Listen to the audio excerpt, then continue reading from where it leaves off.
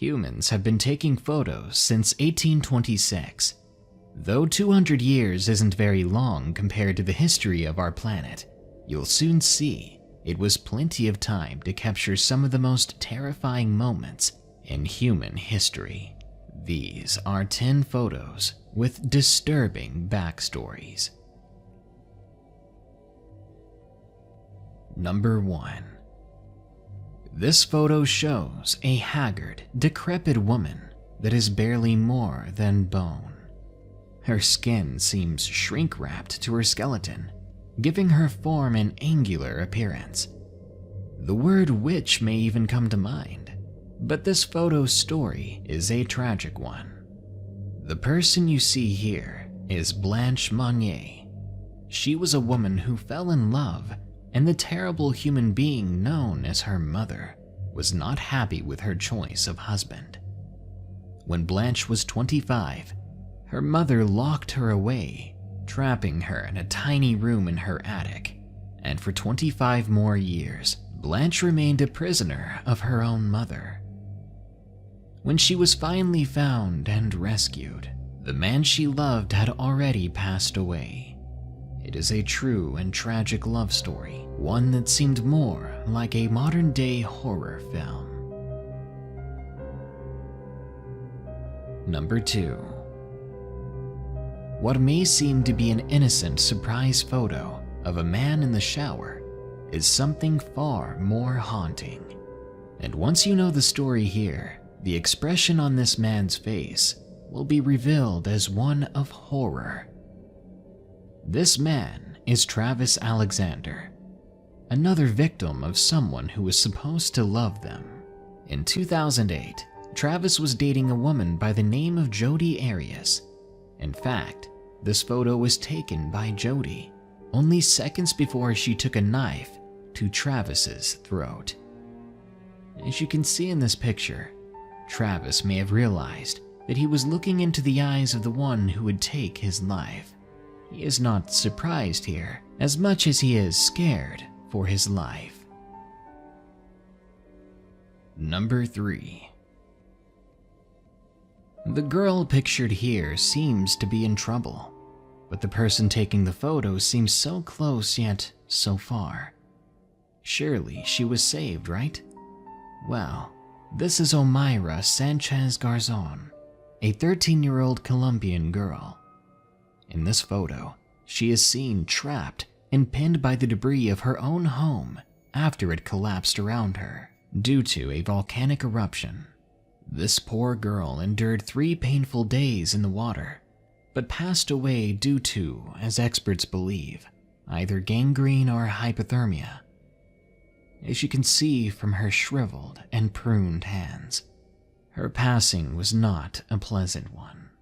Nature is a devastating force, and even when there are others nearby, sometimes nothing can be done. Number 4. In 2012, in a New York subway, a struggle ensued between a 30-year-old Naeem Davis and 58-year-old Ki Suk Han. Passers-by ignored the escalating situation and tried to go about their daily routines. But in a dire split second, Naeem had pushed Mr. Han, who fell over the edge and onto the subway tracks.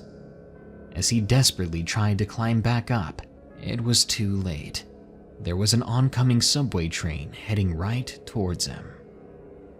This once-in-a-lifetime picture was taken only moments before Han lost his life to the oncoming train. It is deeply disturbing to see the final moments of a man's demise, and to witness the inevitability of his fate. Naeem Davis was later acquitted on all charges. Number 5. World War II birthed violence so gruesome, it will forever live on as a stain in our world and humanity. But what you see here is a more literal interpretation of that. This is what they call a shadow of Hiroshima, the outline left from a victim who was literally vaporized on the spot when the nuclear bomb Little Boy was dropped on the city of Hiroshima in Japan. At least it was painless. Surely there wasn't much time to react when such a sudden and massive cataclysmic event rips your existence from reality. What humans are capable of doing to each other and to the world around them is horrific. Number 6. It's just some people on vacation, right? Experiencing scuba diving for the first time maybe, and eager to commemorate the occasion with a photo. But look in the background on the right. The person sinking to the bottom of the ocean floor. That is Tina Watson, a 26-year-old woman from Helena, Alabama, who sank to the ocean floor and drowned moments later. Turns out, it was her husband Gabe Watson who was later charged for her passing. Apparently, he had turned off her air supply and kept her underwater in a tight bear hug until she could no longer breathe. To be honest with you, drowning would be my least favorite way to go, so I can't comprehend how terrifying it would have been for Tina, especially knowing in those last few moments that it was your own husband who did it to you.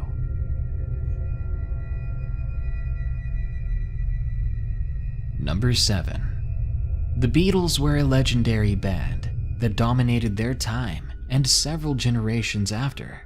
Who you see here is none other than John Lennon, co-founder of the Beatles, a massive figurehead in all of music. So what's so disturbing about this photo? Well, this picture shows John signing a copy of his album, Double Fantasy, for a man named Mark David Chapman, shown right in the photo. Only about 6 hours later after the photo was taken, Mark waited for Lennon and stole his life with a .38 Special revolver. Mark, who was once a major fan of the Beatles, allowed his passion and anger to go too far and stole an icon from this world.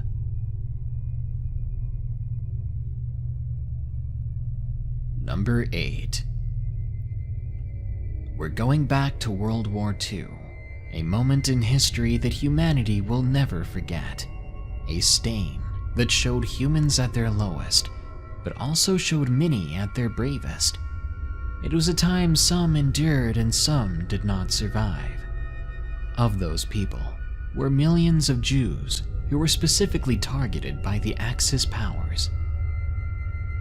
What you see here are terrifying and painful reminders of what some of these people went through. These are scratch marks, the futile attempts at escape from those who were trapped inside the Auschwitz I Stammlager gas chamber. They are claw marks of humans desperately trying to escape their fates. These marks are terror manifest, and it's what happens when humans are so overtaken by pain and fear that they're forced to lose all traces of humanity in their despair. The people who trapped those prisoners in a gas chamber truly were the ones who were furthest from human. Number 9. There's nothing like a funny family photo to encapsulate a heartwarming memory forever. I mean, just look at the smile on those boys' faces. They are Sean and Michael McQuilkin, enjoying a trip to Morro Rock at Sequoia National Park in California in 1975. What they didn't realize at the time of taking this photo was that the static causing their hair to stand on end was due to a soon-to-come lightning bolt, one that struck Sean on the left directly, leaving him with third-degree burns and, some believe, a neurological disorder that would lead him to taking his own life only a few years later. His brother, Michael, is alive today, thankfully, but both him and the photo live on as chilling reminders that the worst can happen at any time, and sometimes nature's wrath is random and entirely unavoidable. And number 10. It's 1916. You're slacked with dozens of pounds of armor, gear, and weapons, all of which are weighed down by mud and rain that is constantly bombarding the trench you're crouched in. Shells and bullets fly past you, explode, ricochet, many of which find their targets in your friends and family and countrymen. These were the terrible realities of World War I, the most violent war the Earth had ever seen at the time. Thanks to new technology, designed specifically to tear humans apart, aimed at millions of young men who either met their fates at the hands of their enemy or lost their minds. Shown in this photo is one such man, driven to insanity in the Battle of Flers-Courcelette. War takes its toll on all of us. Some perish, and others will never be the same. Photos forever capture the scene at which they're pointed. When millions or maybe even billions of photos are taken every day these days, it's impossible not to capture a moment of complete horror, tragedy, or terror. And when these moments are captured, they are flung into eternity, living on in the archives of the internet, of our memories, and even our worst fears. Good night. If you haven't already, be sure to like, share, comment, and subscribe if you enjoyed the video.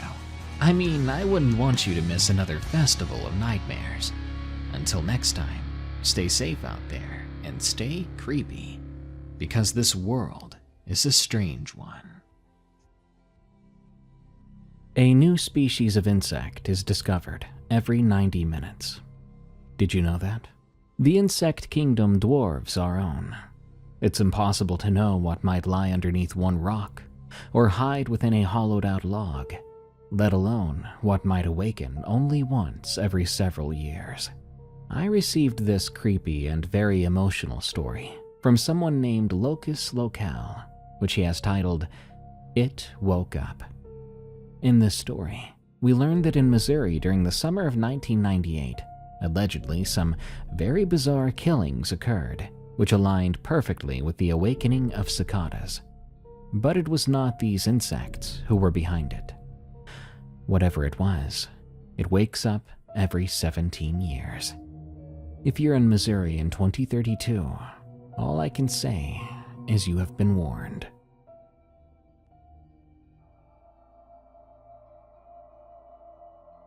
Cicadas don't come out every year. They sleep underground for over a decade, then emerge all at once in what scientists call broods. Brood 4 woke up last month as of writing this. 17 years of silence, then suddenly they're everywhere again, screaming from every tree. This is what happened in Carthage, Missouri, in the summer of 1998. There were 5 of us: me, York Rager, Eric Navarro, Laramie Williams, and Marissa Delaney. We'd been friends since 3rd grade, when Laramie moved to town and got assigned the desk next to mine. By the summer before 8th grade, we were inseparable. Crazy how when you're that young, friendship doesn't require maintenance or explanation. You just show up at someone's house and you start hanging out, and nobody thinks anything of it. York was the one who got us into trouble, though. He was not the smartest kid in our group, not by a long shot, but he had a fearlessness to him that the rest of us lacked. He'd climb anything, jump off anything, and he would poke at anything with a stick. His mom called it bravery, and my mom called it a death wish. Either way, he was usually the first one through a door, and the rest of us followed, because someone had to make sure he didn't die. His house was the default hangout spot. His backyard was where we built the bike ramps, and his basement was where we watched movies on the big TV his dad had bought, but then never actually used. Eric was the biggest, almost as tall as York, but much broader. He looked like the kind of guy who should be playing football but wasn't interested. He was a quiet guy, and that made people underestimate him. He'd sit there while the rest of us talked, and you'd think he wasn't paying any attention, But then he'd say something that cut right to the heart of whatever we'd been circling around for 20 minutes. He was kind, too. Genuinely kind. He'd give you his last dollar and never mention it again. Laramie was like me. A dork, a shrimp. We were the two smallest kids in our grade, and we'd bonded over that shared indignity back when we first met. And he would laugh too loud when something really got to him. He read more than anyone I knew, mostly science fiction. I often saw him with these weird paperback books that had spaceships on the covers. I think he found most of them at garage sales, and he would devour them in a single afternoon. Marissa was the only girl, and she'd punch you if you made a big deal about it. She was a tomboy in the way she dressed and acted, wearing jeans and old t-shirts strictly, always racing with York to be the first one up a tree, or to catch a frog, or to be the first person to do something dumb. Whatever dumb thing we decided to do that day. And yet, there was something delicate about her too. She had smaller hands, and she would tuck her hair behind her ear when she thought. If you couldn't tell already, I had a crush on her, at least back then, and I never did tell anybody. I was the anxious little worrier in the group, the one who thought 3 steps ahead, constantly checking what time it was, when I needed to be back home for dinner. And it was me who owned the camcorder. Well, technically it was my dad's. A Sony Handycam he'd bought to film my sister's dance recitals, then forgot about it in the hall closet. I'd been, borrowing it, without asking, since April. We were making a movie, a horror movie. We were 13-year-olds, and that's what 13-year-old boys, plus 1 girl, make. Though we didn't have a script, no real plot, no real plan, we just had the camera, and some vague idea that we'd figure it out as we went. The cicadas came up in late May. Brood 4 is what they said on the news. A periodical cicada emergence that happens every 17 years. I did not know what that meant back then, but I did think they were incredibly loud. You can't really describe the sound to someone who hasn't experienced it before. This isn't your regular nighttime bug noise. It's a big wall. A physical pressure against your eardrums that starts at dawn and doesn't stop until after dark. That summer it was so loud, you had to shout to have a conversation outside. You'd go to bed with the drone still ringing in your ears, and you'd wake up to it already full blast. After a few weeks, you stopped noticing it, mostly. It just became what the world sounded like. We spent that June filming test footage and goofing around with the camera. York would narrate everything in his fake deep voice that he thought sounded like a movie trailer. Laramie and I took turns being the cameraman.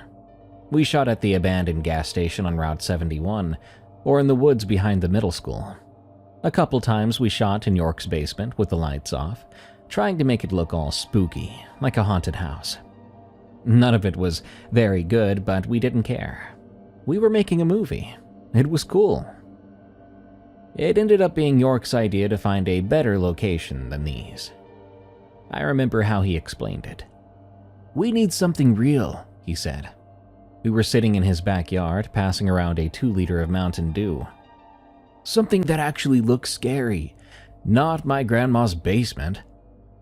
"Isn't it your basement, Goober?" Marissa said. "And your grandma's dead." "Whatever, same thing. We need somewhere creepy, somewhere with, what do they call it? Atmosphere?" "Like where?" York shrugged. "My brother told me about this old farm out past the county road. Says it's been empty for years. Nobody lives there anymore." I looked at Eric, who was sitting against the fence with his arms crossed, quiet as usual. He'd been quiet all afternoon. You know anything about it?" I asked him. He turned to look at me, then turned away. "The Hensley place," he said. "That's what he's talking about. Past Sugar Creek, out toward the edge of the county. My mom said a family used to live there, but something happened. Didn't say what." York was already on his feet. "So let's go check it out. What else are we gonna do today?" That was York for you. Decision was made, the consequences unconsidered. Time to go. We biked out there that afternoon. It took almost an hour, longer than any of us had thought, and by the time we got close, we were sweaty and tired and starting to regret the whole idea. The road turned to gravel and then to dirt. That dirt road ran between fields that hadn't been planted in years, overgrown with weeds and wild grass that came up to our handlebars. The cicadas were louder out here. I remember thinking that. Away from town, away from cars and air conditioners, and all the other sounds of humans, the drone was overwhelming. It felt like being inside a big, grinding machine. The Hensley place sat at the end of the road. I wasn't sure what I'd been expecting. Something dramatic, maybe, like the haunted house at the end of the street that you see in movies. But this place, well, it just looked sad. A 2-story farmhouse with white paint peeling off in strips, and windows that stared out into nothing. There was a barn behind it that had partially collapsed, one wall leaning at an angle that made you nervous just looking at it. There was farm equipment scattered around the property, tractors and plows and things I didn't have names for, all of it rusted and overgrown. "Holy crap," York said. "This is perfect." He was right, though. It was perfect. The afternoon light came through the trees at an angle that made everything look golden and rotten at the same time. The tall grass moved in the breeze. The cicadas screamed. If you were going to film a horror movie, you couldn't ask for a better location. We spent an hour exploring, filming everything.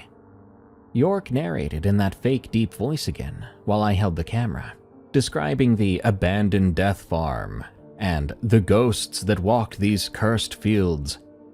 Marissa found a rusted scythe, too, which had been leaning against the barn. She posed with it like the Grim Reaper, while Laramie made spooky noises off camera.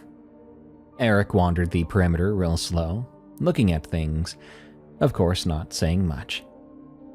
We were filming the barn when I spotted a man. He walked right out of the farmhouse without making a sound. 1 second the porch was empty, and the next he was standing there, and he was watching us. He was an older man, about 60 or more, with gray hair hanging past his ears, and clothes that looked like he'd been wearing them for weeks. He didn't yell at us or move towards us. He stood there with his hands at his sides and watched us. "Crap," York said. "Someone does live here." I think we should go." I was moving towards my bike. "Come on." We rode back to town faster than we'd come, pedaling so hard it looked like something was chasing us. It wasn't until we were back on paved roads that we slowed down enough to catch our breath. "That guy was creepy as hell," Laramie said. His glasses had fogged up from the exertion. He was wiping them on his shirt. "He didn't do anything. He just looked at us," Eric said. "Yeah, well, looking at us was creepy enough. Did you see his face?" I had seen his face. That was the thing I couldn't stop thinking about. That man had not looked angry that we were trespassing on his property. He hadn't looked confused or annoyed either. He looked worried, even scared. Like he wasn't concerned about us being there, but concerned for us being there. We should have stayed away after that. Any sensible group of kids would have found somewhere else to film their stupid movie. Forgotten all about the old man on the creepy farm, but we were 13, and the location was perfect. York had made up his mind. He was talking about going back there before we ever got home. And the more we talked about it, the more we were convinced ourselves that we'd overreacted. He was just some hermit who didn't like visitors. We'd be more careful next time. We'd avoid the house, stick to the barn and the fields, and he would never even know we were there. We went back 4 days later. There was no hermit outside when we arrived, so we left our bikes in the tall grass near the road and crept onto the property, like we were spies infiltrating enemy territory. The afternoon was hot and still. The cicadas were so loud, they were vibrating my bones, it felt like. We filmed for about an hour. I got some good shots of the barn interior, dusty light coming through holes in the roof, old hay bales rotting in the corners. Marissa did a monologue as the ghost of a farmer's daughter that was actually pretty good, her voice going soft and eerie. Even Laramie applauded her when she finished. York found a rusted pitchfork and insisted on being filmed holding it like a weapon. Normal stuff. Kid stuff. It was Eric who first noticed it.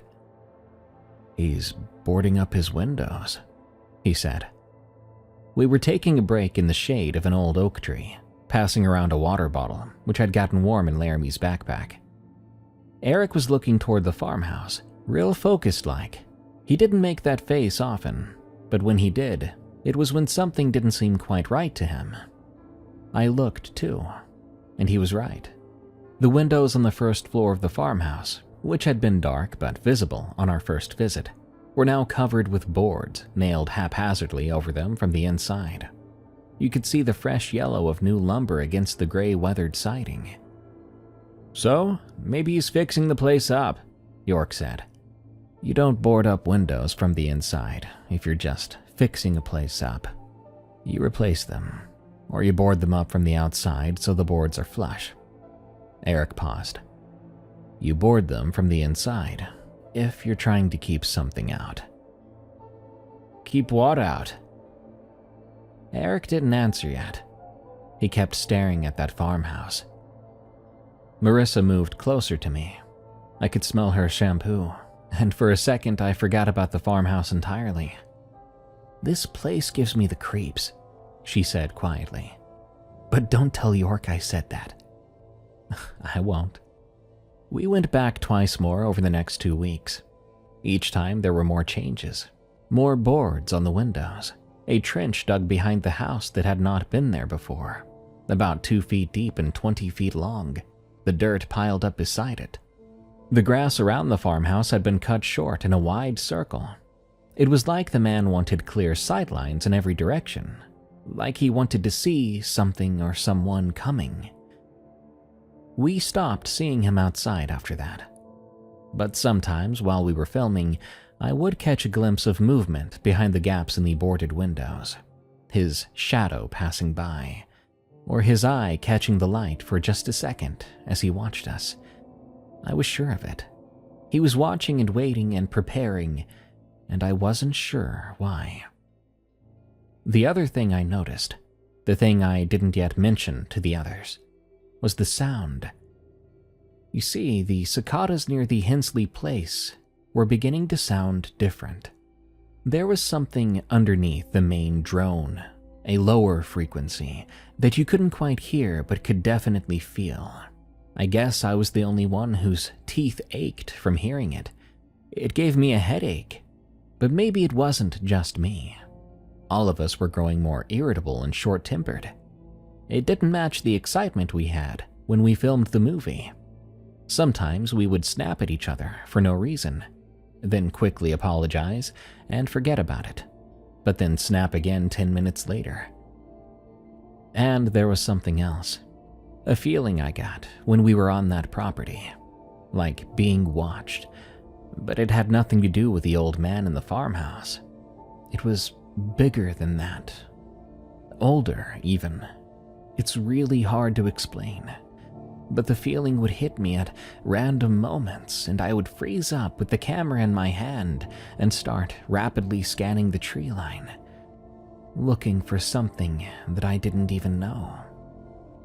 After our third visit, I started to have dreams. Nothing I could describe clearly. Often I forgot what it was.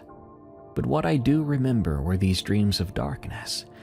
I would see movement, and I would sense something large circling outside my field of vision. When I'd wake up, my heart would be pounding, and the cicada drone was already outside, and I would lie there until dawn trying to convince myself it was nothing at all. It wasn't nothing. I just didn't know it yet. I was still young enough to believe that bad feelings could be ignored, that nightmares didn't truly mean anything. To me, the world was basically safe. Nothing terrible could happen to a kid in a small town in Missouri in the summer of 1998. I was about to learn otherwise. The idea for a night shoot was York's. We were in the basement on a Thursday afternoon, watching the footage we'd collected so far. It wasn't bad, honestly. We had some genuinely creepy shots of the barn, and some pretty good acting from Marissa. Enough raw material to maybe edit into something that resembled a real movie. But there was something missing. The footage looked flat, like daytime flat. Nothing like the horror movies we were trying to imitate. "We have to go shoot at night," York said. "That's the problem here. Everything we've got looks like a home video because we're filming in the middle of the day. Real horror movies are shot at night. All the scary stuff happens in the dark." Laramie pushed his glasses up his nose. "How are we supposed to see anything? We don't have movie lights." "The camcorder has a night mode. That green stuff, like military footage. It'll look way creepier than this." I didn't love the idea. The Hensley place was unsettling enough in daylight. The thought of being out there after dark, with the boarded-up farmhouse and the watching hermit, and that low frequency underneath the cicadas, it made me nauseous. But York was jumping ahead, planning things. We would tell our parents we were sleeping at his house. Then we'd bike out after sunset, film for a few hours, then bike back before anyone knew we were gone. It would be an adventure, he said. It would make the movie actually good. And he wasn't wrong. Eric caught my eye across the basement. I could tell he had the same reservations I did. But neither of us spoke a word. That's how it worked with York. He charged ahead. We followed to make sure he did not die in some horrible way. We left around 9 o'clock on a Saturday night. The sun had been down for an hour, but the sky still held some light. A beautiful deep blue you get in late summer, when the days are longer and the darkness comes slow. We rode in single file down the county road, our bike lights cutting through the dark ahead. The cicadas were roaring in the fields around us. Marissa rode behind me. I was acutely aware of her presence, and I could hear her bike tires on the gravel. By the time we reached the Hensley property, the sky had gone fully black. There was no moon that night, just a sliver of one hidden behind clouds. Now the farmhouse was just a dark shape, under the stars, lightless, those boarded windows invisible in the dark. The barn was creepy. It was just a void where the stars weren't, a black mass that seemed to absorb all light. "This was a mistake," I said. "Don't be a baby." York jumped off his bike, pulling the camcorder out of my backpack where I'd been carrying it. "Could you turn on the night vision? We'll just get some footage and get out of here." I powered on the camera and switched it to night mode. The world turned green and grainy through the viewfinder, shapes emerging from the dark in a flat and ghostly way. There was the barn, the tall grass, Laramie making a face at the lens. We filmed for maybe an hour, creeping around the property and whispering commentary, constantly trying to scare each other. And for a while, it was actually fun. The fear I'd felt on the ride faded into something more like excitement, a jittery energy. We weren't supposed to be here this late, and there was some adrenaline to that, York kept wandering too far ahead and having to be called back. Laramie and I stuck close together, the two shrimps watching each other's backs. Marissa wasn't scared, or if she was, she didn't want to show it, while Eric moved through the dark like he belonged there, silent and watchful. I was filming the tree line behind the barn, and suddenly, the cicada sound changed. At first, it was a normal wall of noise, the steady droning we'd been hearing all summer long. But this shift, it was like a frequency drop. The low hum I'd been feeling underneath the main sound became the main sound itself, and it wasn't a hum anymore. It was like a pulsing rhythm, and I swear every time it pulsed, my muscles would flex on their own, like they do when you flinch at something. I stopped moving then. I tried to lower the camera, but couldn't bring myself to do it. I tried to turn my head, but I couldn't. My muscles were seizing up, and I was frozen there, the viewfinder pressed to my eye, staring at the green-tinged tree line while my heart slammed against my ribcage. In my peripheral vision, I could see the others. They were frozen too. York had his flashlight raised, and his mouth was open like he was about to say something. Marissa was reaching toward my arm, her hand stopped mid-motion. Laramie was mid-step, 1 foot off the ground, balanced impossibly like a statue. And there was Eric, standing like a stone, only his eyes moving. He seemed to be tracking something. Only my camera moved. My finger was still on the record button, and the tape was still rolling, capturing whatever was about to happen. Something moved at the edge of the trees. I saw it in the viewfinder, a shape separating from the shadows. Tall, at least 7 feet, if not more. It had these angular, long limbs, and it moved through the tall grass without making any sound, without even disturbing the stalks, like it was drifting instead of walking. It was heading towards the farmhouse. The front door opened. The old man stepped out onto the porch. He was carrying something in his arms, some bundled-up thing wrapped in cloth, and he walked down the steps into the yard with stiff movements. He was terrified, but acted as if he had no choice in the matter. I wanted to scream at him to run.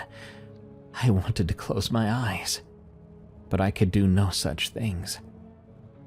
The man walked maybe 30 feet from the house, then stopped. He set the bundle on the ground. It took me a moment to see what it was in the darkness. It glistened, though. It was meat. Raw meat, dark and wet. Maybe a whole animal's worth. But why? The shape in the grass changed direction. It had been moving toward the house, but it suddenly curved directly toward the man, toward his offering. The cicadas pulsed louder. The frequency made my head feel like it was going to burst. The man himself stood very still. I could see him murmuring something, his mouth moving, but I could not hear anything over the cicada noise. To me, it looked like he was either praying or pleading. Perhaps it was the same word, over and over again. The shape reached him. I saw it clearly, for just a second, when the moon passed through a gap in the clouds, and I caught it in the faint light. Limbs like a mantis, too many joints, a body that was almost human-shaped but distorted, and a head that had turned toward the man with movement that was sudden, precise, and mechanical. The man tried to run, but he got only 2 steps. What happened next took maybe 15 seconds. The shape unfolded around him. Those long limbs wrapped around the man's body and lifted him off the ground. Then it started to pull. Not tear, but pull, like it was disassembling him along seams. The man, he came apart in pieces, and each piece came apart somewhere into that mass of angles and joints. There was no blood or spray, but there was the wet sound of separation, and the man getting smaller and smaller until there was nothing left of him at all. When it was over, the shape stood in the grass where the man was. The ground underneath was now dark and wet, so there had been blood. The offering of meat, though, sat untouched a few feet away. The cicadas shifted back to their normal frequency. My body unlocked. I stumbled backward, dropping the camera, and I fell on my rear in the grass. Somewhere nearby, York was making a sound that wasn't quite crying, but wasn't yet screaming. Laramie was running toward the bikes. Eric grabbed my arm and hauled me to my feet. "Move," he said, his voice steady but his hand trembling. "If we don't move, we die," he told me. Marissa was now beside me, her face pale. She didn't say a word. She grabbed my other arm and pulled. Together, we ran, grabbing our bikes, and we pedaled harder than I'd ever pedaled in my life. Down the dirt road, onto the gravel, then onto pavement. We did not stop until we made it to the edge of town. By then, my lungs burned and my legs were jelly. My mind was somewhere else entirely, stuck on repeat, watching the shape reach the man over and over again. We ended up in York's backyard, collapsing on the grass behind his house. All of us were breathing hard and couldn't speak, but the cicadas were still going. They had not changed in town. Here, it was just the normal summer drone, the same sound we'd been hearing for weeks, and somehow that was comforting. It was like here, nothing had happened. Everything was fine. "What the hell?" Laramie kept saying. His glasses were crooked, but he didn't seem to care. "What the hell? What the hell?" "We have to tell someone," York said. His voice sounded like it was going to go hoarse. "We need to call the cops." York shut the hell up. It was Eric. He was sitting with his knees pulled to his chest, staring straight ahead. "If you call the cops, the blame isn't going to go to some monster you tell them about. They're not going to believe us. It's going to go to us, the group of trespassing teenagers." "But we have it on video. The camera was recording, right?" York looked at me. "You got it on video, didn't you?" I realized then I didn't have the camcorder. I had dropped it when I fell. It was still out there, somewhere in the grass near the barn, probably recording nothing until the battery died.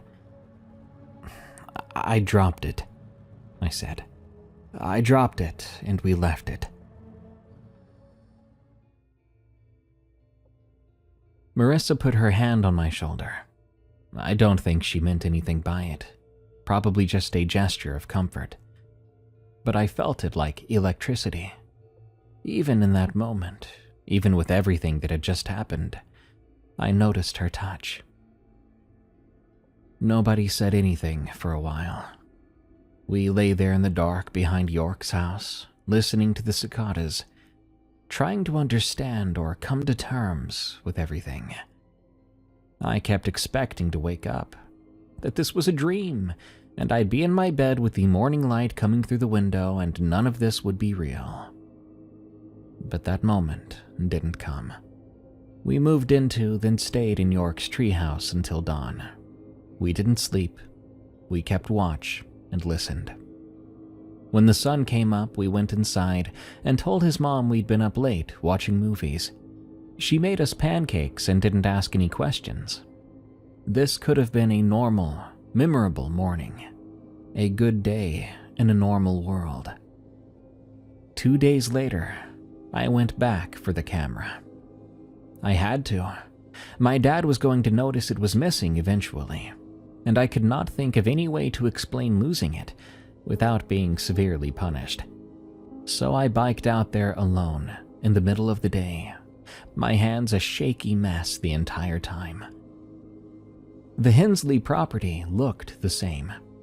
The farmhouse, the barn, and all that rusted equipment. There was no sign of what happened. No body even. The blood was gone. No dark spot in the grass where the man had been standing. Just the empty farm and the cicada noise under a hot July sun. I found the camera in the grass near the barn where I'd dropped it. The battery was dead. I took it home and charged it and watched the footage with my finger hovering over the eject button, ready to stop the tape if it showed anything that I did not want to remember. It didn't. The night vision footage was blurry and green, mostly useless.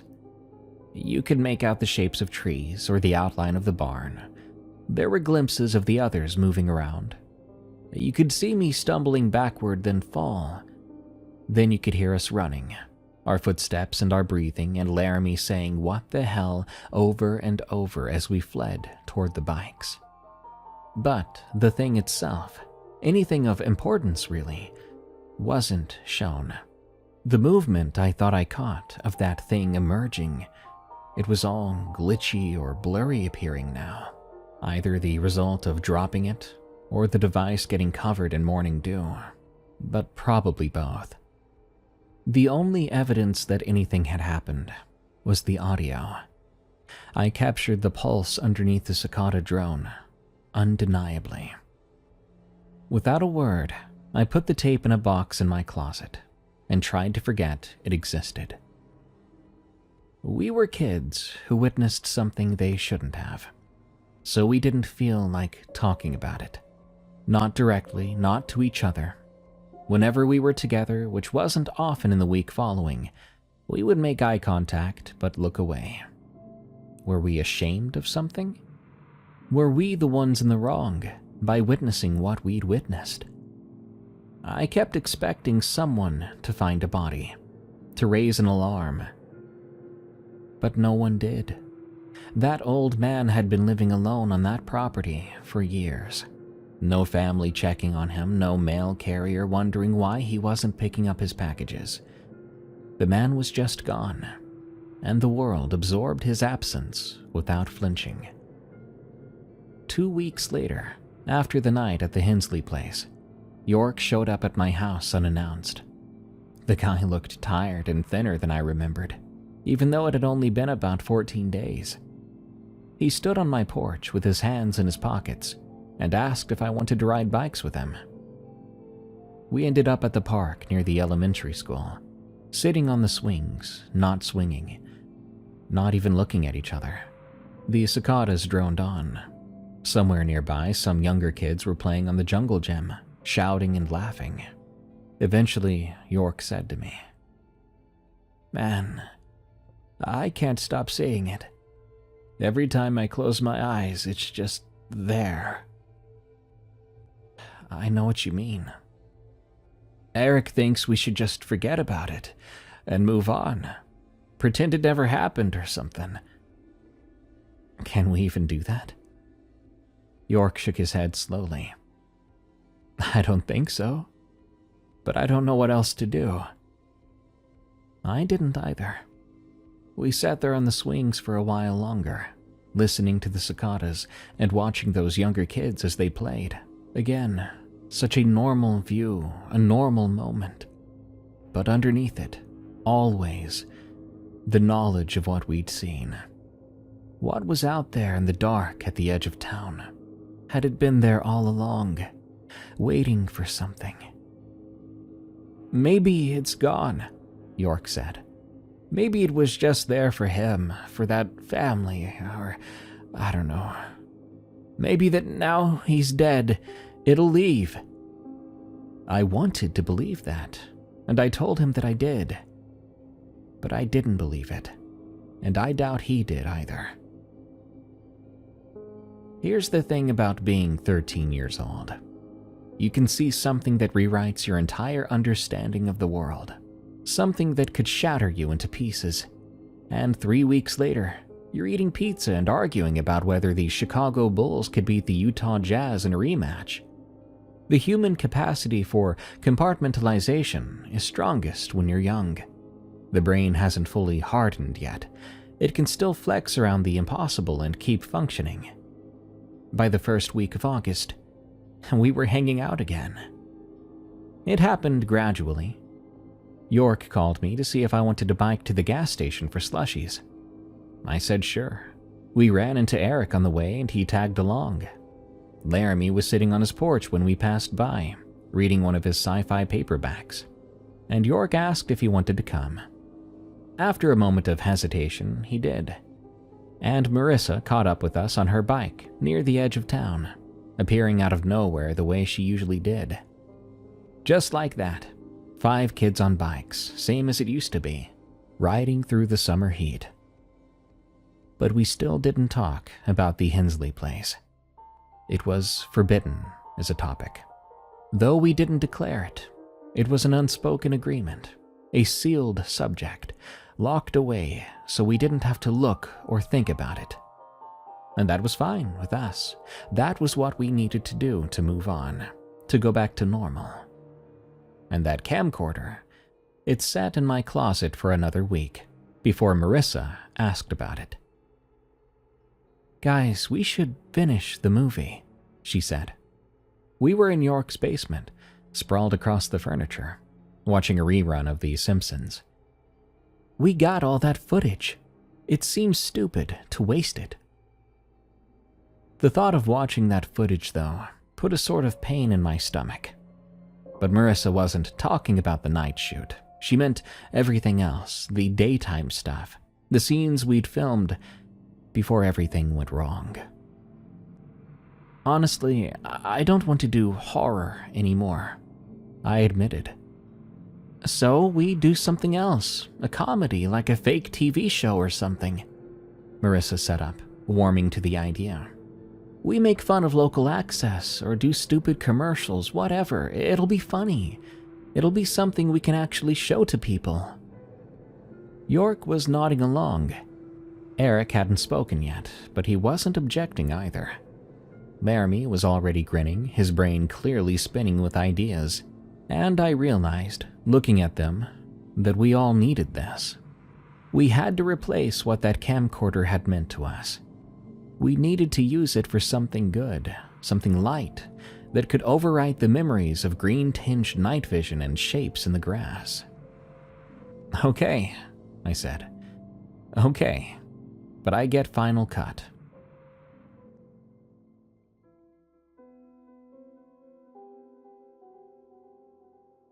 The next 3 weeks were some of the best times of my life. I know how that sounds given everything that happened, but it's true. We threw ourselves into the new project with an energy that bordered on manic, filming every day, sometimes twice a day, generating hours of footage that was stupid and brilliant, and exactly what we needed. York created a character called Chuck Brubaker, a weatherman for a fake local station who was clearly losing his mind. He wasn't a natural actor, but that was part of what made it funny. Every segment he'd get a little more unhinged, predicting increasingly impossible weather events with this earnest intensity that made it impossible not to laugh. "Tomorrow we're looking at partly cloudy skies with a high of 72, followed by the collapse of linear time itself. Back to you, Diane." Laramie and I did fake commercials together. Our masterpiece was a spot for a product called Beef Drink, which was exactly what it sounded like. Laramie played it completely straight, adjusting his glasses and talking about the refreshing taste and convenient packaging while holding a glass of what was actually chocolate milk mixed with food coloring. I was the skeptical customer who got converted. Marissa laughed so hard during filming that we had to do 8 takes. We filmed everywhere. York's backyard, the parking lot behind the grocery store, the elementary school playground after hours. Marissa did woman on the street interviews where she'd approach strangers and ask them absurd questions with complete sincerity. Most people thought we were weird. A few played along. One old woman gave a 5-minute answer to the question, "If you could be any type of cheese, which cheese would you be?" And we used every second of it. Eric was behind the camera for a lot of it. He had a good buy, better than mine honestly, and he seemed happier observing than being filmed. Sometimes I'd catch him smiling at something one of us did, a quiet smile that made his whole face soften up. He didn't talk a lot, but when he did, it mattered. The swimming hole became our regular spot that August. It was a wide bend in the creek about a mile outside of town, with a rope swing hanging from a big oak tree and a rocky beach where you could set up towels. We'd bike out there in the afternoon heat, spending hours jumping off the swing and filming each other's dives. We'd float in the cool water while the cicadas screamed in the trees around us. One afternoon, we filmed a fake nature documentary.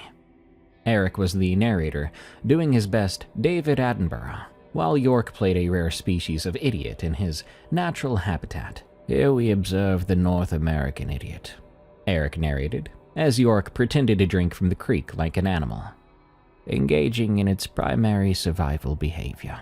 York then broke character and splashed Eric. It devolved into a water fight, and none of us could breathe from laughing.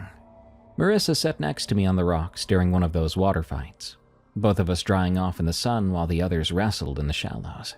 Her hair was wet and slicked back, and she looked different somehow. Older, I think. I wanted to say something to her, something that mattered, but I couldn't think of what. So I just sat there, aware of the inch of space between her arm and mine, feeling like that inch was the most important distance in the world. Those are the memories I try to focus on now. The ones I replay when I can't sleep at night.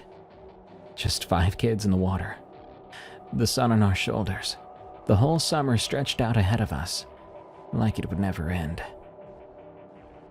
We had a sleepover at my house mid-August. Marissa couldn't come, because her parents wouldn't let her sleep over with a bunch of boys, which was probably fair. But the 4 of us stayed up until 4 in the morning watching movies, working through a stack of rentals from the video store. The Truman Show, which had just come out on video, Men in Black if I recall, and I'm sure that we watched half of Starship Troopers before we got bored and switched to something else. Somewhere around 2 in the morning, the conversation got really philosophical. We were on the floor of my living room, surrounded by empty chip bags and soda cans. The TV was playing the menu screen of whatever movie we'd just finished, but I can't remember which. "Do you think we're real?" Laramie asked. He was lying on his back, staring at the ceiling, his glasses folded on his chest. "Like, really real? Or do you think we live in a simulation like Truman?" "Truman wasn't a simulation," York said. "It was a TV show. He was a real person in a fake place." "Same difference. How would you know if your whole life was fake?" "You wouldn't," Eric said.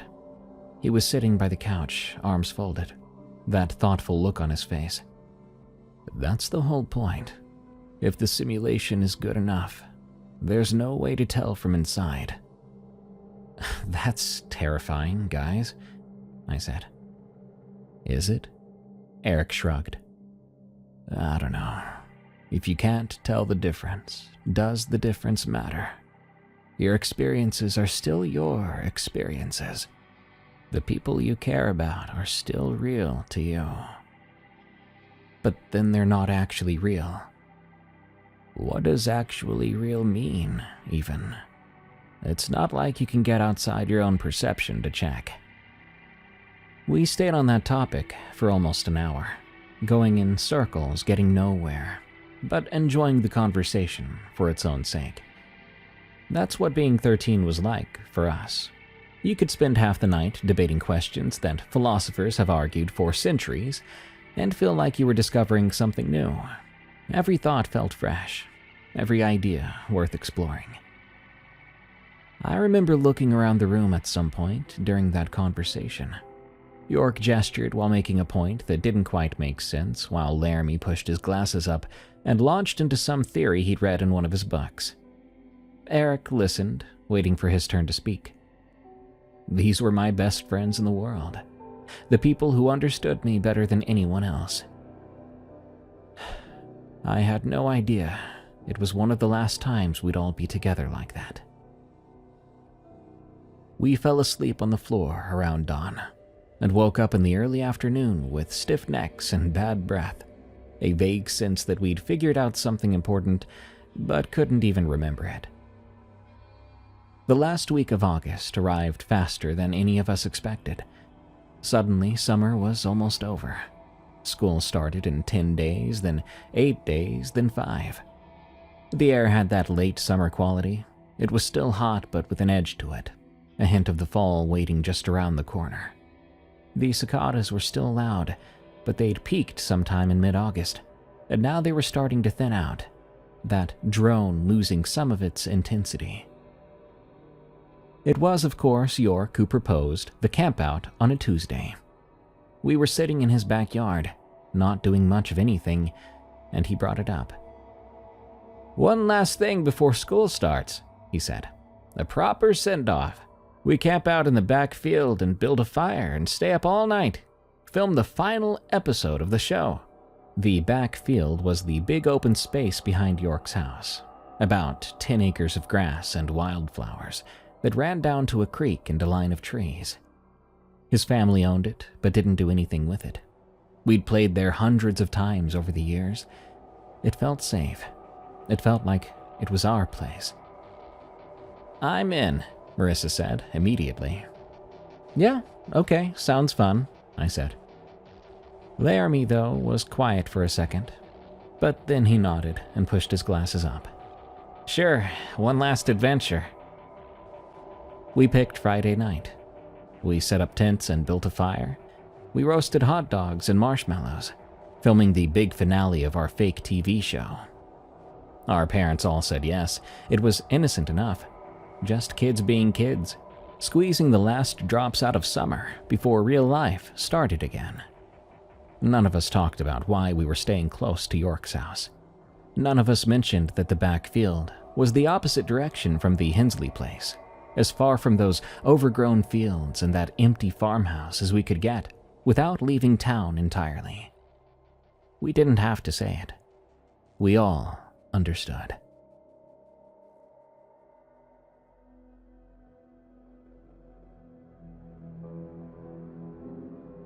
Friday came. It was clear and warm. We hauled our gear out to the field around 6. 3 tents and sleeping bags and a cooler full of food and soda. York's dad helped us dig a fire pit, showing us how to stack the wood properly. Then he left us alone with a reminder to put the fire out completely before going to bed. We got the tents set up and the fire going, just as the stars started coming out. The sky was huge out there, away from the streetlights, and you could see the Milky Way smeared across it like someone had spilled something beautiful. The cicadas were singing, but it was just the normal sound, the background noise of summer we'd been hearing for months. Nothing wrong at all. I set up the camcorder on a rock near the fire pit, angling it to catch all 5 of us in frame. We were going to film the final broadcast of our fake TV show. York had written a whole script for Chuck Brubaker's last weather report, increasingly unhinged predictions that ended with him announcing his retirement to become one with the storms. We did 3 takes. The first one fell apart because Laramie couldn't stop laughing. The second one was pretty good, but York forgot his lines near the end. But the third one was perfect. All of us playing our parts, building to a ridiculous climax, where Chuck Brubaker walked off into the field with his arms raised while the rest of us did fake crying. After that, we just hung out. Hot dogs, marshmallows, talking about nothing important, anxious about school starting up again soon. Which teachers we hoped to get. Marissa mentioned she was thinking about trying out for the volleyball team, and York said she'd make it easy. "You're the most coordinated person I know," he said. And Marissa rolled her eyes, but I could tell she was pleased. "What about you?" she asked me. "Any big plans for 8th grade?" I shrugged. "Survive, I guess." "Inspiring," Laramie said. Everybody laughed.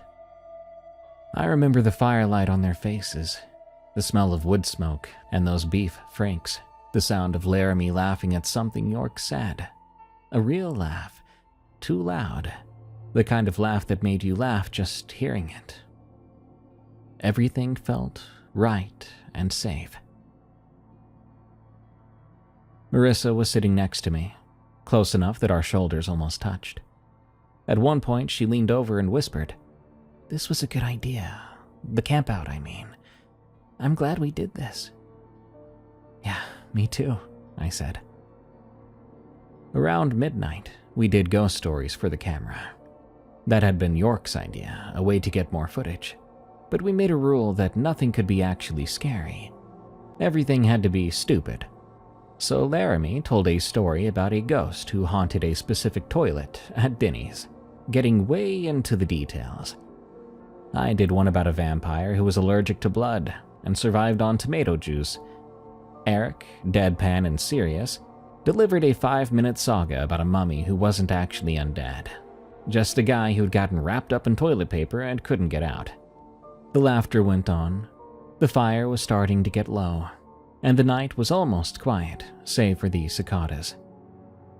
Around 2 a.m., Laramie stood up. "I gotta pee, guys," he said. "I'll be right back."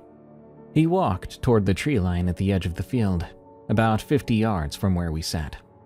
I watched him go without really thinking about it, just tracking his silhouette as it moved through the tall grass, getting smaller in the darkness. He looked so small out there. I mean, he was small. The two of us both were. He reached the edge of the trees and stopped. I assumed he was finding a good spot with some privacy. And that's when the cicadas changed. I knew immediately. The sound shifted and dropped.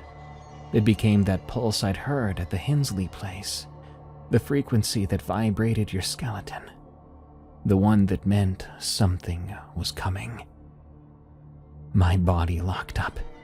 I couldn't move or speak or do anything but stare at Laramie's silhouette at the edge of the trees. Beside me, my friends had gone rigid too. I could see York at the very far side of my eye, frozen mid-reach for another marshmallow. I could feel Marissa's hand on my arm, gripping tight, but neither of us could move. Laramie turned around. I saw his face catch the faint glow from our dying firelight. He looked so confused, so very scared.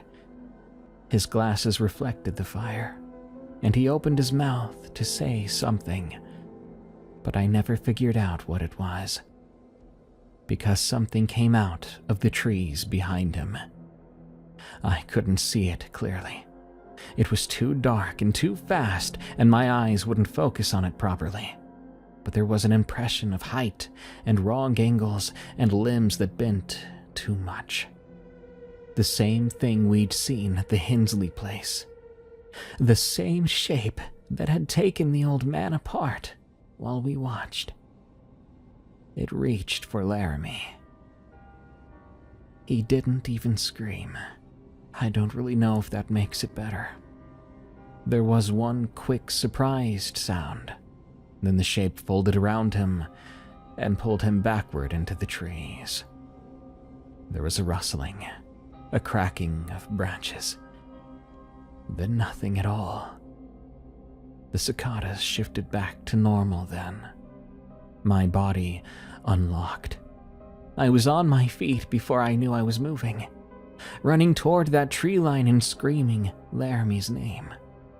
The others were on my tail.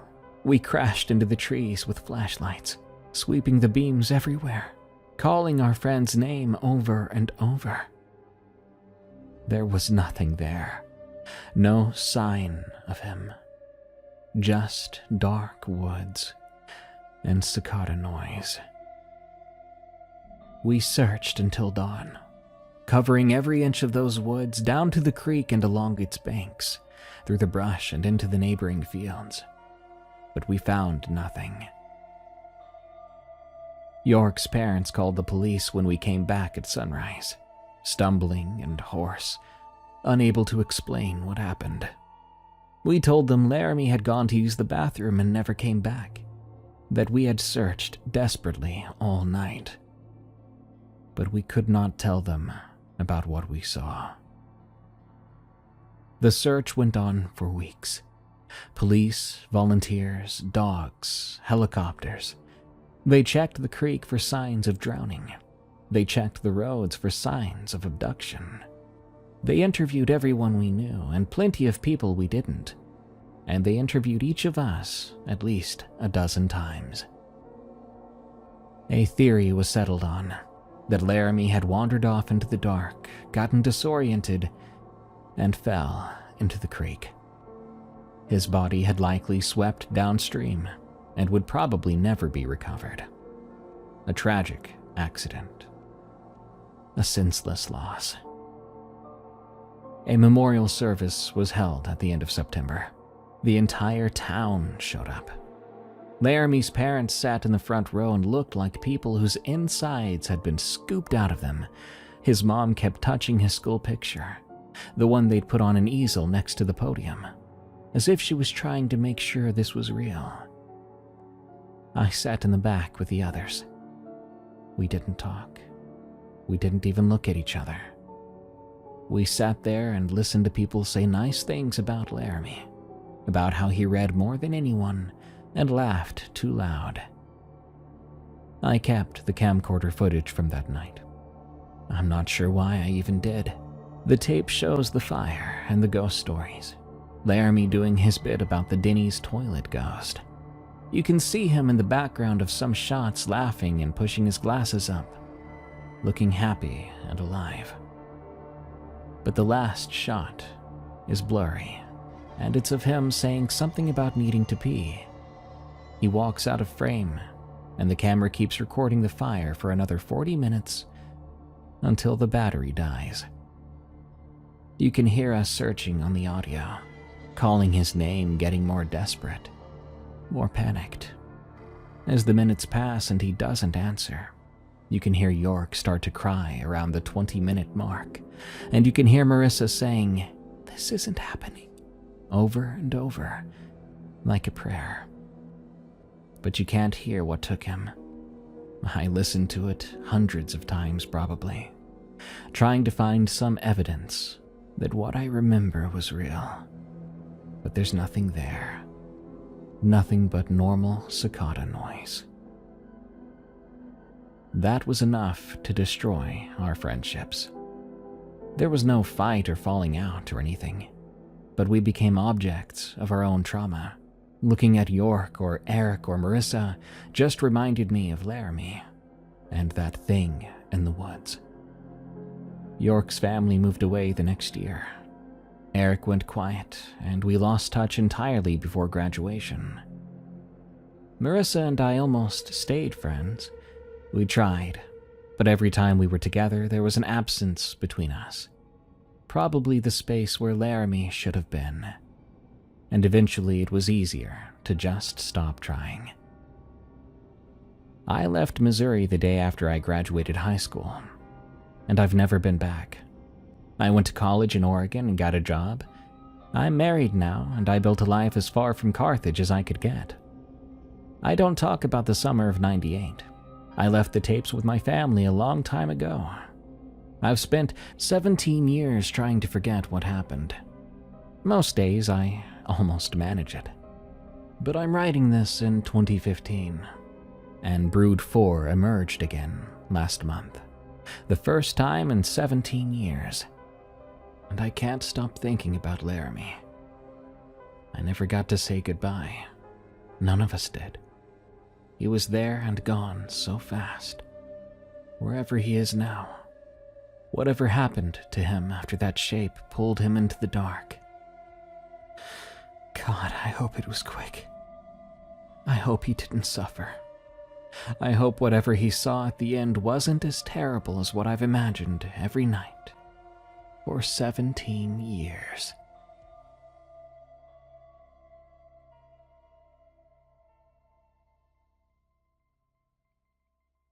During my school years, I only acquired a single friend I could call a best friend, and it was well into my later days. I can't imagine the pain one might feel to see one of the closest friends in the world be ripped away from them by something that should be impossible. good night. Thank you for tuning into this episode of Unexplained Encounters. I've been your host, Darkness Prevails. Get to know me personally on X at Dark Prevails, or on my show, Night Watchers, on Spotify, Apple Podcasts, your favorite podcast app, or just search YouTube for Night Watchers. But if you want more scary story narrations from me, check out Tales from the Break Room or Alone in the Woods. Until next time, everyone, stay safe out there and stay creepy, because this world is a strange one. Hi, welcome to Dead and Roasted. What can I get you? Sometimes being American is so boring, what with my gold hockey medal and 1,200-calorie breakfasts. So I'm happy to say that I have a fun episode for you today that immerses us in a story straight from Scotland. A story about a man working to feed his family, but must endure the most hellish road in the world. This story, from One with the Contour, is titled The Drove Road. This is a tale from the Break Room. And you can find Tales from the Break Room on Spotify and Apple Podcasts, or your favorite podcast app. Follow us and leave us a rating if you like us. Thank you.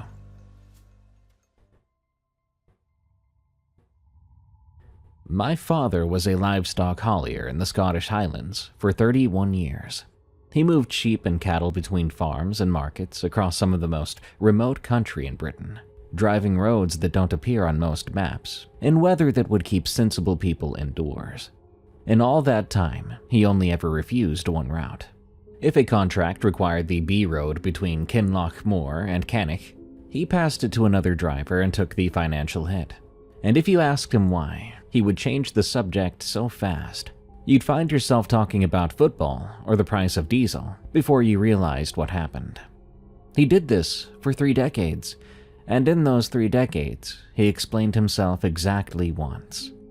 On the second to last night of his life, no less, in a hospital room in Inverness in the winter of 2004. 30 years of Richmond Super Kings had turned his lungs into something that could barely process air, and the man in that bed was so far from the man I grew up with that I had to remind myself more than once that they were the same person. He'd lost 4 stone. His skin had gone the color of dishwater. He breathed through a mask that fogged over with each exhale and cleared just enough between breaths to show his mouth moving underneath. And most of what he said in those final days was fragmented, drifting, half dissolved by morphine and exhaustion. But on that second to last night, when I was sitting beside his bed during a late visit because my mum had gone home to sleep and someone needed to be there, he turned his head on the pillow and looked at me with perfect clarity, saying, "Close the door." I closed it. He said to me, "Sit down." And so I sat. He then told me about the Drove Road, and he told it from beginning to end in a level and steady voice. But his eyes stayed fixated on the ceiling the entire time, like he was reading the story off the tiles. He talked for about an hour. When he was done, he closed his eyes for some time. I sat there, wordless, because there was nothing adequate to reply with. He died the following morning at 6:30. I was in the corridor getting coffee from the machine when it happened. That became one of those details that really shouldn't matter, but now I can't stop thinking about. Why was I grabbing coffee? Did it really matter? I've never repeated what he told me that night, but I am going to now. I'm 57 years old now, and this story deserves to be told. Also, as a note before I begin, I've changed all instances of kilometers to miles. I've spent most of my life in America at this point, and I know most people reading this will likely be American too. My father, Alistair, grew up in a village near Bewley, about 12 miles west of Inverness. He left school at 15. School wasn't producing results for anyone involved, and he got work on farms around the Glen, which in the Highlands in the late 1950s was less a career choice than a gravitational inevitability. He was good with animals, and good with engines too, but not particularly good with people, which is a combination that either makes you a mechanic or a haulier. When he got his HGV license at 20, he found that driving a loaded truck through empty landscape for hours at a stretch suited him quite well. He bought a second-hand Bedford TK from a dealer in Dingwall, and a livestock trailer from a farmer in Muir of Ord who was getting out of sheep. And by his mid-20s, he was making a decent living moving animals around the north of Scotland. Livestock haulage is unglamorous work, and I won't dwell on it long, but you need to understand a few things to follow what happened. A haulier's reputation depends on delivering animals in the same condition he collected them. Stressed sheep lose weight, panicked sheep trample each other.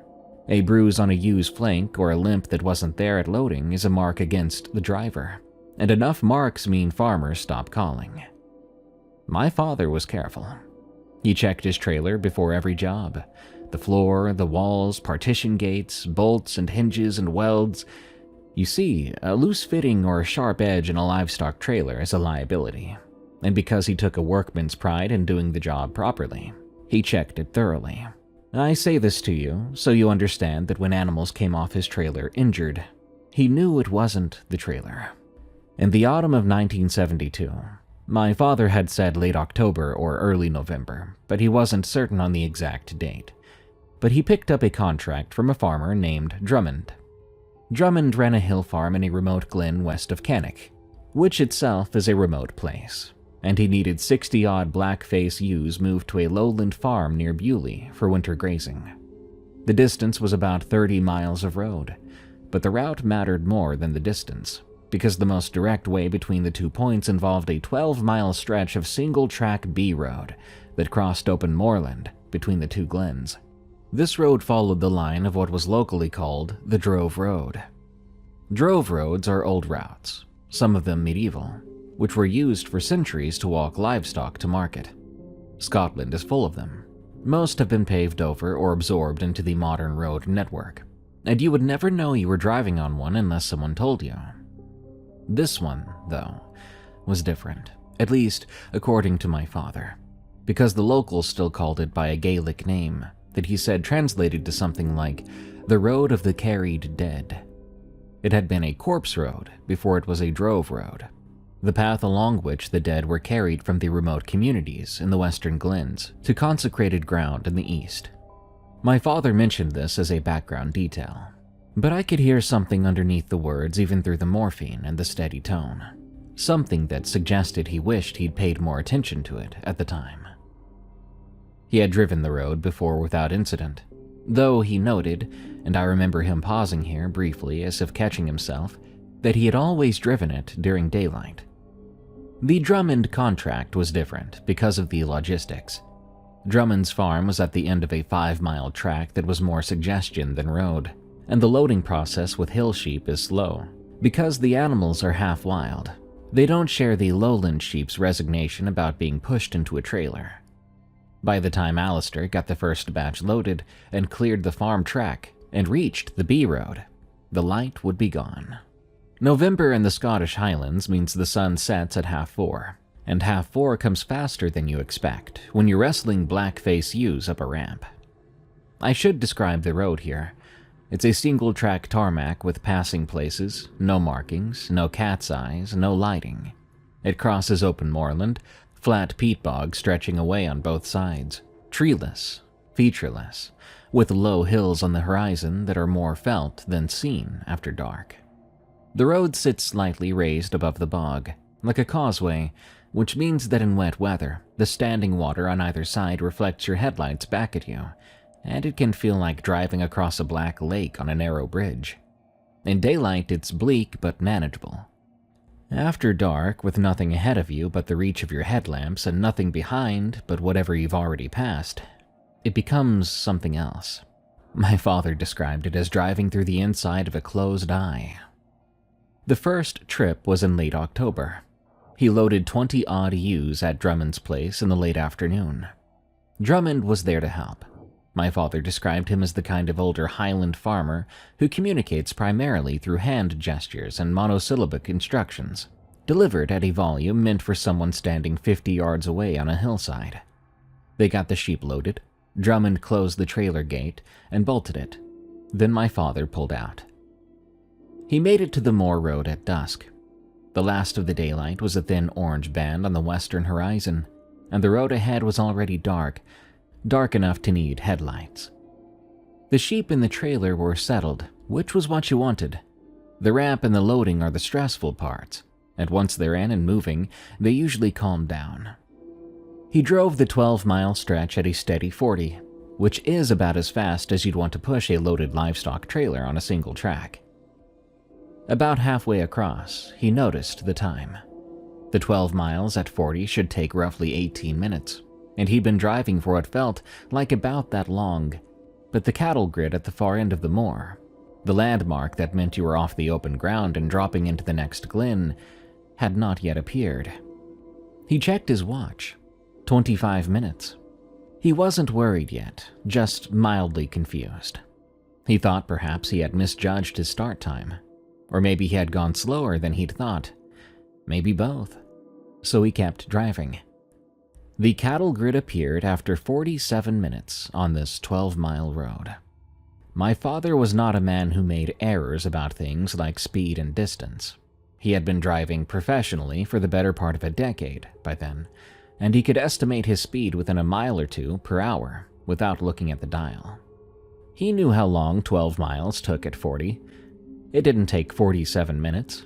He shrugged it off as something odd and carried on to the destination farm.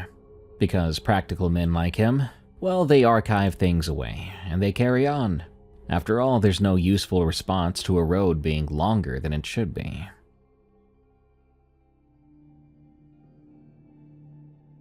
He unloaded at the receiving farm near Bewley.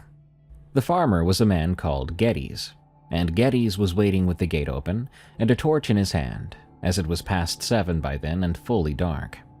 They dropped the ramp and the sheep came out. The first 17 or 18 were fine. They trotted down the ramp and into the pen, in that stop-start uncertain way, like animals do when they're adjusting to solid ground after a moving floor. The last two, however, were limping. Both ewes, both favoring their front left leg, both with the same stiff, pained reluctance to put weight on it. And behind them, the last animal out, a ewe with a gash along her right flank that ran from just behind the shoulder almost to the hip. It was deep enough that the flesh had parted, and you could see the pink of the muscle underneath. It was clean, almost surgically straight, as if it had been made with a blade, and not by an animal catching itself on some protruding edge. Geddes looked at the injuries, then at my father. My father said it wasn't quite an accusatory look he gave him, but certainly something that wanted explanation. Yet my father didn't have one. He had checked the trailer before loading, as he always did, and there was nothing in it that could produce a wound like that. Geddes cleaned the gash with iodine and wrapped it, and they agreed that the ewes must have knocked into each other during transit, which can happen when animals panic and scramble. Except these sheep had never panicked, not during the ride. They had been calm the entire way. My father had listened to the sounds of distress before. Stamping, bleating, the thud of bodies hitting the trailer walls, and had heard nothing on this trip. He drove home to Bewley and told my mother the delivery had gone fine. I mean, in the accounting of his mind, it had. Sheep sometimes arrive with injuries. Sometimes they have injuries as they load and you miss it. It was an imperfect business. He went to bed, he slept, and if he dreamed about anything, he didn't remember it in the morning. The second trip was 4 days later. The same route and the same time of day. Same conditions. An afternoon loading and a dusk departure that put him on the moor road after dark. This time he watched his clock from the moment his tires hit the single track. He drove at a careful, consistent 40, and he did not speed up or slow down, and he counted the minutes. The 12-mile crossing took 44 minutes, which at 40 miles per hour is a distance of just over 29 miles. The road was 12 miles long. He had just driven 29. He said nothing about this to anyone. It didn't make sense. He didn't want to dwell on it. Perhaps there was an error. If it was an error, it was not in his equipment, though. It had to be on the road. Perhaps the signs, perhaps something. He didn't know. At the Geddes farm, they unloaded. 3 ewes were injured this time, all with the same clean lacerations on the left side of the body, like something in the trailer was making a single cut across each animal at the same height and from the same direction. And there was one more, too. She was standing at the back of the trailer, facing the wall when they opened the gate. She didn't move when the others filed out, and when Geddes climbed in, coaxing her to turn around, he stepped back and said something under his breath in Gaelic that my father didn't catch. The poor thing's left eye was gone. The socket was open and empty and clean, like the eye had been lifted out by a surgeon, not torn or burst, and there was almost no blood. Maybe some thin, dry residue on the wool below the socket, but that's it. The ewe stood there and looked at them with her remaining eye, and she was calm. Entirely, horribly calm. My father wondered if it was adrenaline caused by the pain and fear. He and Geddes stood in the yard with a torch beam on that empty socket, and they didn't talk as they observed. Eventually, Geddes said it must have been a bolt, maybe a rough edge in the trailer, something the ewe had pressed her face against. My father knew every surface in that trailer down to the inch, and there was nothing that could do what had been done. He and Geddes both knew this, but neither of them said so out loud, and that knowing set between them like a stone. He drove home.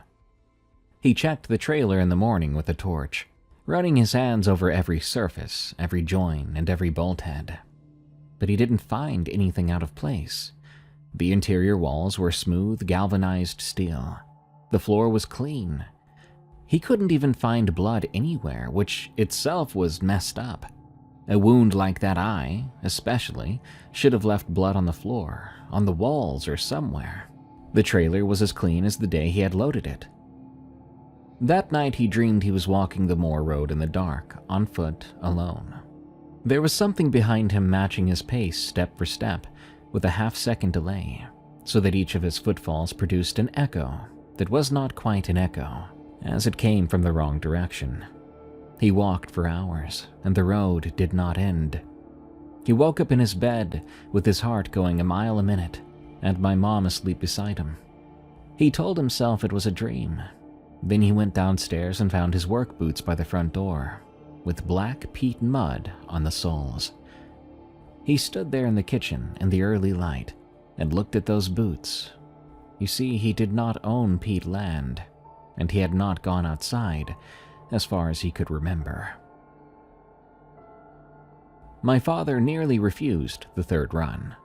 He phoned Drummond and said he was busy, which was a lie. November was slow, and he had no other contracts that week.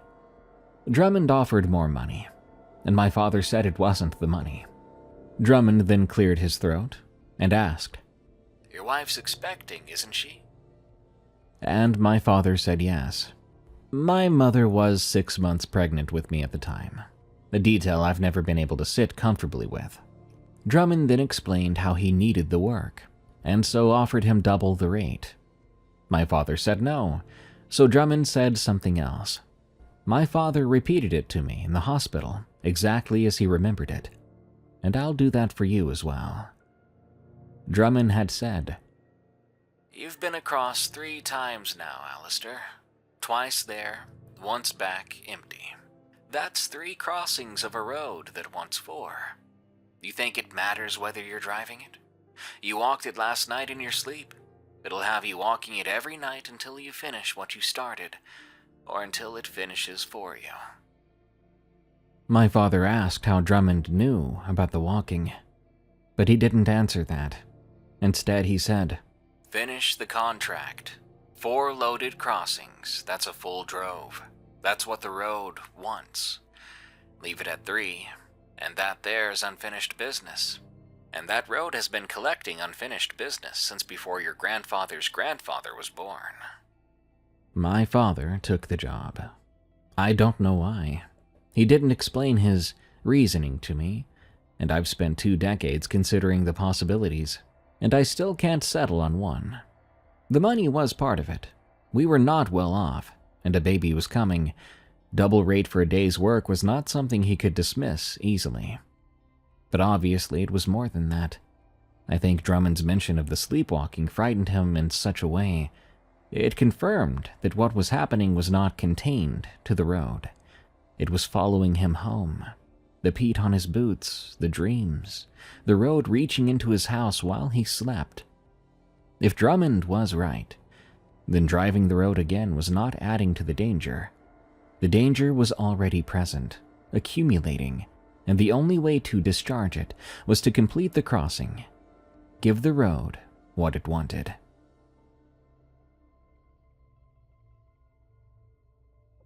He loaded the third batch at Drummond's farm on a gray afternoon in the second week of November.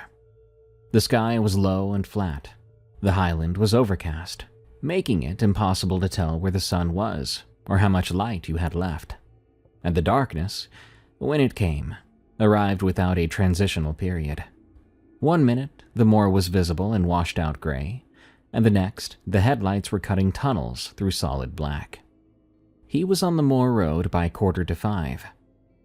At mile 6, confirmed by his odometer, which he was now checking obsessively, he saw the figure.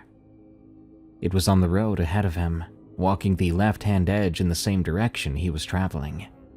His headlights picked it up at about 100 yards.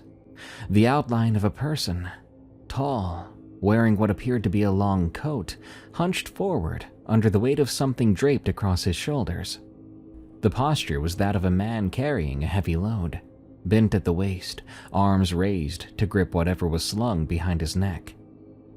My father's first thought was that it was a stalker, not what you'd think when you hear the word stalker, but rather a deer hunter coming off the hill with a carcass. You carry a deer across your shoulders with the legs hanging down your chest, and from behind in poor light, that's approximately what this looked like. He slowed the truck. The road was single track and there was no room to pass without the figure stepping aside, so he dropped to walking pace and flashed his headlights. The figure, though, did not react. He tapped his horn, a short bleat that sounded enormous in the moorland silence, but no response. The figure kept walking at the same pace. My father rolled along behind it at 5 miles per hour, with his headlights fully on its back, and so more details began to resolve. The coat was long past the knees, and it was not a modern garment. My father said it looked heavy and shapeless, like rough wool or oilskin that you see in old photographs of agricultural workers from a century ago. The figure moved wrong too, stiff and repetitive, like the legs beneath the coat were operating on a mechanism, not through muscular intent. Each step was identical to the last in length and timing, no variation, no adjustment for the camber of the road or the rough surface. This was not like a living man's walk, constantly adapting to the ground beneath them. This was a walk that had been fixed and placed, and was simply repeating. The thing across its shoulders was no deer. The legs hanging down the figure's chest. My father could see them clearly now in the headlights, swaying with each step, were too thin and ended in small cloven hooves, and there were too many of them. He counted at least 4 distinct legs, possibly 6, layered over each other, which meant the figure was carrying more than one animal. Sheep. Dead sheep.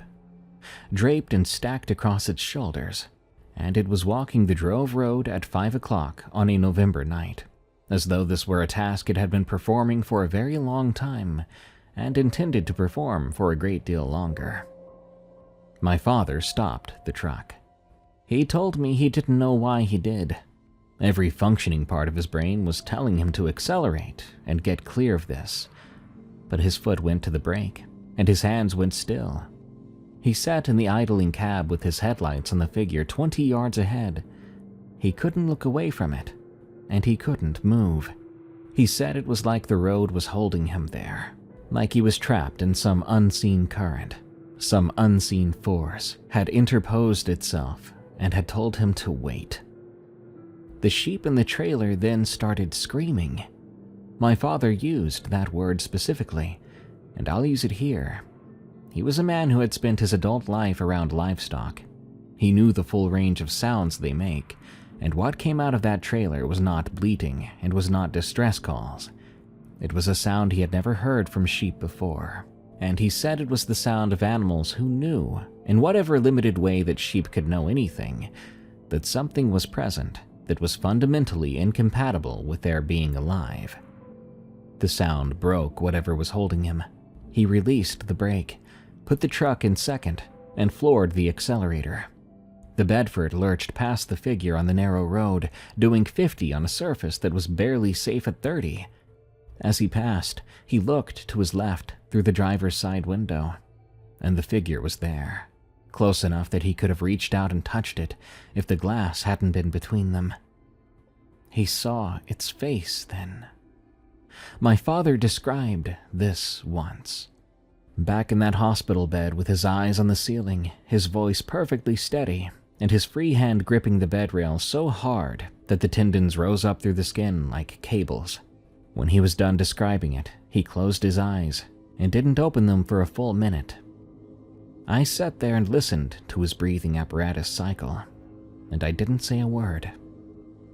The face had been a man's face. My father was certain of this. The underlying structure was human, the proportions were human. The basic architecture of brow and cheekbone and jaw was that of a grown man. But the flesh over that structure had been transformed in a way that my father could only compare to the photographs he'd seen of bog bodies pulled from peat. The skin darkened to a deep reddish brown, compressed tight against the skull, shrunk and hardened by acid and time until it was less skin than leather. The lips drawn back from the teeth in a permanent, involuntary grimace, the sockets deep and shadowed. Peat preserved, tanned by centuries in the ground. The ground tans everything it keeps long enough. The eyes in those sockets were open. They were wet and they moved. They tracked the truck as it passed, and my father said that in the half-second he saw them, he understood that the face was dead, but that the eyes were not. That contradiction was the worst part. Something was looking out of that face that had no business being behind dead eyes, and it saw him clearly. And yet it was not surprised to see him there. He drove the remaining 6 miles without slowing down. His odometer recorded the distance as 9. He was past questioning this by then. At the Geddes farm, they opened the trailer. 14 of the 15 sheep walked out in good order. The 15th was at the back of the trailer, at the far corner, and it wasn't standing up. Now I must describe what my father described to me, and I'll do it plainly, though it is bizarre and disturbing. The ewe was on its side. It was definitely alive. My father could see its ribcage moving, shallow but rapid breathing. Its eyes were open, and its legs were making small rhythmic paddling motions, like a dying animal's legs moving as the nervous system fails. But the animal's not dying from any wound or impact. Well, nothing that made sense anyway. You see, its abdomen had been opened up. The skin and wool of the belly had been parted along a line so clean and straight, it looked measured, from the sternum to the pelvis, and the 2 flaps of skin had been folded back, laid flat against the ground on either side of the body, like the pages of some book. The interior of the animal was exposed. Organs, musculature, the architecture of a living sheep presented in cross-section, as though for a veterinary demonstration. The organs had been rearranged. The stomach and intestines, which should have been in the abdominal cavity, had been drawn out and placed on the exterior of the body in positions that corresponded roughly to where they would sit if the animal's inside and outside had been reversed. The liver was where the wool should have been. The wool was underneath. Everything was in the wrong place but arranged with intent. Something with horrible creativity had opened this animal up and tried to put it back together according to a different set of instructions. Somehow, the ewe was breathing through all of this. Its legs were still paddling. Its eye, the one my father could see, was open and looking at nothing. My father and Getty stood at the back of that trailer in the dark farmyard with a single torch beam on the poor animal, and neither of them said a word. My father said they stood there for minutes, which feels like years when you're standing in silence looking at something impossible. Geddes then climbed into the trailer, cutting the ewe's throat with his penknife. The breathing stopped. The legs stopped. And that was that.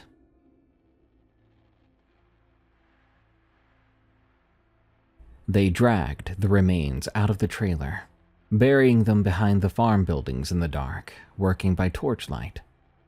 When the hole was filled and the ground stamped flat, Getty stuck his spade in the earth, leaning on it, and said, "Don't bring any more animals down that damned road."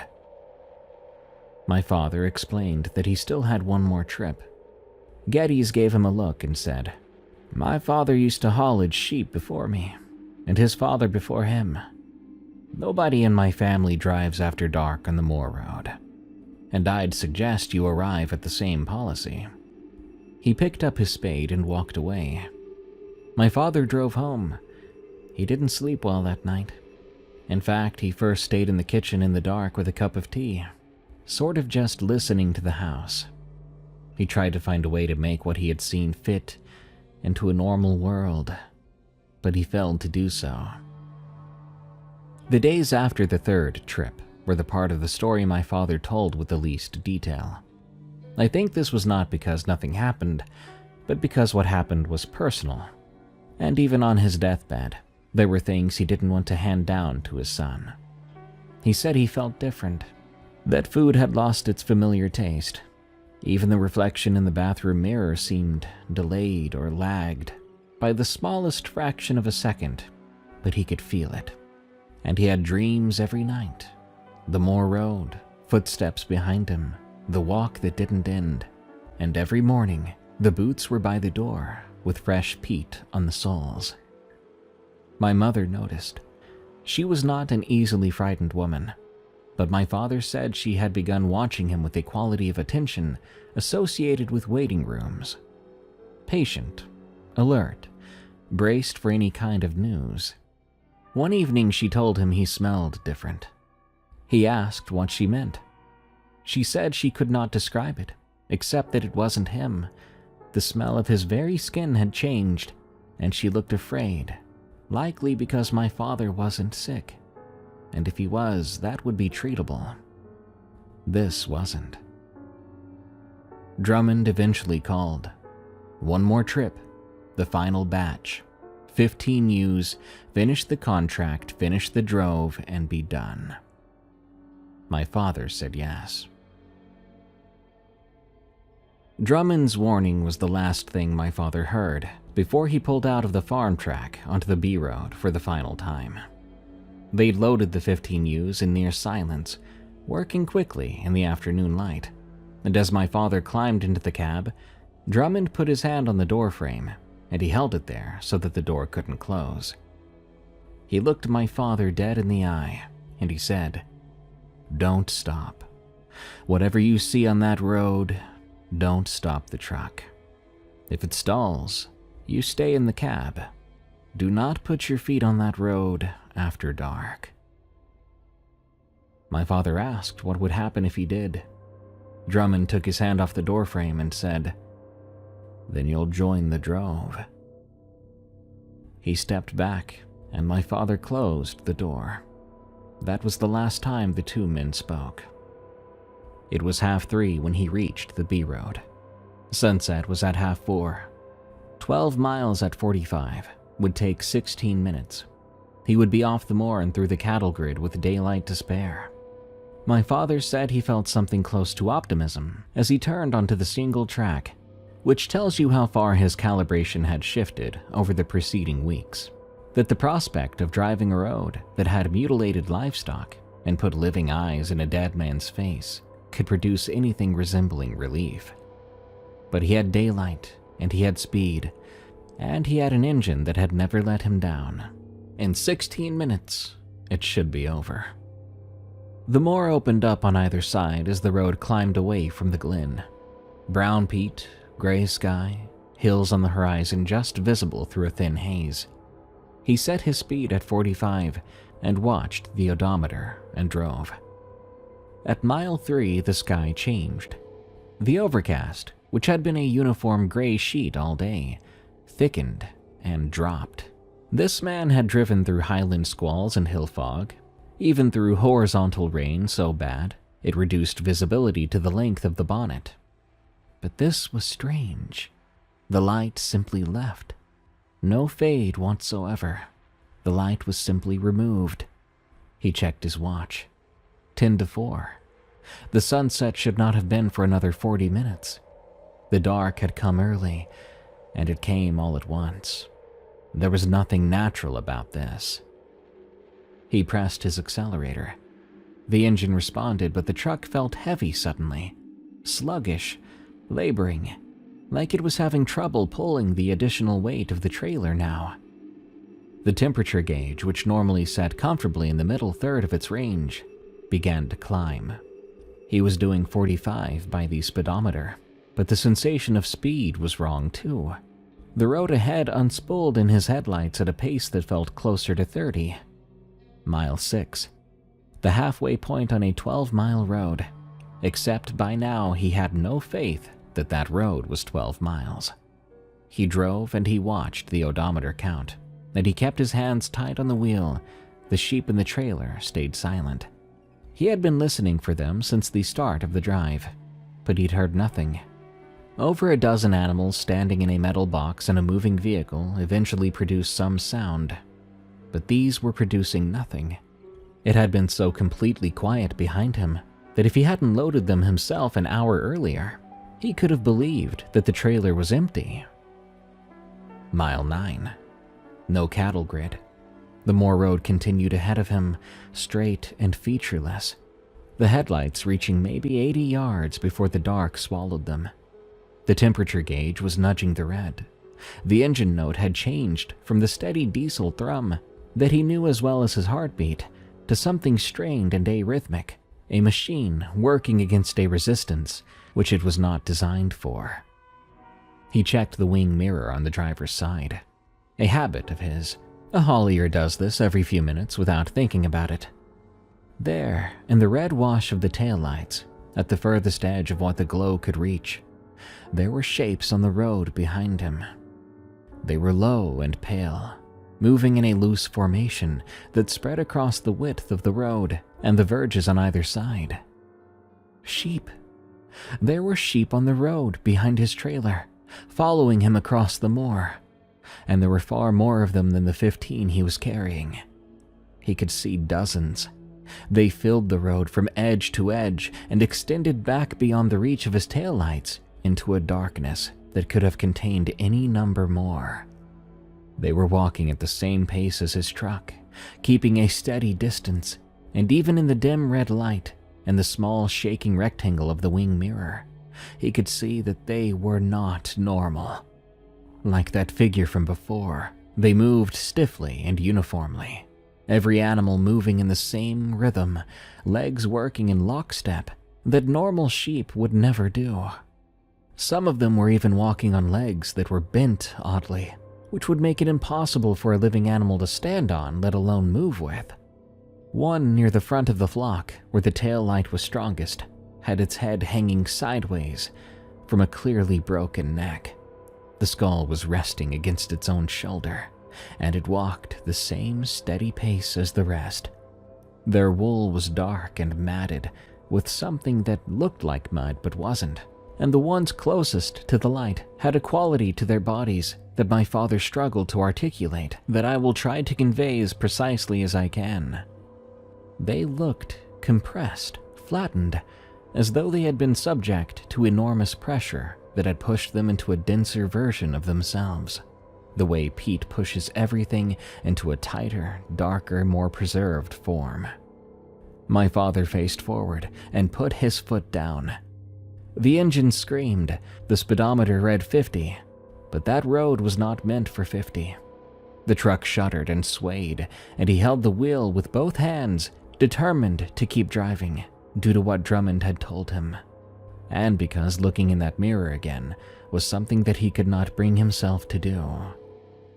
Mile 14. There was no cattle grid still. The road should have ended 2 miles ago by any honest measurement, and it had not ended. The engine temperature was in the red, and the needle was still climbing. My father could smell hot metal and coolant, and he knew that the truck was about to die, and there was nothing he could do about it.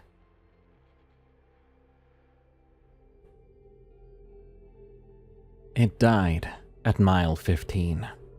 Like a dying man's pulse, the engine stopped.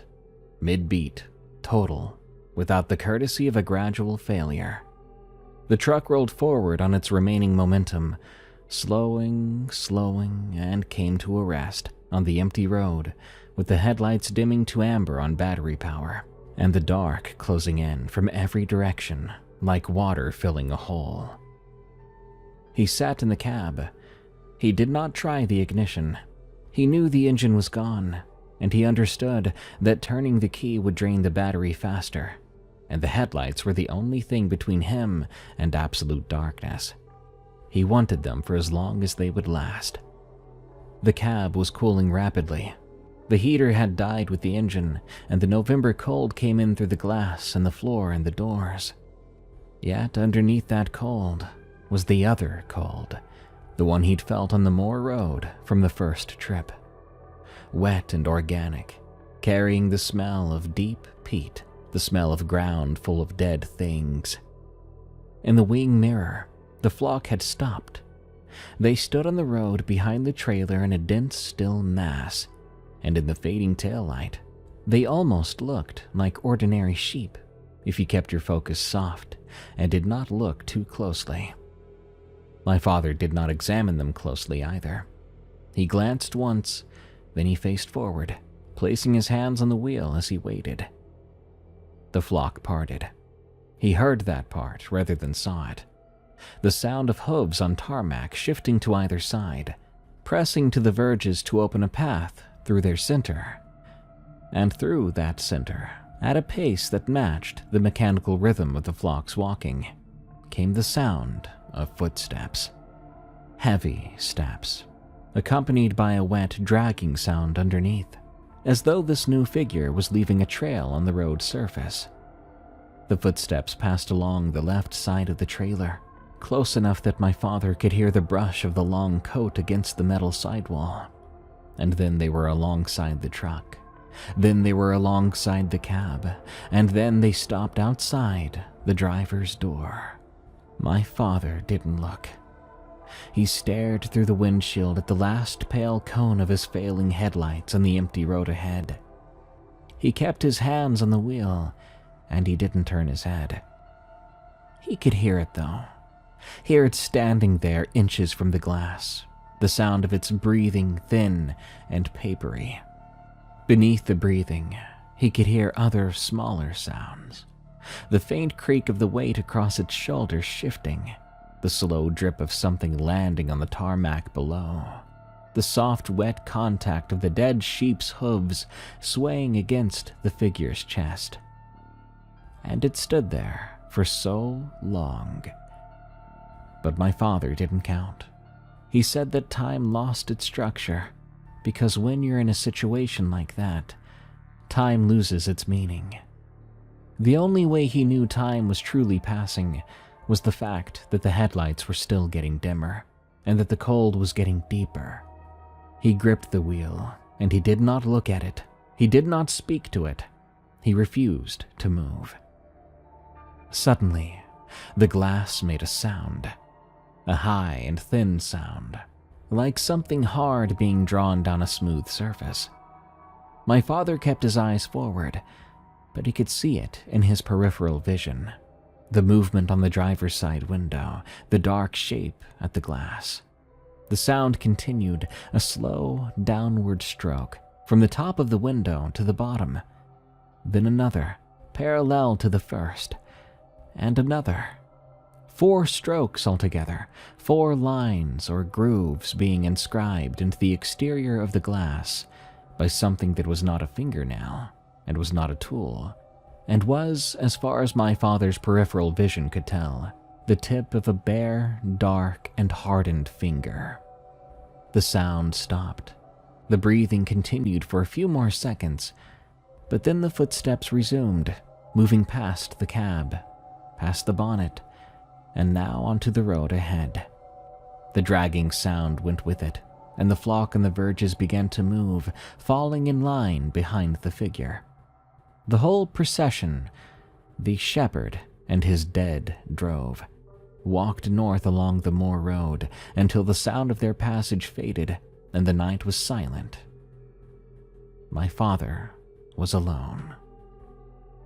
He waited, maybe 5 minutes. He could not have waited longer because his body was shaking with a violence that made it difficult to keep his hands on the wheel, and the cold had gotten into him, touching his very core. He turned the key, and the engine started right away, turning over on the first attempt with a healthy, steady note. It was like the dang thing had never stopped. The headlights brightened, the temperature gauge sat in the middle of its range, and the cab began to warm up. He put the truck in gear and drove. The cattle grid appeared less than 2 miles later, exactly where the map said it should be, and he crossed it, and the road dropped into the glen, and the moor was behind him. He did not look back. At the Geddes farm, the farmer had agreed to receive this final batch despite what he'd said before. My father never explained how that arrangement had been made. They opened the trailer. 14 sheep came out, healthy, uninjured, and calm. 14, not 15. The trailer was sealed, bolted from the outside. There was no gap or breach anywhere in its construction, nowhere for a 60-kilogram animal to leave through. 14 sheep walked into the pen, and the 15th simply did not exist. There was no body, no blood, no wool, and no hoofprint. There was no indication that a 15th animal had ever been in the trailer at all. Geddes counted twice, so did my father. 14. Geddes looked at my father across the pen gate, and my father looked back. Geddes took out his delivery book, signed the receipt for 15, and put the book away. He closed the pen and walked toward his house without turning around. My father drove home to Bewley in the dark with the heater on full and the radio playing. His hands were steady on the wheel and his mind was blank. He parked outside his house and sat in the cab for a while before finally going inside. He didn't check the trailer. He never checked that trailer again. He never drove that moor road again either. The contract was finished. Drummond never called, and my father never inquired. He learned years later and secondhand that Drummond had been found dead on the moor road in the spring of 1979. They found him sitting upright against a fence post with his crook across his lap, dead of exposure on a night when the temperature had not dropped below 7 degrees. The man who told my father about this said Drummond looked like he had been sitting there for a long time, though the pathologist report put the death at only a few hours before the body was found. My father received this information, said nothing, and changed the subject. Those changes my father dealt with, well, they faded. The dreams stopped within a month or so. The peat mud stopped appearing on his boots. The strange thing about his reflection even settled. My mother stopped watching him, and the smell she had noticed went away. By the time I was born in February of 1973, my father was, by all external measures, the same man he'd been before the contract. He went back to work. He hauled livestock for another 28 years, and he never spoke about what happened, never drove that road. But he was a different man. But because I grew up inside that difference, I wasn't able to name it myself. But I knew that he flinched at dead animals on the roadside. Not the typical grimace that you might make, but a full-body recoil, a jerk of the head away, as though the sight was physically painful. He wouldn't walk on unpaved ground after dark, which in the rural highlands is a significant constraint, and if circumstances forced it, he moved with a rigid, mechanical haste that I now recognize as a man trying to spend as little time as possible with his feet on open earth. He kept the radio on every waking hour in every room he occupied, a low and continuous murmur of voices and music that didn't really serve an entertainment purpose. He really didn't listen to it himself. It was just sound to fill the quiet, made him feel less alone. A few years after he died, I flew out to visit my mom, and I went to look at the truck. The Bedford was still in the barn where he'd parked it after his last job, covered in dust and pigeon droppings, but structurally intact. I opened the cab door and sat in the driver's seat. I mean, my father had spent more hours in that seat than in any chair in our house. There was something of him still in the worn vinyl, and the position of the mirrors, and the faint smell of diesel and livestock. I looked at the driver's side window. The scratches were still there. 4 vertical lines scored into the exterior surface, running from the top to the bottom, deep enough to catch a fingernail when I ran my hand across them on the outside. These weren't cracks. They weren't random marks of road debris or scraped branches. They were a warning, and they were proof that my dad's story was more true than I liked to believe. I feel like roads can be haunted like houses can be haunted, but one seems far worse. If you're trapped in a haunted house, you cover your head, you ignore the ghosts, and you wait for dawn. But a haunted road, well, you're at the mercy of the infinite darkness, my friend, and whatever lurks within it. Good night. Thank you all so much for tuning into this episode of Tales from the Break Room. I'm your host, Darkness Prevails. You can send me your scary work-related stories at eeriecast.com/submit. You can also find this show on Spotify, Apple Podcasts, or the YouTube channel, Darkness Prevails. Till next time, everyone, I've got to clock out, but I'll be back again real soon.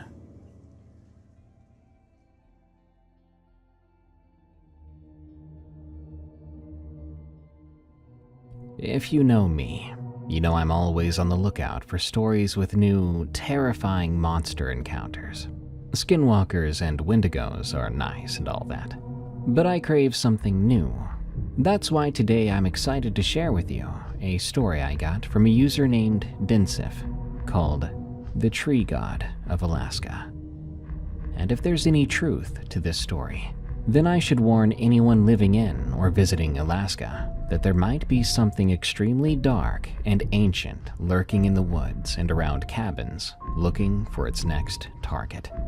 Believe what you will or won't, but this story might be a good reason to stay away from Alaska.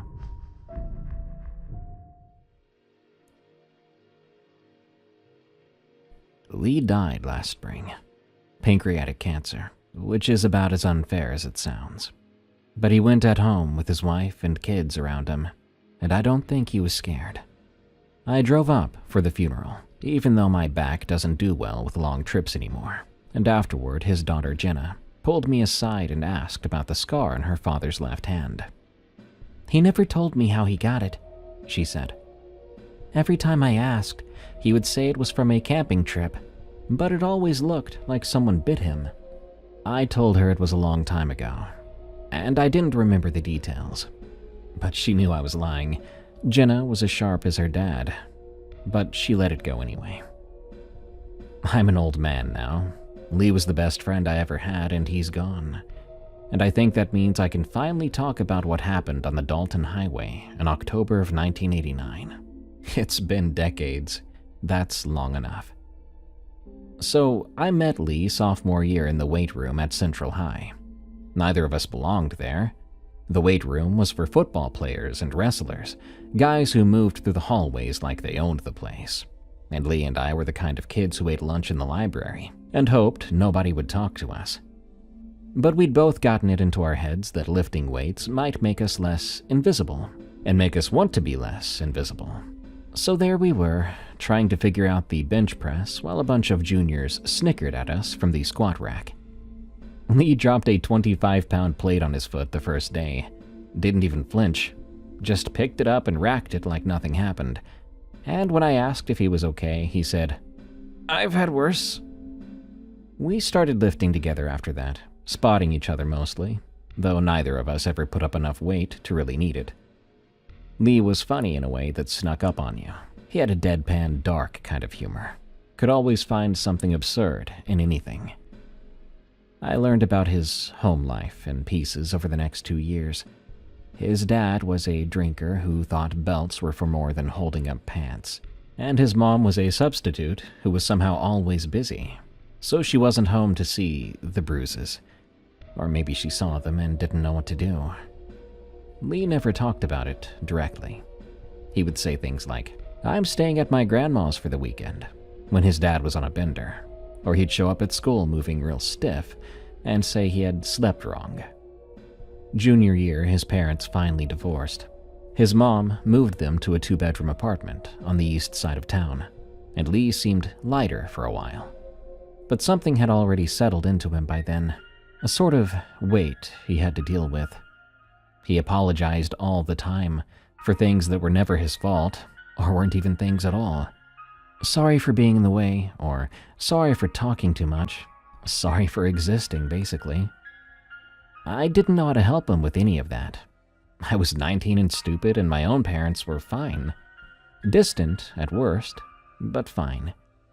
I'd never been hit in my life, so I just tried to be there for him, which probably wasn't enough. Lee's big thing senior year was the van he got.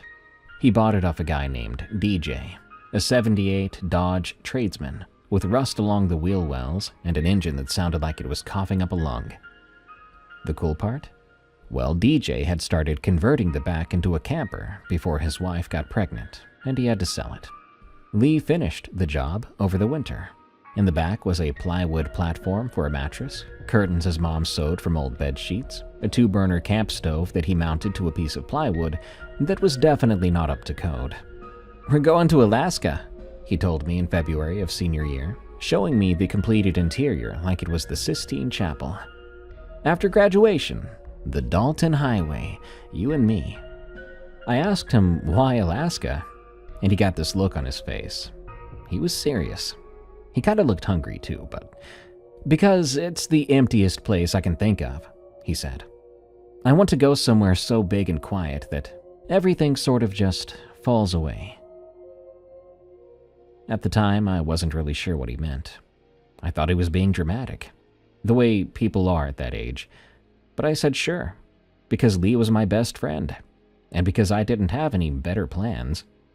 We left right after I'd failed to register for community college, and Lee had failed to find a job that didn't make him want to walk into traffic. The van made it through Montana, through the endless plains of Alberta, through the Yukon with its mountains that looked like God had crumpled up paper and forgotten to smooth it out. We broke down once near Whitehorse, the alternator, which cost us 3 days and most of our repair fund. But otherwise, the trip was the adventure we'd wanted it to be. Lee narrated the whole thing like he was hosting a nature documentary. He'd look out the window at a moose standing in a field and say, in something akin to a David Attenborough voice, "Here we see the North American moose in its natural habitat, contemplating the futility of existence." He made me laugh so hard once that I had to pull over because I couldn't see the road. We crossed into Alaska in late September. The light was already changing with those shorter days and longer twilights. We saw shades of purple I didn't know were possible. A week into Alaska, we stopped at a roadhouse about 50 miles south of the Yukon River crossing. The place looked like it might collapse any second, and the handful of locals inside looked at us like we were from Mars. Maybe we were, really. We got talking with one of them, a guy named Harold or maybe Howard, I can't remember. He was maybe 60, with a beard that had given up on being a particular color, and hands that looked like they'd done hard work most of his life. He asked what brought us up this way, and Lee told him we were driving the Dalton Highway to Dead Horse. "Bold choice for October," the guy said. "You boys know what you're getting into?" Lee said we did, though I don't think we did. The guy bought us around. First beer I'd ever had that wasn't stolen from my dad's garage fridge, and no one ID'd us, so that was great. They and we could have gotten in a lot of trouble. He then started to tell us about the area, the pipeline and the work camps, and the cold, especially the cold. Then Lee asked about local legends, which was something he always did wherever we stopped. He had a thing for that stuff, like ghost stories and folklore. He liked the idea that the world was more magical or strange than it looked. The guy got quiet, though, for a second, and I thought maybe Lee had offended him. But then he said, "There's the Mickelson place. That's not really a legend, though. That's just something that happened." I should note here that I'm changing the name of the place to avoid unwanted attention there. Anyway, apparently the Mickelsons were homesteaders, the guy told us. A family of 4, husband, wife, and 2 kids, who'd staked a claim about 40 miles north of where we were currently sitting back in the late 50s. They were found dead in the winter of 1962. Officially, it was ruled an animal attack, probably a polar bear, though that didn't make much sense given how far they were from polar bear territory. But that's what locals believed, because of the bodies. "The bodies were wrong," the guy said, and he wasn't looking at us anymore. He was staring at his drink. "You see, the father was in the root cellar with the door barred from the outside. The mother and kids were in the main room, but they weren't lying down like they'd been attacked. They were sitting down, arranged around where the table should have been. Except there was no table, just them sitting in a row, looking at nothing." Lee asked about the wounds. "They looked like big bites with very sharp teeth that took its time, but they were real clean. This is why people think it's a polar bear that did it." Then Lee asked something that made me give him wide eyes, if the house was still there. The guy said it was, probably, if you know where to look, about 40 miles north, off a certain back road that didn't show up on the maps. Sure, I thought. "Nobody goes out there, though," the guy said. "Why not?" Lee asked.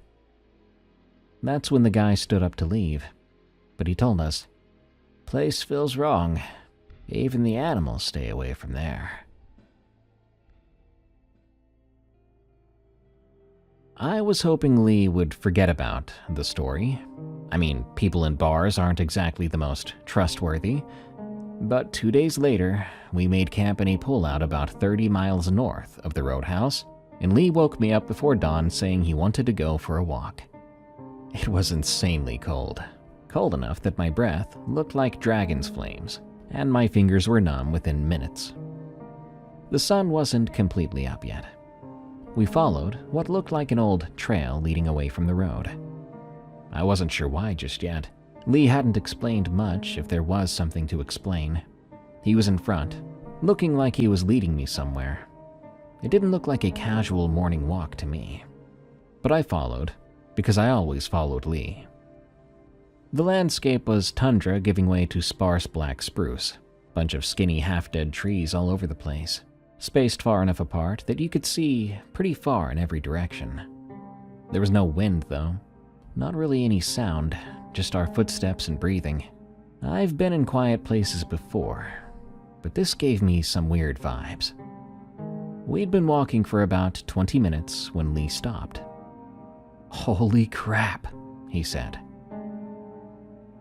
There it was. The house was smaller than I'd expected. Just a homestead cabin.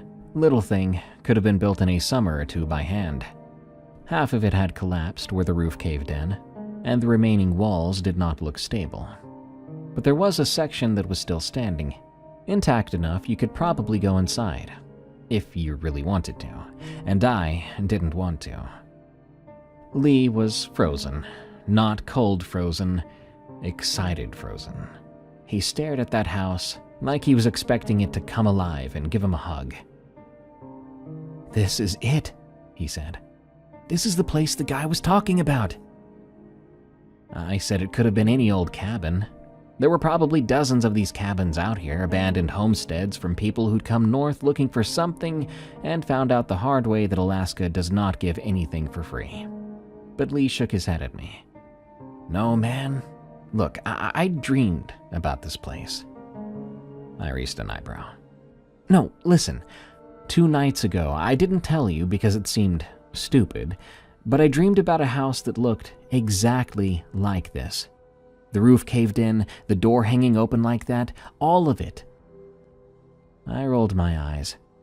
Man, that's just a coincidence. Or maybe you saw a picture of this place at the roadhouse somehow and it leaked into your brain. Lee didn't argue. He just kept staring at the place. Hey, we should go back. It's cold and I'm hungry. And there's not really much worth seeing here. Lee nodded, but he did it slowly. I could tell he didn't want to leave. But why, I wasn't sure. We turned around and started walking back toward the road. I was more relieved than I wanted to admit. Something about that place had gotten under my skin in a bad way. It wasn't really any reason I could understand yet. The house just looked like an old house, and the trees looked like trees, but standing there, looking at that partly collapsed cabin, I felt like I was being watched by something that didn't have eyes. We were almost back to the van when we heard something strange.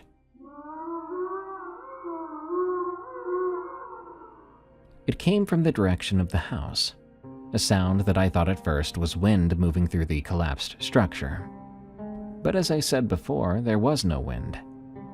Then I thought it was an animal, a caribou or maybe a moose, making some kind of vocalization that I wasn't familiar with. It wasn't that either. It sounded like a caribou call, but wrong, stretched out, pitched low. It went on for maybe 5 seconds, then stopped. Did you just hear that? I asked Lee. He was standing by the van's passenger door, but he wasn't getting in. Now he was looking back the way we'd come, back toward where the house was hidden by sparse trees. Hear what? He said. That sound like an animal, or I didn't hear anything. I knew he was lying. I knew Lee well enough to know when he was lying.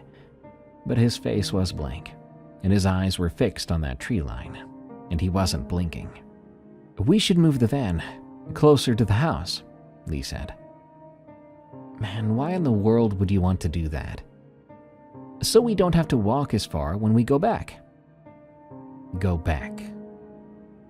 I should have said no to him. Should have said we weren't going back, that we were getting back on the Dalton Highway and driving to Dead Horse, like we'd planned, forgetting about that house and the story that guy at the bar told us. But Lee was already getting in the van. I was freezing cold, so I didn't feel like arguing.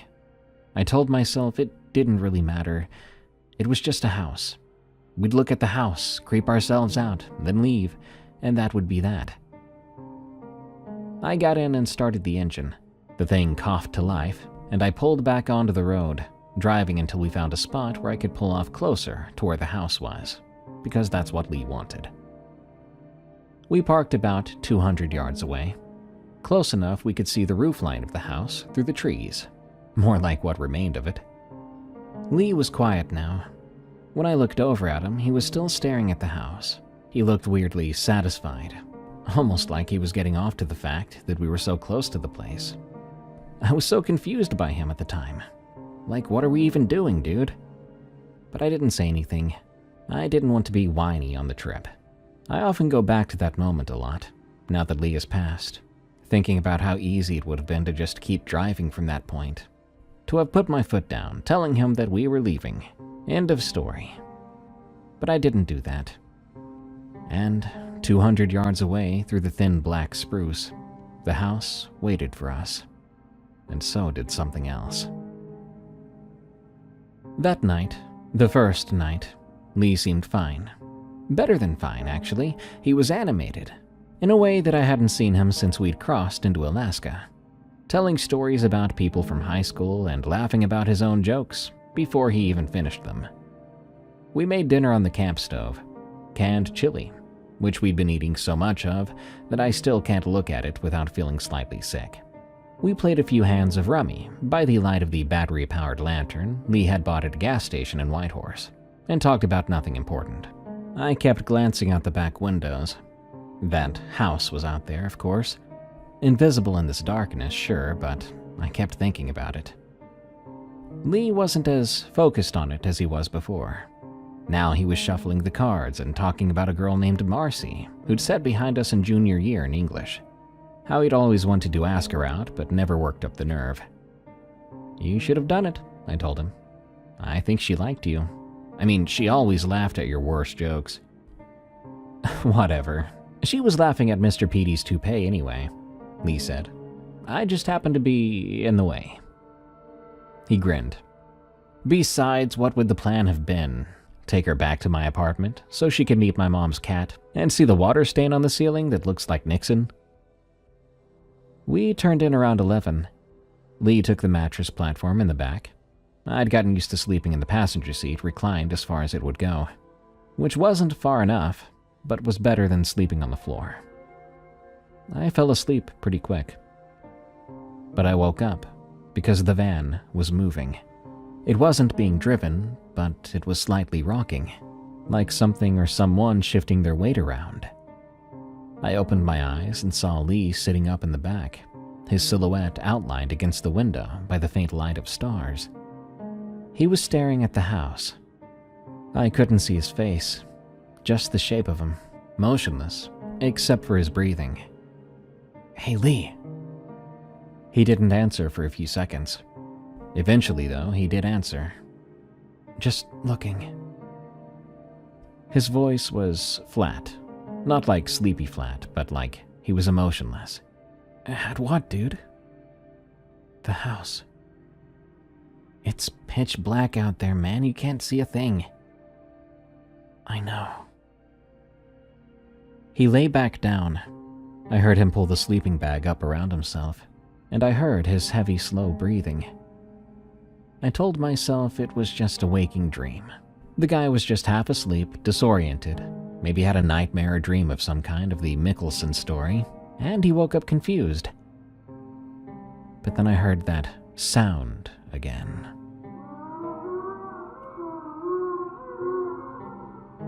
That strange caribou call from somewhere outside. Closer than last time, but not right next to the van. Definitely closer. Not sure if whatever made it was closer to us, or if we were closer to it now. "Lee, you heard it that time, right?" "Huh?"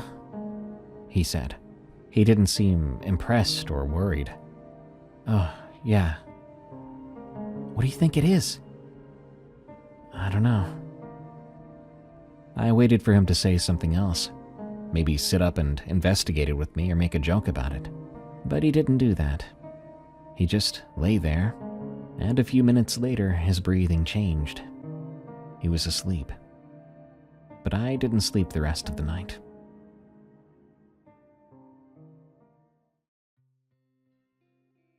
It was snowing in the morning. Couldn't tell if it was going to storm later or not. Lee was up before me, which really wasn't like him. He was the type to sleep until noon if you let him. But now he was in the driver's seat, drinking instant coffee from the metal cup we shared, looking out towards the trees. "We should check out that house," he said when he heard me move around, "before the weather out there gets worse." I wanted to tell him no. I'd spent the last 4 hours of darkness lying awake, listening for that sound again, feeling like there was something outside. But it was daylight now, and in daylight things that seemed scary tend to seem more pathetic or not there. It was just an old cabin, old woods. "Fine," I said. "But I'd rather not stay too long, okay?" The walk only took a few minutes, mainly because the snow started to come down harder. Up close, the cabin looked even more decrepit than it had from a distance. The door was open, not hanging open like we first thought. It was standing open, like someone had pulled it wide and just walked away. Lee went inside first. The interior smelled kind of funny. and I tried not to assume it smelled like corpse considering the legend we were told. It took a second for my eyes to adjust in the dimness. Then I really saw what was left of the place. Water damage had warped the floorboards and stained the walls. There was furniture left, but it had now collapsed into piles of wood and fabric that might have been a chair or a table, something that could have been a bed frame. But one room, through a doorway to the left, looked different. I followed Lee through that doorway and stopped. The room was intact, not just structurally. I'm not kidding when I say this. It looked preserved. No dust on the floor or animal droppings in the corners. The walls were clean, or as clean as walls could be after 30 years of abandonment. There was a window on the far side, clouded with grime but unbroken, and through it I could see the white sky and falling snow. "Look at this," Lee said. He was tracing his fingers along the wall nearest the door. I moved closer and saw what he was touching. Marks in the wood. Some kinds of patterns. Circles overlapping, scratched deep into the grain with something sharp. They covered the wall, hundreds of them. Layer over layer, like someone had spent years adding to it. "What do you think made these?" Lee asked. It creeped me out that he said what instead of who.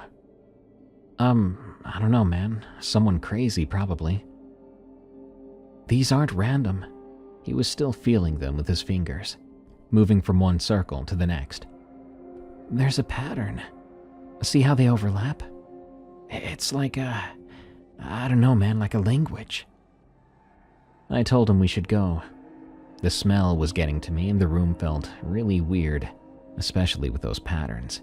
And with the way this room was, it felt like someone was still living here, and I didn't want to be around when they got back. That's when I saw the shoe. There was a shoe lying in the corner, a kid's shoe with a buckle across the top. It was old, with cracked leather but preserved by the cold. Right away I thought of the kids from the story, the Mickelson children, the ones that were found sitting by a table that wasn't there. I felt something real cold moving through my stomach. Lee walked over and actually picked it up. "Dude, put it down," I said. He looked at me and grinned. "It's just a shoe." "Yeah, but put it down." He did, but slowly. "Come on, let's leave," I told him. Lee shrugged his shoulders, but he followed me out of the house, back into the snow, and we walked to the van without talking. When I was about halfway back, I noticed Lee had fallen behind. I turned around and saw him looking down at his left hand. "What's wrong?" I cut myself," he said. He held up his palm. He was right. There was a deep slice across the meat of his hand, just below the fingers. Deep enough that I could see the dark red of the muscle beneath the skin.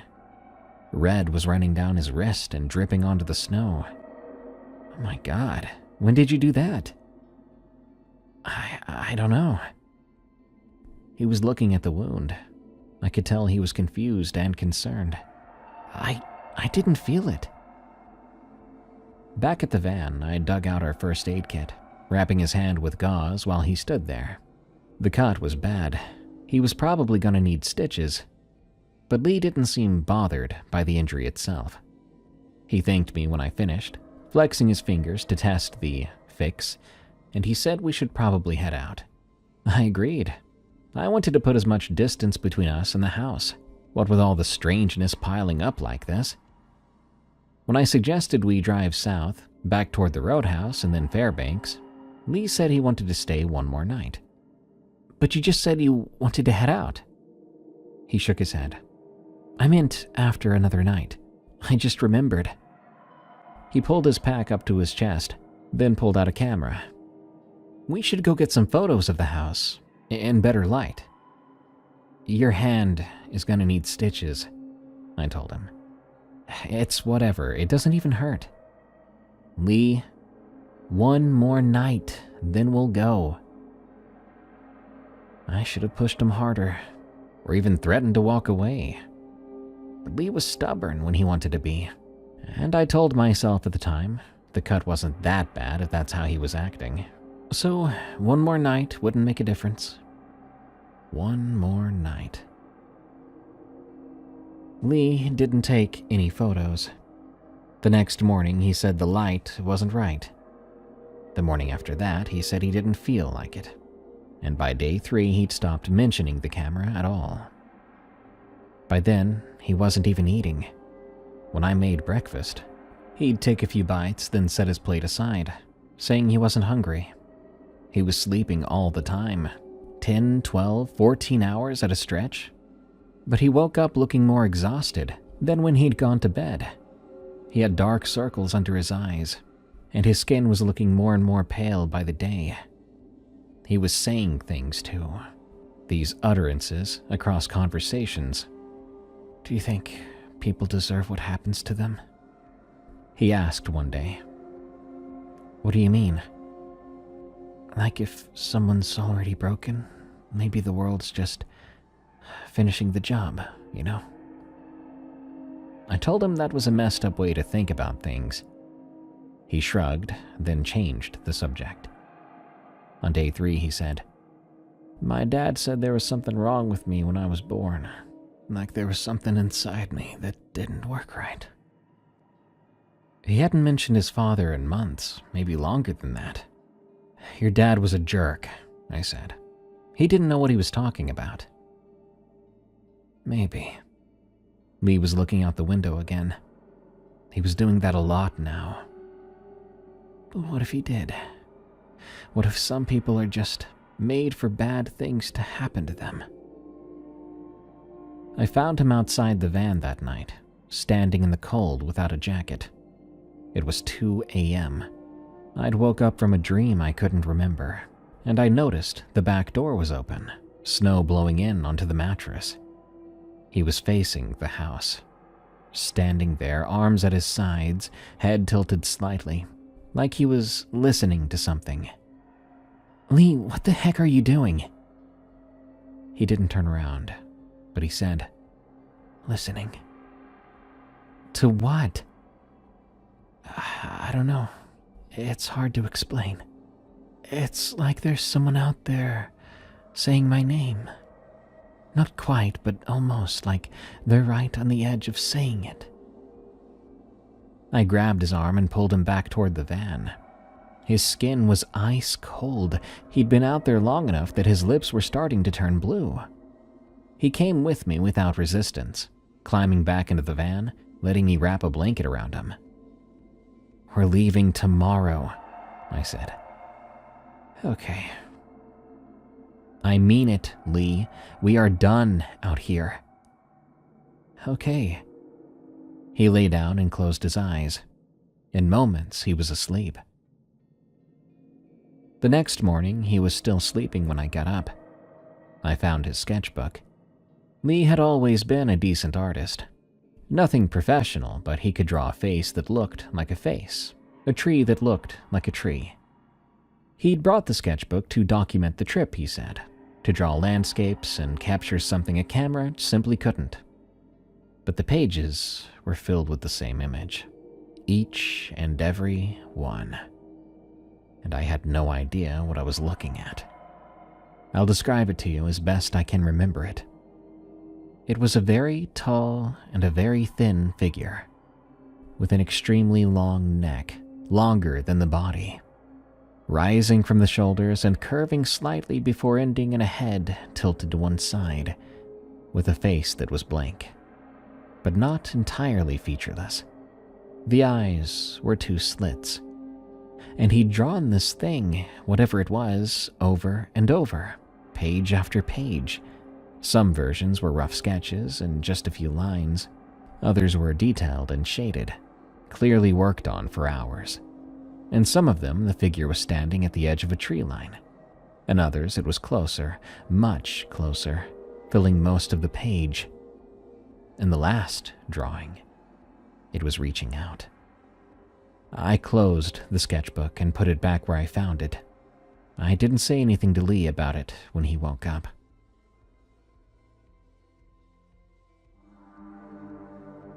I heard the sound again that night.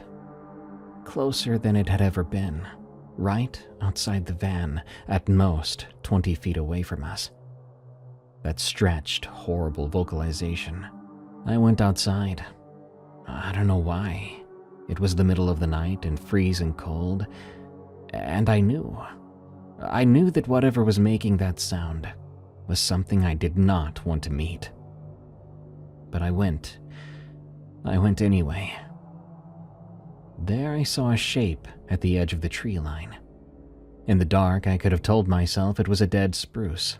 The silhouette was roughly the right size, roughly the right shape, but there hadn't been anything there before. By that point, I knew every tree in that sparse forest. I had stared at them for hours while Lee slept, trying to convince myself that nothing was wrong, that we were alone like we were supposed to be. This was new, and it was too tall. And the top of it, the part that should have been branches, was tilted a bit. Whatever it was, it didn't move, but the sound was coming from its direction. I was sure of it. I went back inside, telling Lee we were leaving in the morning. He agreed immediately, which scared me more than if he'd argued. He was too agreeable sometimes, prone to changing his mind. Perhaps he was humoring me, like I was a child afraid of something in the closet. That night, I wedged myself against the back doors and didn't sleep. Around 4 a.m., I heard Lee whispering. He was definitely asleep. His eyes were closed, his breathing slow and regular. But his lips were moving fast, sounds coming out. I couldn't make out any words. It wasn't much more than a murmur. There was frost on his breath even though the heater was running full blast. I watched him until dawn. That next morning, Lee's hand had gotten worse.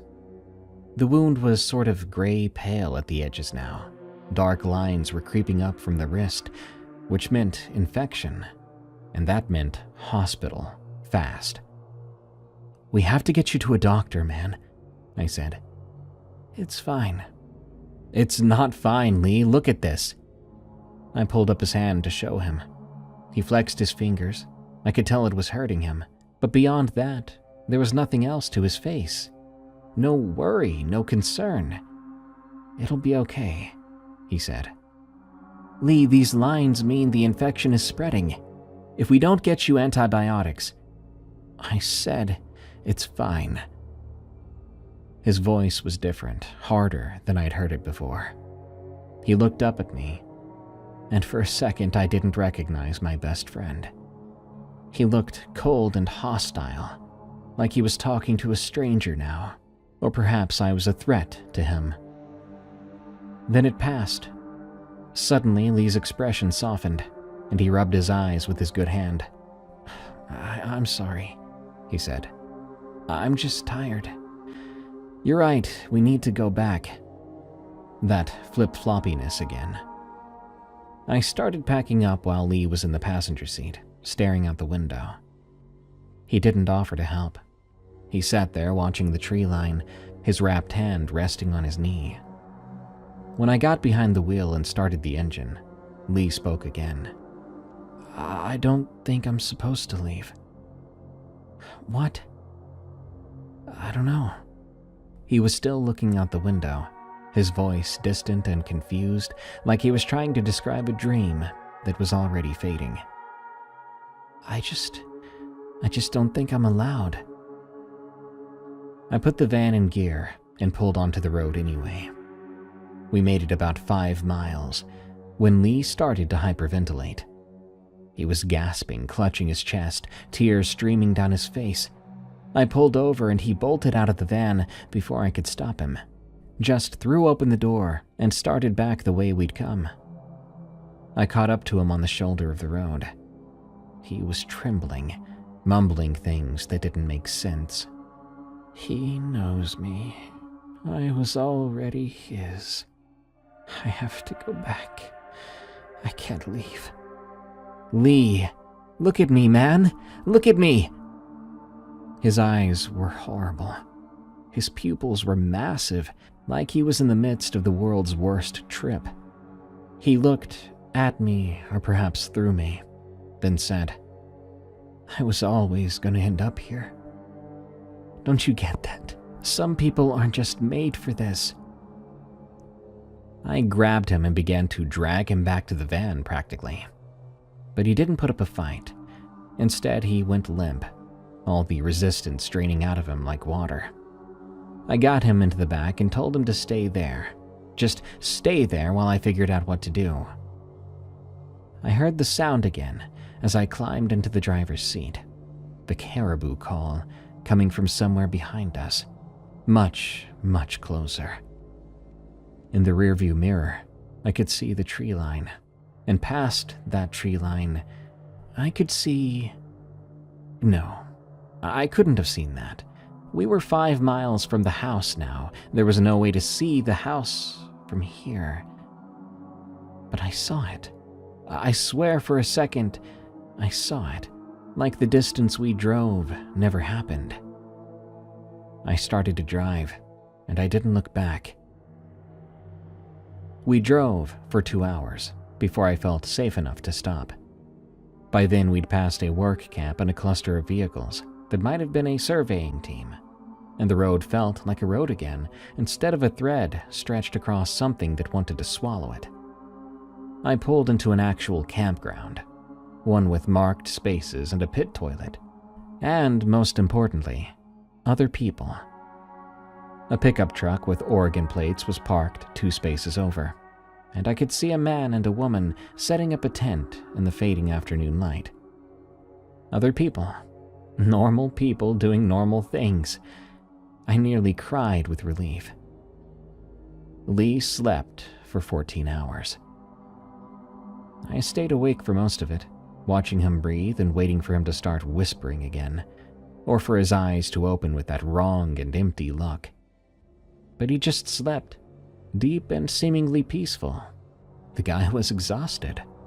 The color started to come back to his face around hour 10, and by 12 hours, he looked almost like himself again. When he finally woke up, the first thing he said was, "I'm sorry." I asked him what he remembered. "Not much, to be honest." He sat up, rubbing his face with his good hand. "I remember the house. I remember feeling a certain way. Kind of like heavy, like something was sitting on my chest that whole time. And then it's just pieces." "Did I really try to walk all the way back?" "Yeah. I basically had to drag you back to the van." Jesus. He looked down at the bandaged hand, flexed his fingers. "I feel like I've been sick for a month. What the heck happened to me?" "No idea. Once we got to that weird house, you just started acting strange, and it got worse till we drove away. But look, we need to go get your hand looked at before you die of an infection. There's a hospital in Fairbanks." Lee agreed. We set out the next morning, and I'll never forget what happened that night.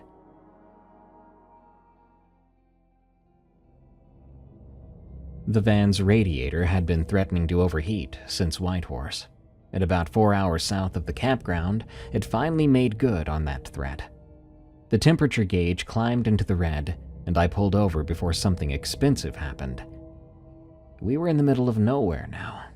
No work camps or surveying teams, just road and tundra and the mountains in the distance, already capped with snow. "How long?" Lee asked.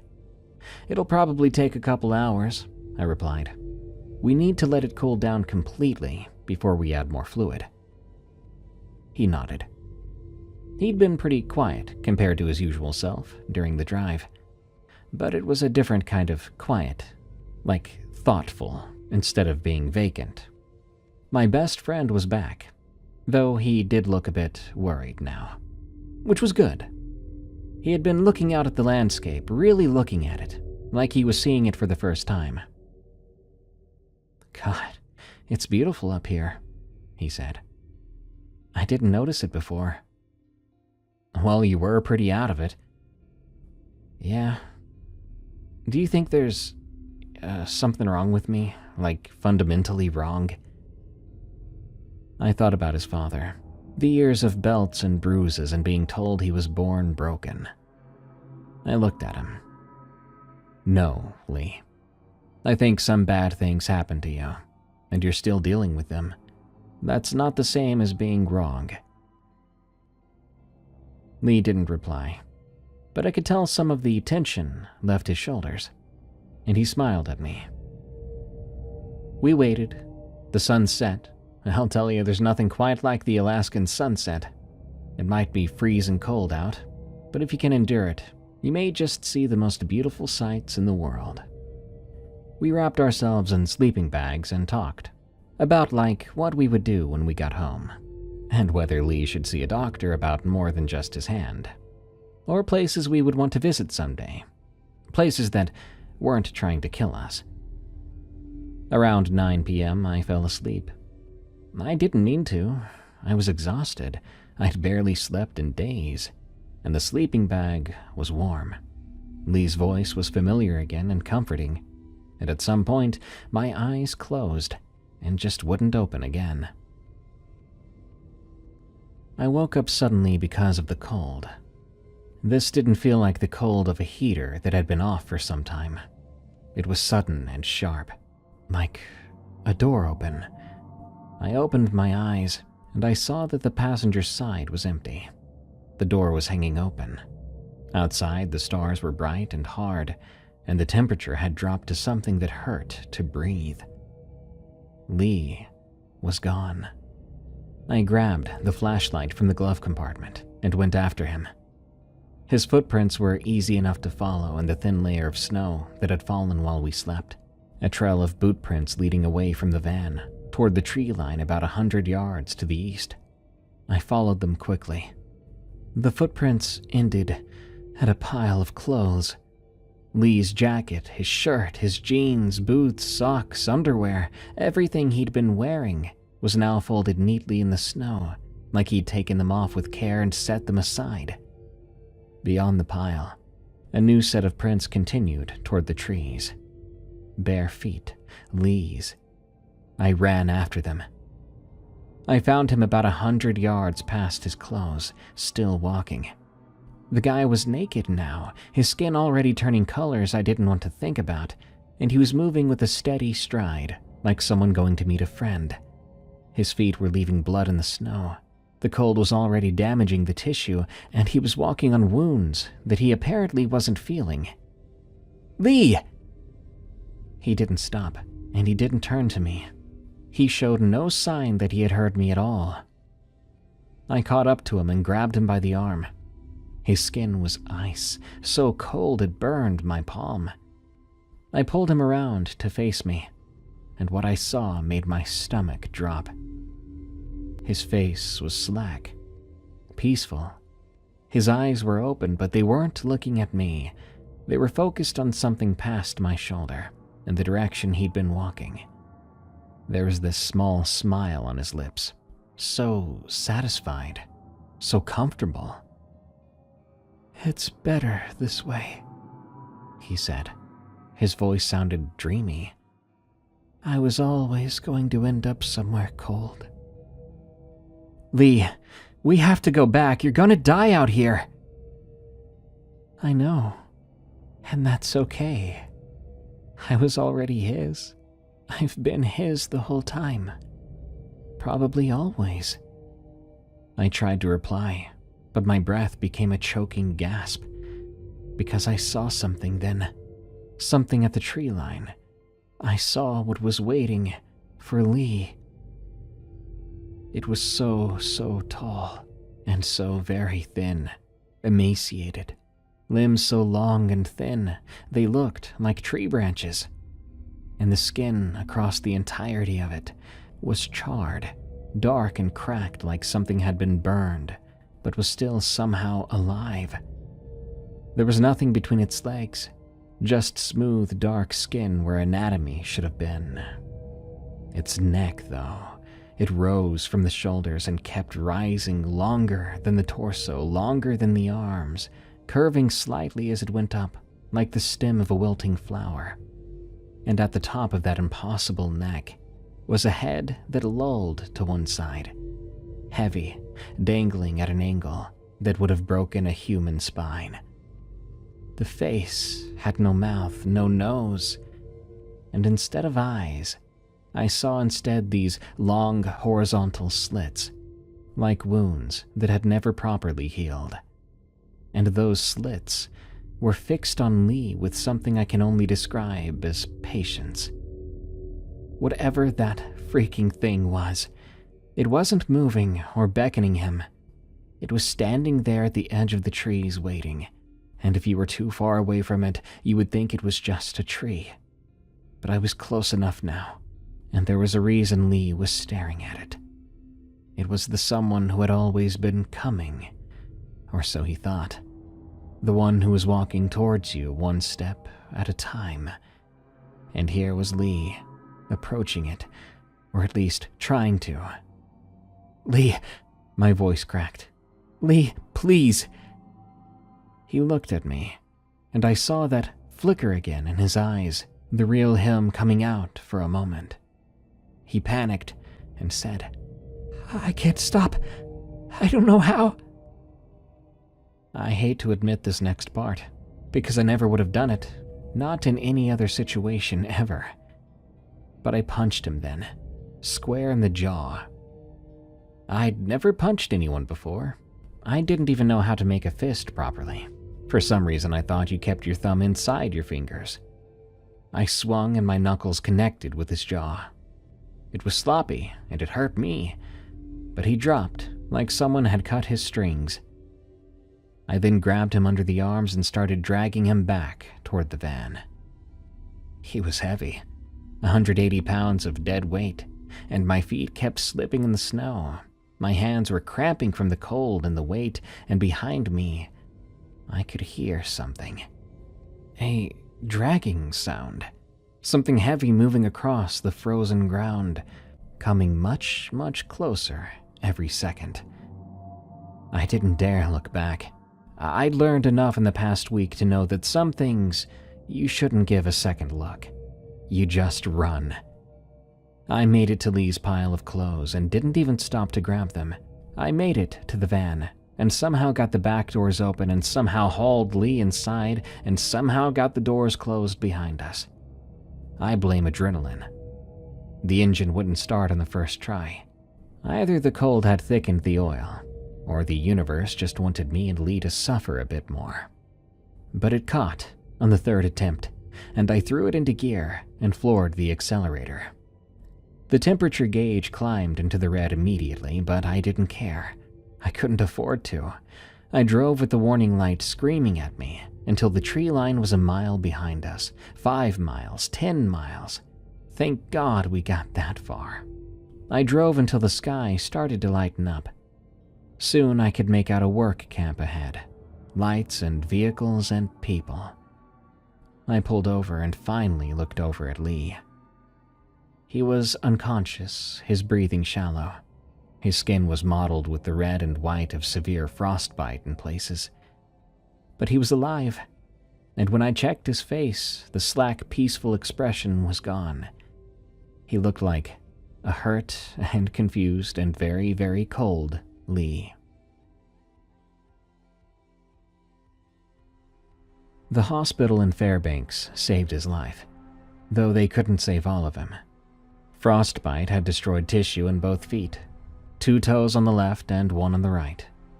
The surgeons removed them 3 days after we arrived, while I sat in the waiting room and tried to explain to a police officer how my friend had ended up naked in the Alaskan wilderness.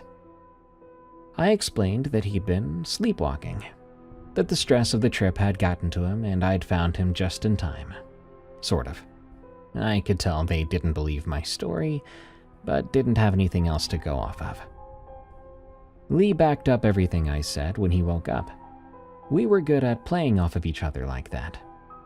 When I talked to him alone, he said he didn't remember leaving the van, or taking his clothes off, or walking into the cold.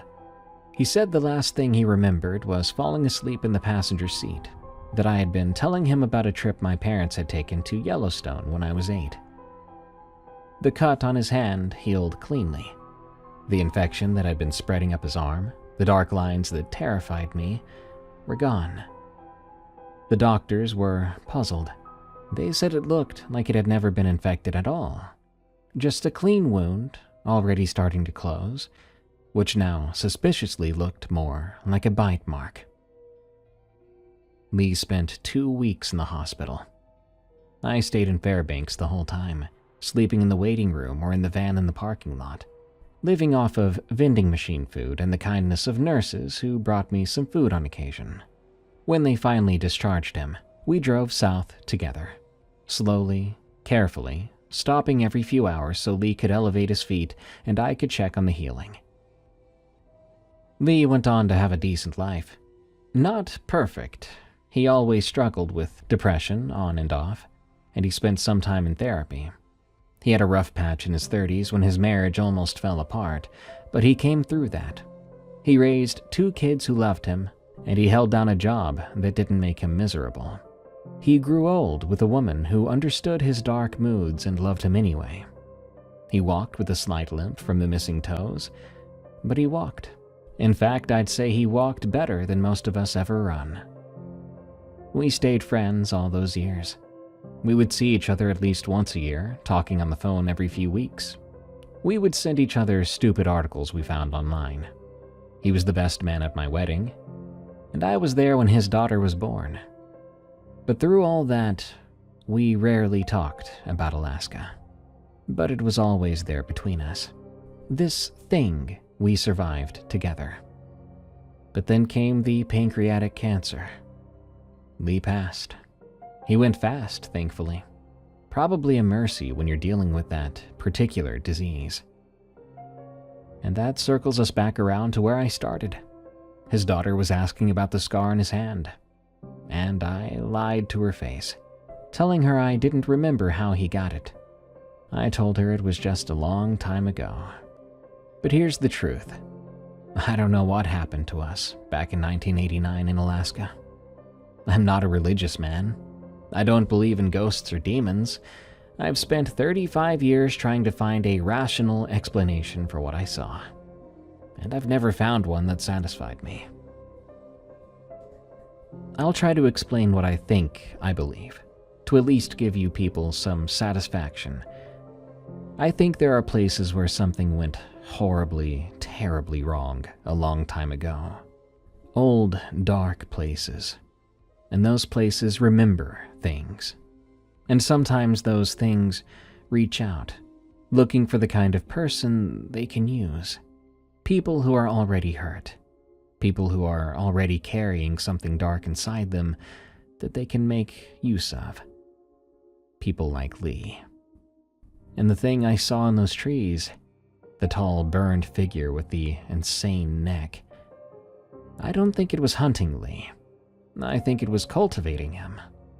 Finding the cracks that were already there and widening them, feeding on his pain, waiting for him to give up and walk right into its arms.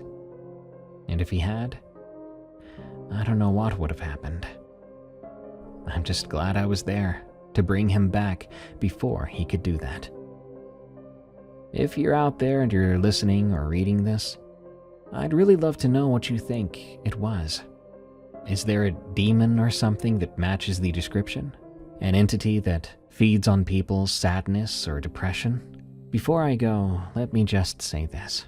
If you're ever driving through Alaska and you see a partially collapsed, old rustic small home through the woods on the side of the road, you should probably forget you ever saw it.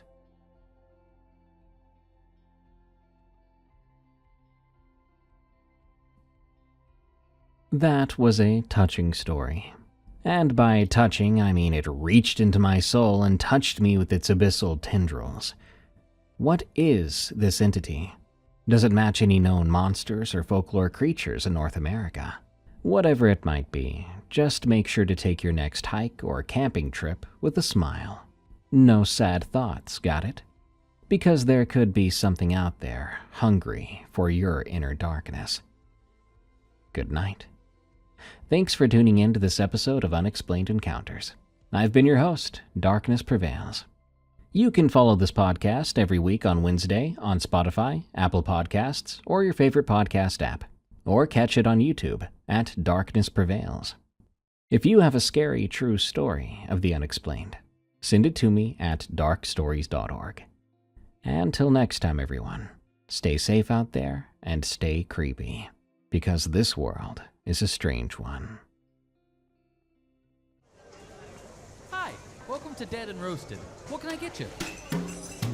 Wow, this was one of those rare stories where, while I was recording it, I got goosebumps on my neck, and at one point, my eyes watered.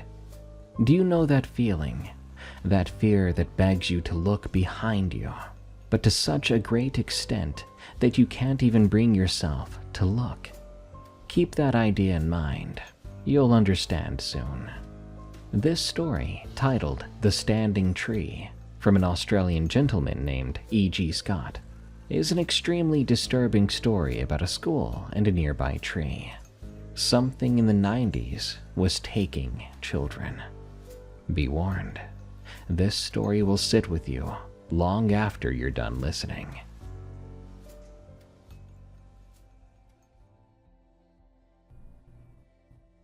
There are places that do not want you.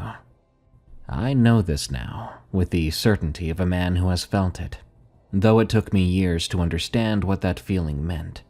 In the mid-90s, I arrived in a small town in northern New South Wales.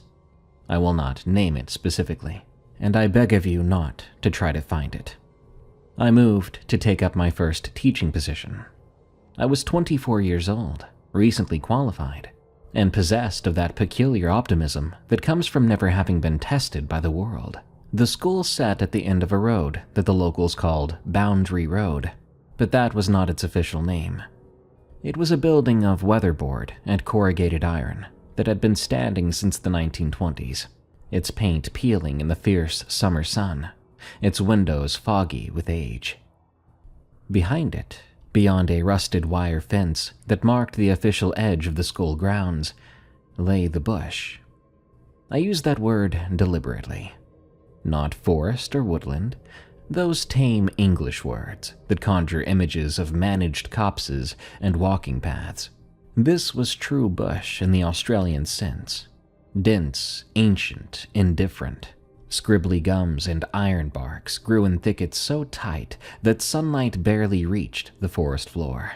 Lantana choked the undergrowth in impenetrable tangles, and the constant buzz of insects created a wall of sound that seemed to press against your skull. The children were forbidden from entering it, of course. The fence was there for that purpose, though it was hardly necessary. Most of them would not go near it anyway. It was the tree that kept them away. I first noticed it during my second week. I was supervising the lunch break, watching the children scatter across the playing field like seeds thrown from a hand, when I realized that none of them went near the back fence. They played in the middle of the field, clustered near the building, kicked balls along the gravel paths. But that far corner, where the fence met the bush, remained empty. It was as if an invisible boundary had been drawn across the grass, one that every child instinctively understood. When I asked Helen Marchetti, the 3-year teacher who had been at the school for 15 years, she laughed, like when you do when you're trying to dismiss something that you don't want to discuss. "Oh, that's just the tree," she said. "The kids always have avoided it, probably something their parents told them." "What tree, exactly?" She pointed with her chin, that Australian gesture that manages to be both precise and dismissive. "That big dead one just past the fence. The gray one, you can see it from here if you look." I looked, and once I saw it, I could not understand how I had failed to notice it before. It stood perhaps 20 meters beyond the fence, a massive gray eucalyptus that rose above the canopy like a finger pointed at the sky. It was dead, that much was obvious, from the way its bark had fallen away in great sheets, leaving the trunk smooth and pale, almost bone-like in its nakedness. No leaves clung to its branches, No birds nested in its hollows. It simply stood there, stark against the green of the surrounding bush, as if it belonged to a different world entirely. The other trees seemed to lean away from it, though I told myself that was merely an effect of the light. It's actually technically within the school boundary, Helen continued. If you go by the original survey maps, the fence was put up in the 70s to keep the kids from wandering too far. But the trees on our side of the line, just barely. She paused, and something flickered across her face, a shadow of an expression I couldn't quite read. The older teachers, back when I started, they used to call it the standing tree, capital letters like it was a proper name. Why is that? Oh, I don't know. They never told me, and I never cared to ask. That night in my small rented house, I lay awake thinking about the tree. It shouldn't have bothered me. I was a rational man, educated in the sciences, trained to dismiss superstition as the remnant of a less enlightened age. But there had been something in Helen's voice, something in the way she had turned away after speaking, something that stayed with me. And when I finally slept, I dreamt of standing at the base of that pale trunk, looking up into branches that spread across the sky like the veins of a bloodless hand. Over the following weeks, I learned more, not from asking directly. I quickly discovered that direct questions about the tree were met with evasion or silence, but from listening, from noticing. The groundskeeper, a taciturn man named Doug who had worked at the school since the 1960s, would not mow the grass within 50 meters of the fence. When I asked him why, he said only that the mower didn't work well on that patch. The principal, Mrs. Davies, scheduled all outdoor events on the opposite side of the building, and the children, well, the children had their own rules. I overheard them sometimes, whispering to each other in the corridors. Never look at it after dark. Don't say its name out loud. If you hear it calling, put your fingers in your ears and count to 100. Children's nonsense, I thought. Folklore that accumulates around any mysterious object, passed down from older siblings and neighborhood friends, and embellished with each telling. But I noticed that even the boldest of them, the ones who always pushed boundaries in every other way, they gave that corner of the field a wide berth. It was an afternoon in late April when I finally went to see it for myself. The days were growing shorter by then, the fierce summer heat giving way to the mild coolness of autumn. I had stayed late to prepare materials for the following week. I was teaching Year 5 and we were beginning a unit on Australian colonial history. And by the time I finished, the sun was already low, painting the western sky in shades of amber and rose. The school was empty. Even Doug had gone home by then, his ute crunching down the gravel drive half an hour earlier. I was alone. I don't know what compelled me. Curiosity, perhaps, or the need to prove myself that it was merely a tree, merely dead wood standing in ordinary bush. I locked my classroom, walked across the playing field, and climbed the fence. The bush closed around me immediately. One moment I was standing in open ground, the evening light still warm on my face, and the next I was in shadow, surrounded by the smell of eucalyptus and decay. The ground was thick with fallen leaves, dry and crackling beneath my feet. Ahead, I could see the pale trunk of the tree through the scrub. It was larger than I expected. Up close, the trunk was perhaps 3 meters in diameter, rising straight and smooth for 10 meters before splitting into those bare, reaching branches. The bark that remained, a few patches near the base, was gray and rough, covered in strange markings that might have been natural and might have been something else. I couldn't tell. The light was failing. I stood there for a moment, looking up. The sky was visible through the branches, a darkening blue streaked with the last traces of sunset. A crow called somewhere in the distance, its cry harsh and lonely. The bush was very still. And then I heard it. a sound from the other side of the trunk. Something moving, something large. It was the sound of weight shifting against bark, a slow, steady scraping, as if something were climbing or descending on the far side of the tree. I could hear it clearly in the silence. The rasp of rough skin against wood, the faint creak of dead branches, the suggestion of immense size, moving with terrible patience. I should have run. Every instinct I possessed was screaming at me to turn and flee, to get back over that fence and into the open ground of the playing field. But I didn't. Instead, driven by some impulse I still cannot explain, I walked around the trunk. Nothing. The far side of the tree was empty. Just more bare trunk, more fallen leaves, more bush stretching away into the gathering darkness. Whatever I had heard, if I had heard anything at all, was gone. I stood there, heart pounding, my breath coming fast. The light was almost gone now, the sky above the branches fading from blue to purple to black. I needed to leave. I needed to get back. Then the wind came. It was not a natural wind. There was no rustle in the surrounding trees or movement in the undergrowth. It came from directly above me, a cold blast of air that descended from the branches like breath, like something exhaling. It was so cold on my skin that it hurt, a chill that bit through my shirt and into my flesh. It made my skin tighten up, and my eyes even watered. It smelled of old things, of deep places, of something that had been waiting there a very long time. I ran. I crossed the distance to the fence, climbed it, then walked briskly back to my car. I remember sitting in the driver's seat, my hands trembling so badly that I could barely find the keys in my pocket. There were tears streaming down my face, though I wasn't actually crying, not in any emotional sense. My body was simply reacting to something my mind was not ready for. I drove home quietly. I even forgot to turn on the radio. Usually I'd stop at the pub for dinner, a bit of a Friday tradition, but I didn't do that.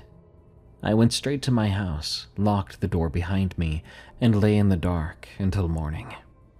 I think I fell asleep, but I couldn't be sure. It was one of those nights where you open your eyes, the sun is out, and you can't tell whether you fell asleep or not. In the days that followed, I told myself I'd imagined it. The sound and that cold, the sense of presence, all of it could be explained by fatigue or suggestion, the power of accumulated rumors working on an impressionable mind. I was new to the area, still adjusting to the rhythms of rural life. I'd allowed myself to be spooked by children's stories and old wives' tales. But I did not go near the fence again, and when I looked out across the playing field during lunch breaks, watching the children at their games, I was careful not to let my gaze linger on that far corner, where the gray branches reached above the canopy. Some doors, once opened, cannot be closed.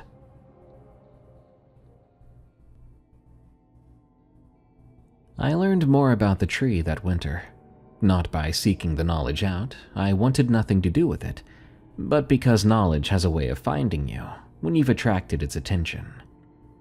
The Railway Hotel was the kind of pub that exists in every Australian country town. A broad veranda, a public bar worn smooth by generations of elbows, and a cast of regulars who seemed to have grown out of the floorboards like fungi. I went there occasionally on Friday evenings, more for the company than the beer. And it was on one such evening that I found myself sitting next to old Stan Williamson. Stan claimed to have been born in the district before the First World War, which would have made him nearly 90, though he looked older still. His face was textured with deep creases, and his hands like old tree roots, obviously a man who had spent his life clearing from farmland. He drank rum and milk, an old bushman's drink, he said, good for the constitution. And he spoke rarely, only when he had something worth saying. I don't remember how the conversation turned to the school, or to the bush behind it. Perhaps I mentioned where I worked, or he simply knew, the way everyone in small towns knows everything about everyone. But at some point, he set down his glass and looked at me with eyes that were suddenly sharp behind their old, heavy lids. "You've seen it, haven't you? The standing tree," he said. I looked at him and swallowed. I didn't need to answer. He already knew. "The Gamillarii," he continued, his voice roughened by decades of tobacco and hard living. "The black fellas who lived here before us, they never would camp near that spot. Never hunted there either. Wouldn't even walk through that part of the bush if they could help it. Even before the tree died, they stayed away." "Do you know why that is?" Stan took a long drink, the rum and milk leaving a pale film on his upper lip. "My grandfather knew a fella," he said slowly. "An elder, one of the last who still remembered the old ways. This was back in the 20s, maybe earlier. Grandfather asked him about that tree. Asked him what was wrong with it, why his mob avoided it. And the old man, he got this look on his face, like he was trying to explain something to a child, something the child couldn't possibly understand." He paused, staring into his glass, as if the memory was floating there. "He said something lived there, had always lived there, before the white man came, before the blacks came, before anyone came. Before the land was the land," he said, which didn't make any sense to my grandfather. Something in the ground that the tree grew out of, or something that grew into the tree. He couldn't explain it proper, said their language didn't have the right words, but maybe no language did." "What kind of something?" Stan turned to look at me then, and I saw something in his eyes I hadn't expected. Something like fear, but not exactly. It was like it had lived in his bones for 90 years and would live there until he died. "The kind you don't ask about, mate. The kind you just leave alone." He finished his drink and stood, joints cracking like dry timber. "My advice, find another school, another town. Get as far from that tree as you can, and don't ever go back." He left without another word. I stayed longer, watching the condensation run down my untouched glass, feeling the weight of those words settle over me like earth on my coffin. I didn't ask anyone else. I put my head down, taught my classes, marked my papers, and tried to forget. The months passed. Summer came again, then autumn, then winter. The tree stood unchanged on the edge of my vision, pale and patient, waiting. A new school year began. New children filled my classroom, eager faces looking up at me with that particular mix of hope and suspicion that 10-year-olds have for new teachers. I taught them mathematics and history and science.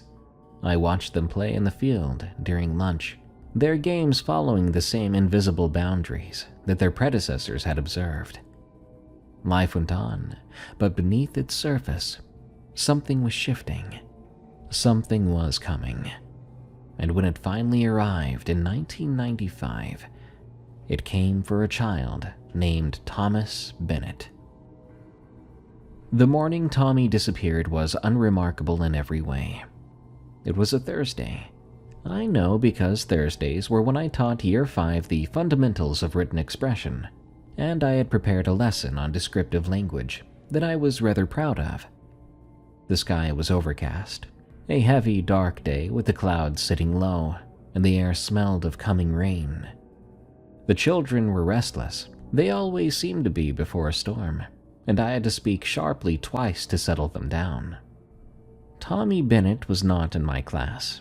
He was a Year 3 student, taught by Helen Marchetti, a small boy with red hair and freckles who I only knew by sight. He had been at the school since kindergarten, the son of a mechanic and a checkout operator at the local supermarket. He was, by all accounts, an ordinary child. The first I heard of anything wrong was at afternoon recess. I was on playground duty, walking the perimeter of the field with a cup of lukewarm tea, when I noticed Helen standing near the back fence, her arms wrapped around herself as if she were cold. Her face was white. "Have you seen Tommy Bennett?" she asked when I approached. Her voice was pitched higher than usual. "He was here at the beginning of the break. Ryan Coulter saw him walking toward the back fence, and now I can't find him." I looked toward the fence.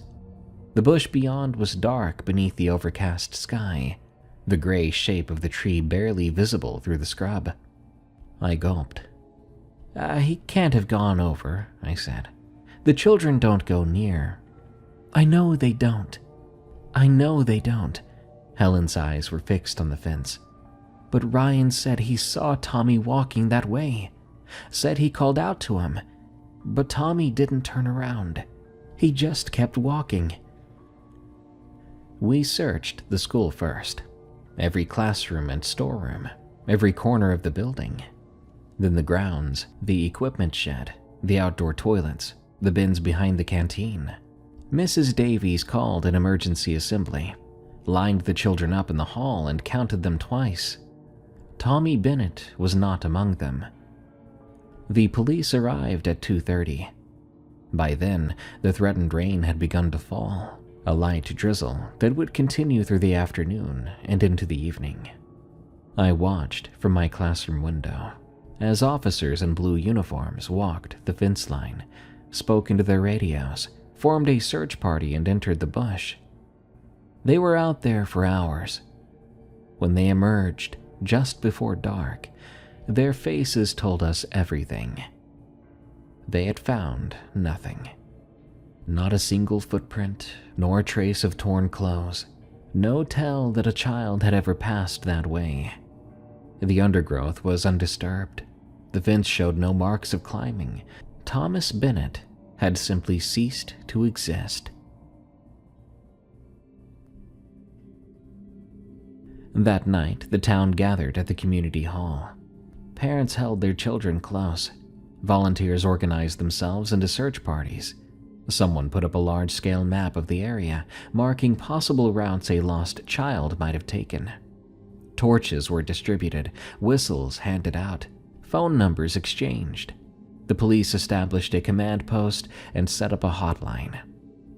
But I noticed that none of the local people, none of those who had lived in that town for generations, joined the parties that searched the bush behind the school. They manned the phones, made sandwiches, drove the roads looking for any sign of movement. But they did not go into those trees. When I asked one of the older men why, he looked at me with something like pity. "You go in there at night," he said quietly. "You might not come out." But, I thought, would that not be a good reason to look for Tommy there? The search continued for 3 days. Police from the surrounding districts joined in. A helicopter searched over the bush, rotors beating the air. Dogs were brought in too, trained animals that could supposedly track a scent through any terrain. But the dogs refused to go near the fence. They whined, they paced, they pulled against their leads. Their handlers were baffled. In 20 years, one of them said, he had never seen animals behave that way. The school remained closed. Parents kept their children at home. The town, usually so busy with the rhythms of rural life, fell into an awful silence. On the 4th day, I went back. I don't know why. It might have been guilt. I had known about the tree, I had felt what was there, and I had said nothing. Maybe it was hope, too, the irrational belief that I might find some clue the police had missed, a trace that would bring Tommy home to his parents.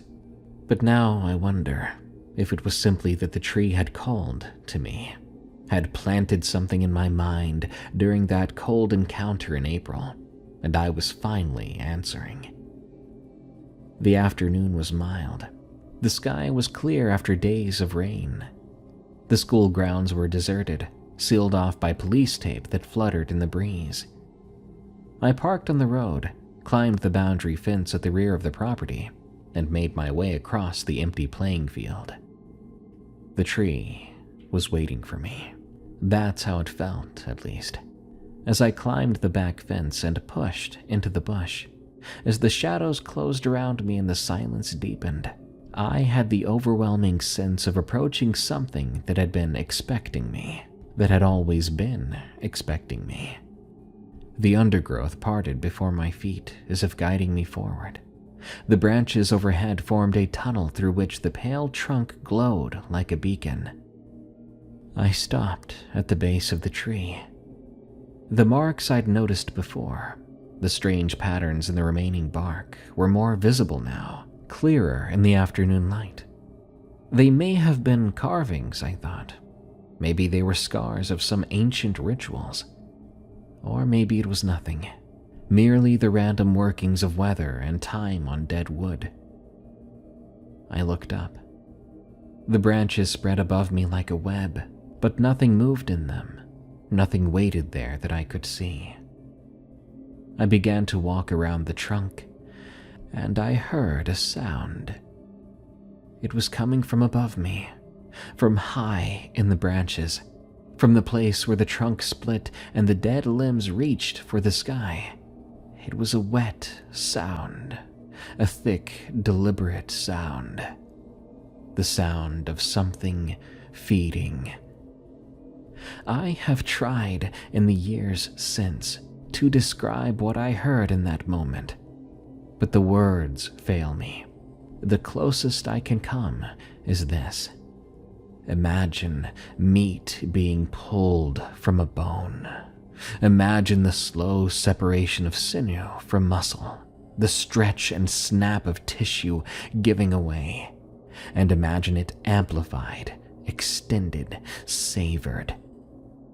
Whatever was up there, it wasn't merely eating. It was enjoying itself. And there was something else beneath the sounds of consumption.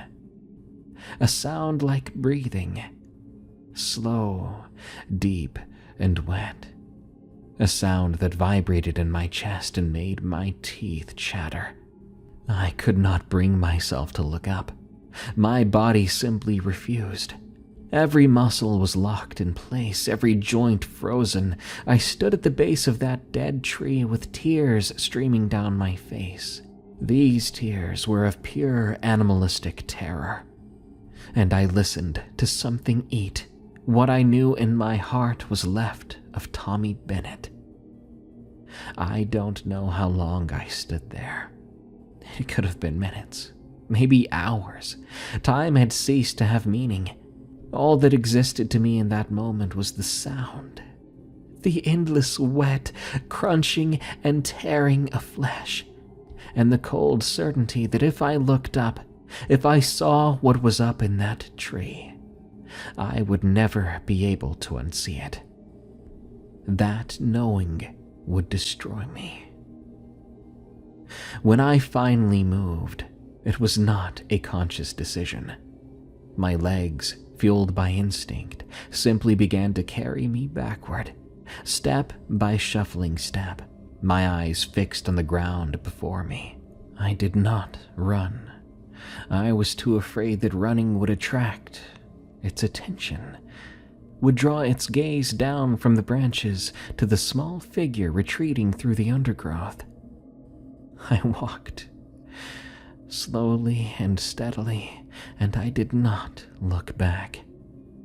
I climbed the fence, crossed the field. I entered the school building through the side door that I knew would be unlocked. I then went to the office and picked up the phone. "There's something in the tree," I said when the police answered.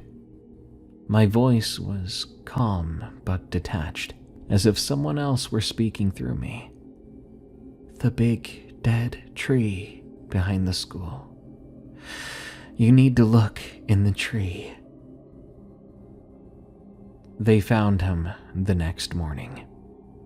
I was not there when they brought the bucket truck, nor was I there when they extended the lift into the branches. I was at home, sitting in my dark living room, staring at a TV that wasn't on. I heard about it later. Everyone in town heard about it, though no one spoke of it openly. The local newspaper ran a brief article the following week. "Missing child found," the headline read.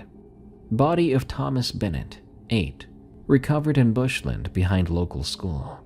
The article mentioned that the body had been found in a tree and had been identified by parents. It mentioned that the cause of death was still under investigation, though police were treating it as suspicious. It mentioned that counseling services were being made available to students and staff. What it didn't mention, what no newspaper would say, was the condition in which Tommy Bennett had been found. I learned this only later, from a police officer who drank too much at the Railway Hotel one night and let slip more than he should have. The boy had been wedged into a hollow where 2 branches met, some 15 meters above the ground. Parts of him had been removed. Others had been partially consumed. The body had been there for at least 3 days. "Like something had been storing him there," the officer said, slurring his words. "Like a leopard stores its kills. Wedged him up there and came back when it was hungry for more." I said nothing. I didn't have anything to say.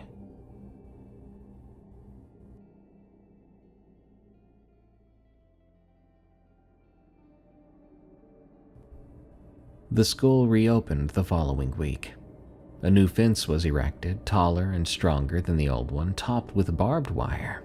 For safety, Mrs. Davies told the parents at the emergency meeting, to keep the children from wandering into the bush. No one mentioned the tree, of course, and no one suggested it should be cut down. There was no acknowledgement by it in any official capacity that anything out of the ordinary had occurred. But the children knew. Children always know in some way.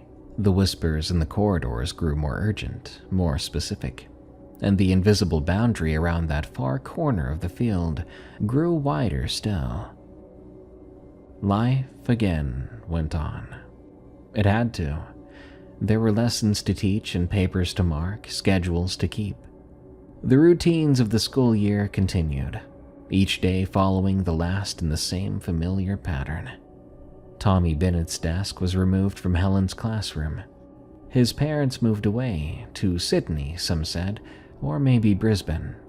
His friends grew quieter for a while, then gradually returned to their games and their laughter. Children are resilient. It's both their gift and their curse. But I was not resilient. Something had broken in me that afternoon at the base of the tree. Some necessary illusion about the nature of the world had been stripped away from me, and I could not rebuild it. I did my job. I smiled at my students. I attended staff meetings and contributed to discussions about curriculum development. But I was hollow inside, emptied out, just waiting. The tree still stood at the edge of the playing field. I could see it from my classroom window, its horrible shape above the new fence. Every time I looked at it, I heard the sounds again. The wet tearing, the slow crunch, the deep, satisfied breathing. And I knew with absolute certainty that it was only a matter of time before it happened again.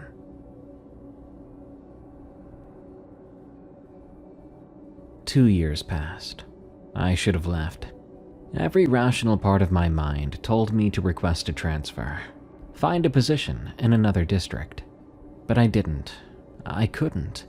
The tree had its hooks in me now, and some part of me understood that running wouldn't solve the problem.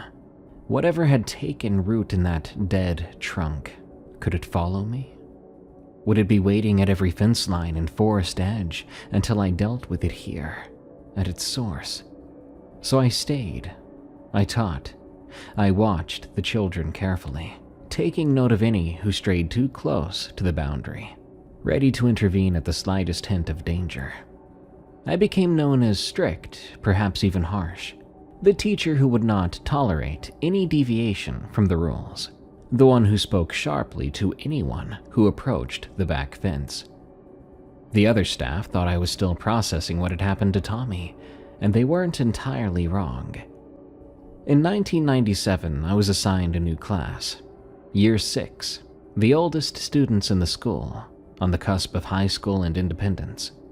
Among them were 2 boys who would test every limit I'd ever set. Their names were Daniel Croft and Samuel Murray. They'd been friends since kindergarten. They had that bond that forms between kids who recognize something similar in each other. In this case, a shared contempt for authority and a bottomless appetite for trouble. They weren't cruel boys, not malicious. They simply didn't believe that rules applied to them. I recognized the type immediately. I'd taught dozens like them over the years. Normally, these kinds of students would respond well to firm boundaries and clear consequences. You establish your authority early, demonstrate that you will not be manipulated, and eventually reach an understanding. Daniel and Sam, however, they were different. They seemed to take my strictness as a personal challenge. The conflict began in the second week of term, when I caught them sneaking toward the back fence during lunch break. They were about 20 meters from it, far closer than any other student would venture, their eyes fixated on the gray shape of the tree visible above the new barbed wire. "Stop." They turned, their faces a blend of surprise and defiance that I'd come to expect. "What do you think you're doing?" I asked. Daniel, the bolder of the two, shrugged with elaborate nonchalance. "Just looking, sir. Didn't know that was against the law." "You know the rules. No one goes near the fence, no one goes near the bush. Go back to the main field now." Sam smirked. "Is it because of the kid that got killed? Tommy something?" I felt something cold move through my chest. "Go now." They went, but I saw them exchange a glance as they walked away, and I knew that this wasn't over. Over the following weeks, Daniel and Sam became increasingly fixated on the tree. They kept asking questions in class that seemed designed to provoke me, about local history and indigenous legends, even unsolved crimes in the district. They whispered to other students in the corridors, spreading stories that grew more lurid with each telling. They tested my patience at every opportunity, pushing closer and closer to the boundary whenever they thought I wasn't watching. The confrontation I'd been dreading came during a history lesson in the third week of term. We were discussing the impact of European settlement on indigenous communities, a sensitive topic I always approached with care, when Daniel raised his hand. "Sir, what about the sacred sites, the places the Aboriginal people wouldn't go?" I should have seen it coming. "There were many such places," I said carefully. "Some were sacred in a positive sense, ceremonial grounds, places of significance. Others were avoided for different reasons." "What kind of reasons?" Sam asked, and I could hear the trap being laid. "Various reasons. Some places were associated with dangerous spirits or..." "Like the tree behind the school?" The classroom went silent. 24 pairs of eyes turned toward me, waiting for an answer. Daniel was smiling, the infuriating smile of a child who believes he has outmaneuvered an adult. "That is not what we're discussing today," I said, keeping my voice level. "But it's the same thing, isn't it?" A girl named Jessica spoke up from the back row. One of the quieter students, usually, not given to confrontation. "My nan says the black fellas never went near that tree. Says it's been there forever and that something bad lives in it."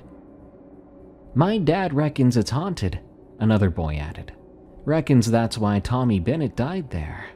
The tree got him." The tree did not get anyone. My voice was pointed. Tommy Bennett's death was a tragedy, and I won't have it turned into a ghost story for your entertainment. "Then what did happen?" Daniel leaned forward, his eyes bright. "You were there, sir. You found him. Everyone knows that. So what really happened? What did you see?" The room was very still. I could hear the clock ticking on the wall, the distant shouts of younger children at play, the whisper of wind through the open window. And beneath it all, like a pulse, like a heartbeat, I could hear the echo of those sounds in the tree. The wet tearing, the slow crunch, the deep and joyful breath. "I saw a child dead," I said quietly. "I saw grief and horror and loss. That's what I saw, Daniel. That's what death looks like. It's no story, it's not an adventure, it's the end of everything that person was or could have been. And if you had any decency, any respect for Tommy or his family, you would stop treating it as entertainment." Something flicked across Daniel's face. Shame, I hoped, or the beginning of understanding. But Sam leaned over and whispered something in his ear, and the moment passed. "What about the tree, though?" Sam pressed. "Jessica's nan isn't the only one who says things about it. Everyone in town knows there's something wrong with it. Everyone knows kids aren't supposed to go near it. But no one will say why. Don't you think that's weird?" "Some things are better left alone," I said. "That's what adults always say when they don't want to tell you the truth." "No," I met his eyes, held them. "That's what adults say when the truth is too dangerous for children to hear. When knowing something could put you in harm's way. There are things in this world you are not equipped to understand or to fight. That tree is one of them, and if you value your life, Samuel Murray, you will stay away from it." The bell rang. The students filed out in unusual silence, casting glances back at me as they went. Daniel and Sam were last to leave, and at the door, Daniel paused. "You know what's in the tree, don't you, sir?" he said. "You've seen it. Get to your next class, Daniel." He smiled, infuriating me even more, but I didn't say anything, and he walked away.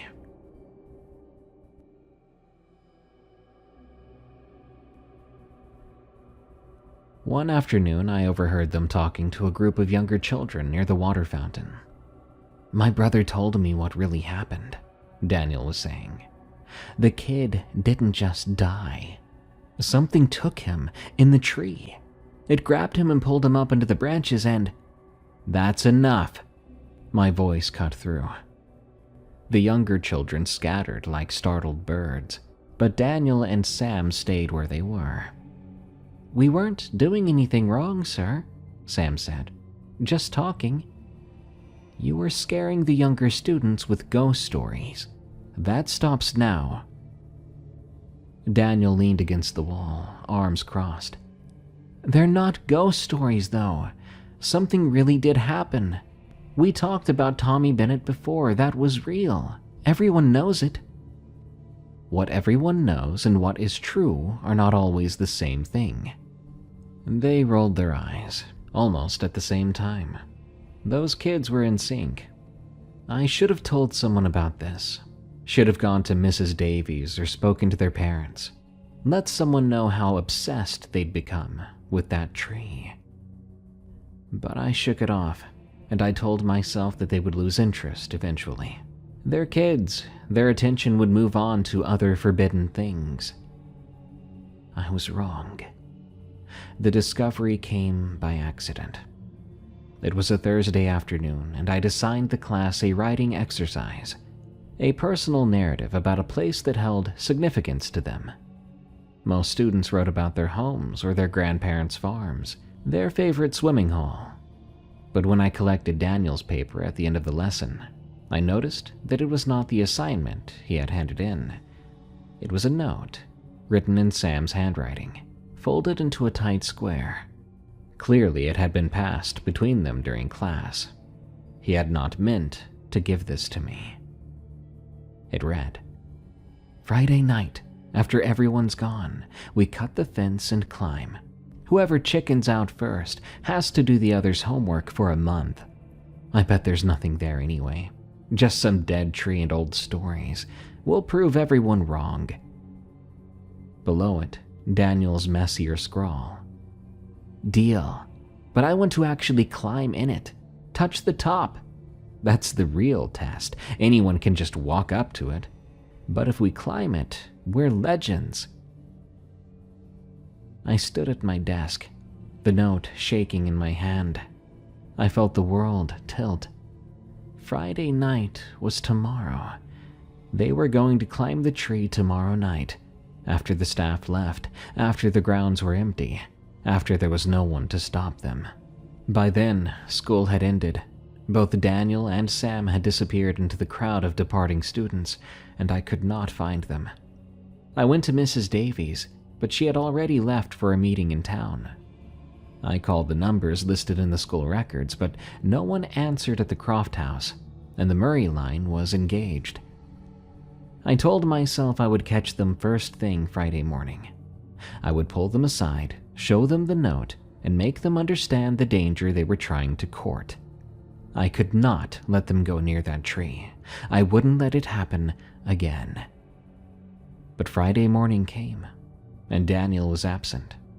A stomach bug, his mother said when she called the office. He would be back on Monday. And Sam, when I tried to speak with him before class, simply looked at me with those defiant eyes. "I don't know what you're talking about, sir. There's no plan, we're just mucking around." He was lying. I knew he was lying. But I had no proof beyond a confiscated note. And when I brought it to the principal, she told me I was welcome to stay after school to keep an eye out. Great. I watched Sam throughout the day, saw him watching the clock, and I felt the hours slipping away like sand through an hourglass. The night it happened was a Friday in late October. The days were growing longer again, the jacarandas blooming along the main street in cascades of purple. I'd stayed late at school, as I often did, marking assignments and preparing lessons for the following week. But this time I was not preparing lessons. Instead, I was waiting, watching the car park, hoping to catch the two before they could enact their plan. By 7 o'clock, the school was dark and silent. No sign of the boys. I told myself that perhaps they had abandoned the plan. Perhaps Daniel's illness had been real, had kept him from the rendezvous. Perhaps Sam had come to his senses. So I waited a while longer. And still, nothing happened. I drove home. I ate dinner without even tasting it, and then at 9 o'clock, my telephone rang. It was Sarah Murray, and even before she spoke, I knew. "Have you seen Sam?" Her voice sounded worried. "He was supposed to be home for dinner. I've called his friends and driven all the usual places, but Daniel Croft is missing too. His mother just rang me, said he snuck out when she thought he was in bed. No one has seen either of them since school let out." That painful cold in my chest was like a knife. "I know where they are. The tree." "What?" Where? But I'd already hung up. I grabbed my keys and ran for the car, the note's words burning in my mind. We cut the fence and climb. Whoever chickens out first has to do the other's homework for a month. Of course they'd gone. The school was dark when I arrived. I parked at the front gate, leaving the engine running, and ran across the playing field. The grass was wet with dew. The air was heavy with the smell of approaching summer. And above me, the stars were cold and silent, indifferent to what was happening below. The fence had been cut. Someone had taken wire cutters to the mesh, creating a hole large enough for a child to crawl through. I squeezed through the gap, feeling the barbed wire catch at my shirt, and I plunged into the bush. The tree was ahead of me. I could see it through the scrub. And standing at its base, motionless, was a figure. Sam. He was alone. His back was to me, his head tilted upward, his body completely still. He might have been a statue carved from the same pale wood as the tree itself. He didn't react to my approach. He did not turn at the sound of my crashing footsteps. Sam.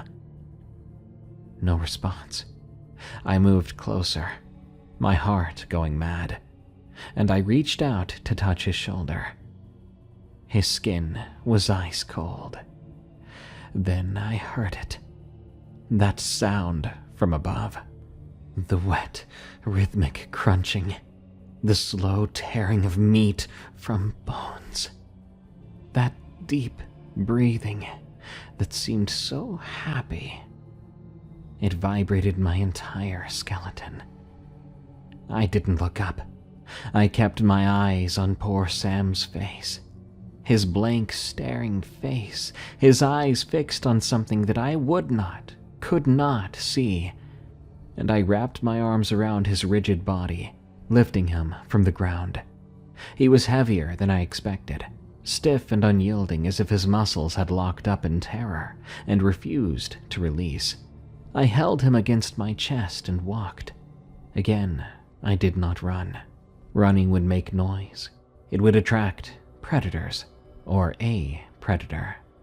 So I walked painfully slow, one step at a time, while the sounds above us continued, while that cold wind began to blow from the branches, while every instinct I had screamed at me to drop the boy.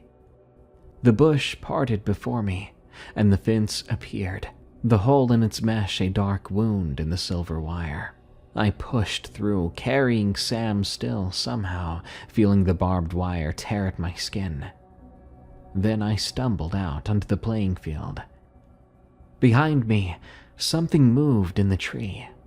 I heard the scrape of weight shifting against wood, the creaking of branches bending.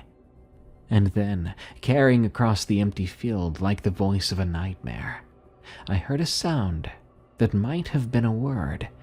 It might have been a name, but it could have been nothing at all. Whatever it was, it froze my blood and made me finally, truly run. Across the dew-wet grass toward the lights of the school. The police found Daniel Croft's remains a day later. He was in the tree, like Tommy Bennett before him, wedged into a hollow high in the branches. The official story was that he had fallen while climbing, that his injuries were consistent with impact trauma, and that Sam Murray had witnessed the accident and had been rendered catatonic with shock. Another tragedy, the papers concluded, but nothing suspicious, nothing criminal, nothing worth investigating further. I gave my statement 3 times to the local police, then to detectives from the regional command, then to some woman in a gray suit who never identified her agency. I told them exactly what had happened, how I'd found Sam, how I'd carried him out, how I'd heard sounds in the tree but had seen nothing. They wrote it all down. They thanked me for my cooperation, and I never heard from them again. Sam was taken to a psychiatric facility in Newcastle. His parents visited once, then twice, and then stopped coming. I heard later they had divorced. His mother had moved interstate, and his father had drunk himself into an early grave. Sam remained in the facility, unresponsive, unspeaking, staring at a wall that only he could see. I should have let it go. Really, I should have accepted that I had done everything I could, that 2 children were dead and 1 was destroyed, that there was nothing more to be done. The authorities had investigated, the case was closed, life would go on. But I couldn't do that, because that damned tree was still standing there. And as long as it stood, as long as whatever lived in it was still up there, more children would die. More parents would grieve, their lives destroyed. More innocent lives would be offered up to whatever ancient hunger had taken root in that place. I made my plan in the weeks that followed. It was simple, probably foolishly simple. I would return to the tree on a weekend when the school was empty. I would bring fuel and matches, and I would burn the standing tree to the ground. I knew the risks. The bush was dry, the fire danger was high. What I was planning to do was arson at best, environmental catastrophe at worst. But I'd heard the sounds, and I'd felt the cold. I'd seen what was left of Tommy Bennett and Daniel Croft, and I knew that no risk was too great if it meant ending this. Trust me, I considered chopping it down, but I don't think I'd last that long beneath the tree. Do you think whatever lived in it would let me do that? It was a Saturday afternoon. The school was deserted, the car park empty, and the buildings silent. I parked on a side street, out of sight, and I walked in carefully with a plastic container of petrol and a box of matches in my bag. The sun was hot on my shoulders. The cicadas screamed in the trees. The hole in that fence had been repaired, but I had brought wire cutters. I made a new, larger opening this time, pushing through into the bush. The undergrowth was thick after the spring rains, vines and ferns crowding the ground. But the path to the tree was clear. It always was. When I reached the trunk, I set down my bag and unscrewed the cap of the petrol container. The smell hit me immediately. My hands were steady. My mind was calm. I knew what I had to do. I began to pour. The petrol splashed against the pale bark, darkening it, running down in rivulets to pull at the base. I walked around the trunk, spreading the fuel as widely as I could, working quickly, methodically. I listened closely to the branches above, but they were silent. The thing in the tree was asleep, or was it waiting, or was it watching? No, I was wrong. I heard it then. Something moving on the bark, descending. I fumbled for the matches. My hands were trembling now. The calm had shattered, replaced by raw terror. I struck one match, then another, but they wouldn't catch. The heads kept crumbling against the strip. The crawling sound grew closer. I could hear the scrape of something against the wood, the slow, patient moving of something large descending the far side of that trunk. In seconds, it would round the curve of the bark, and in seconds I would see it. A third match, a fourth. They crumbled, useless, the phosphorus turning to dust. Police, don't move. The beam of a flashlight hit me full in the face. I stumbled backward, blinded, the matches scattering from my hand. Through the glare, I could see a uniformed figure, torch in one hand, the other raised in a gesture of command. Drop whatever you're holding and put your hands on your head. I dropped the empty petrol container. I raised my hands. and I heard behind me the sound of something retreating up the tree, climbing back into the branches, returning to its place of waiting. The officer who arrested me was young, barely out of training. He did not understand what he had interrupted. He saw a man dousing a tree with petrol very close to school property. To him, it was attempted arson, reckless endangerment, willful destruction of property. He did not see the thing in the branches, nor did he hear the sounds descending the tree. He saw only a crime, and he did his duty. I did not resist. There was no point to. I allowed myself to be handcuffed and to be led back through the fence, placed in the back of the police car. Apparently, he had followed me when I parked on the side street. As we drove away, I looked back at the school, at the dark line of the bush behind it, and even from there I saw its gray shape. It was still there. It would always be there. I had failed. The trial took 3 months. I was charged with attempted arson, trespass, and reckless endangerment of life. The prosecution painted me as a disturbed individual, one who had become obsessed with the deaths of children at the school where I'd taught, unable to accept that they had been tragic accidents. My lawyer argued diminished responsibility, citing the trauma I'd experienced, the stress of witnessing the aftermath of 2 deaths in my workplace. And the judge, he was sympathetic, or maybe pragmatic. I was sentenced to 18 months, suspended with mandatory psychological counseling. But officially, my teaching career was over. The school board terminated my employment immediately. No other district would hire me.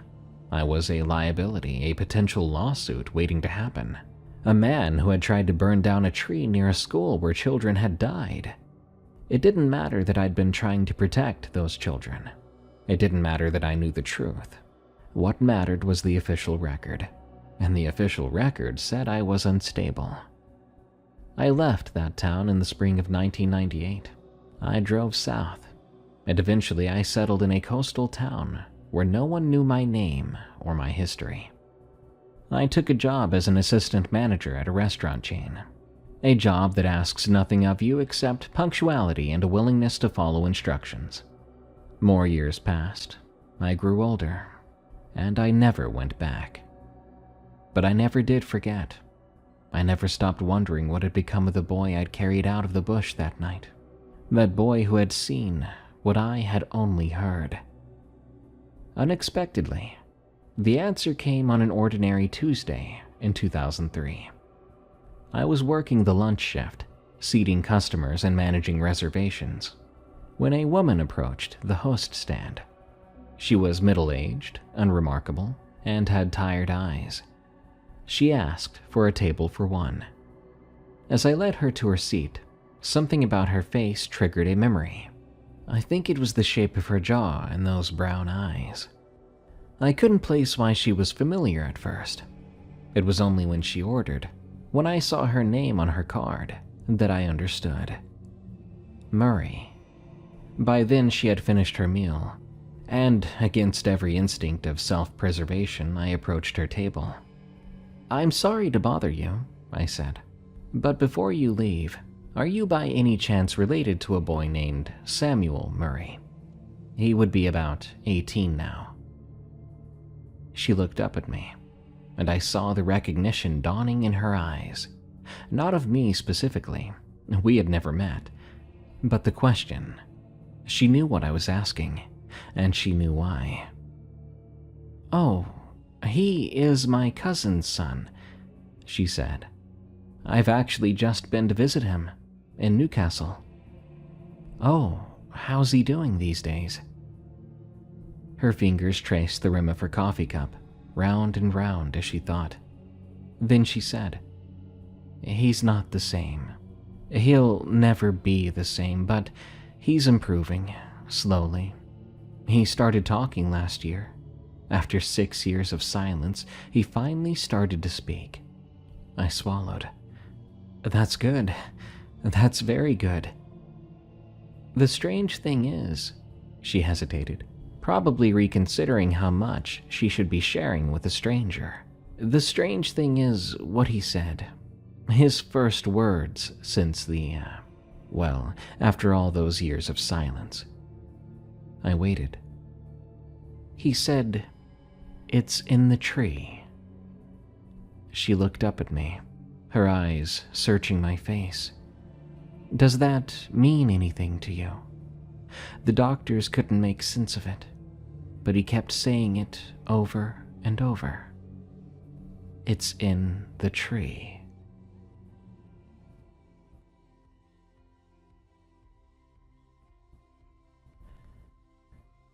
My God, I'm not sure what it was about this one, but this story really freaked me out. We moved recently to a new house, and it's the first time we have a room with one of those stereotypical tree right by the bedroom window situations, specifically the window in my son's room. I didn't give it a second thought until reading this story, but now I've got chills, and I might check on my son while he's sleeping when I'm done here. Thank you for listening.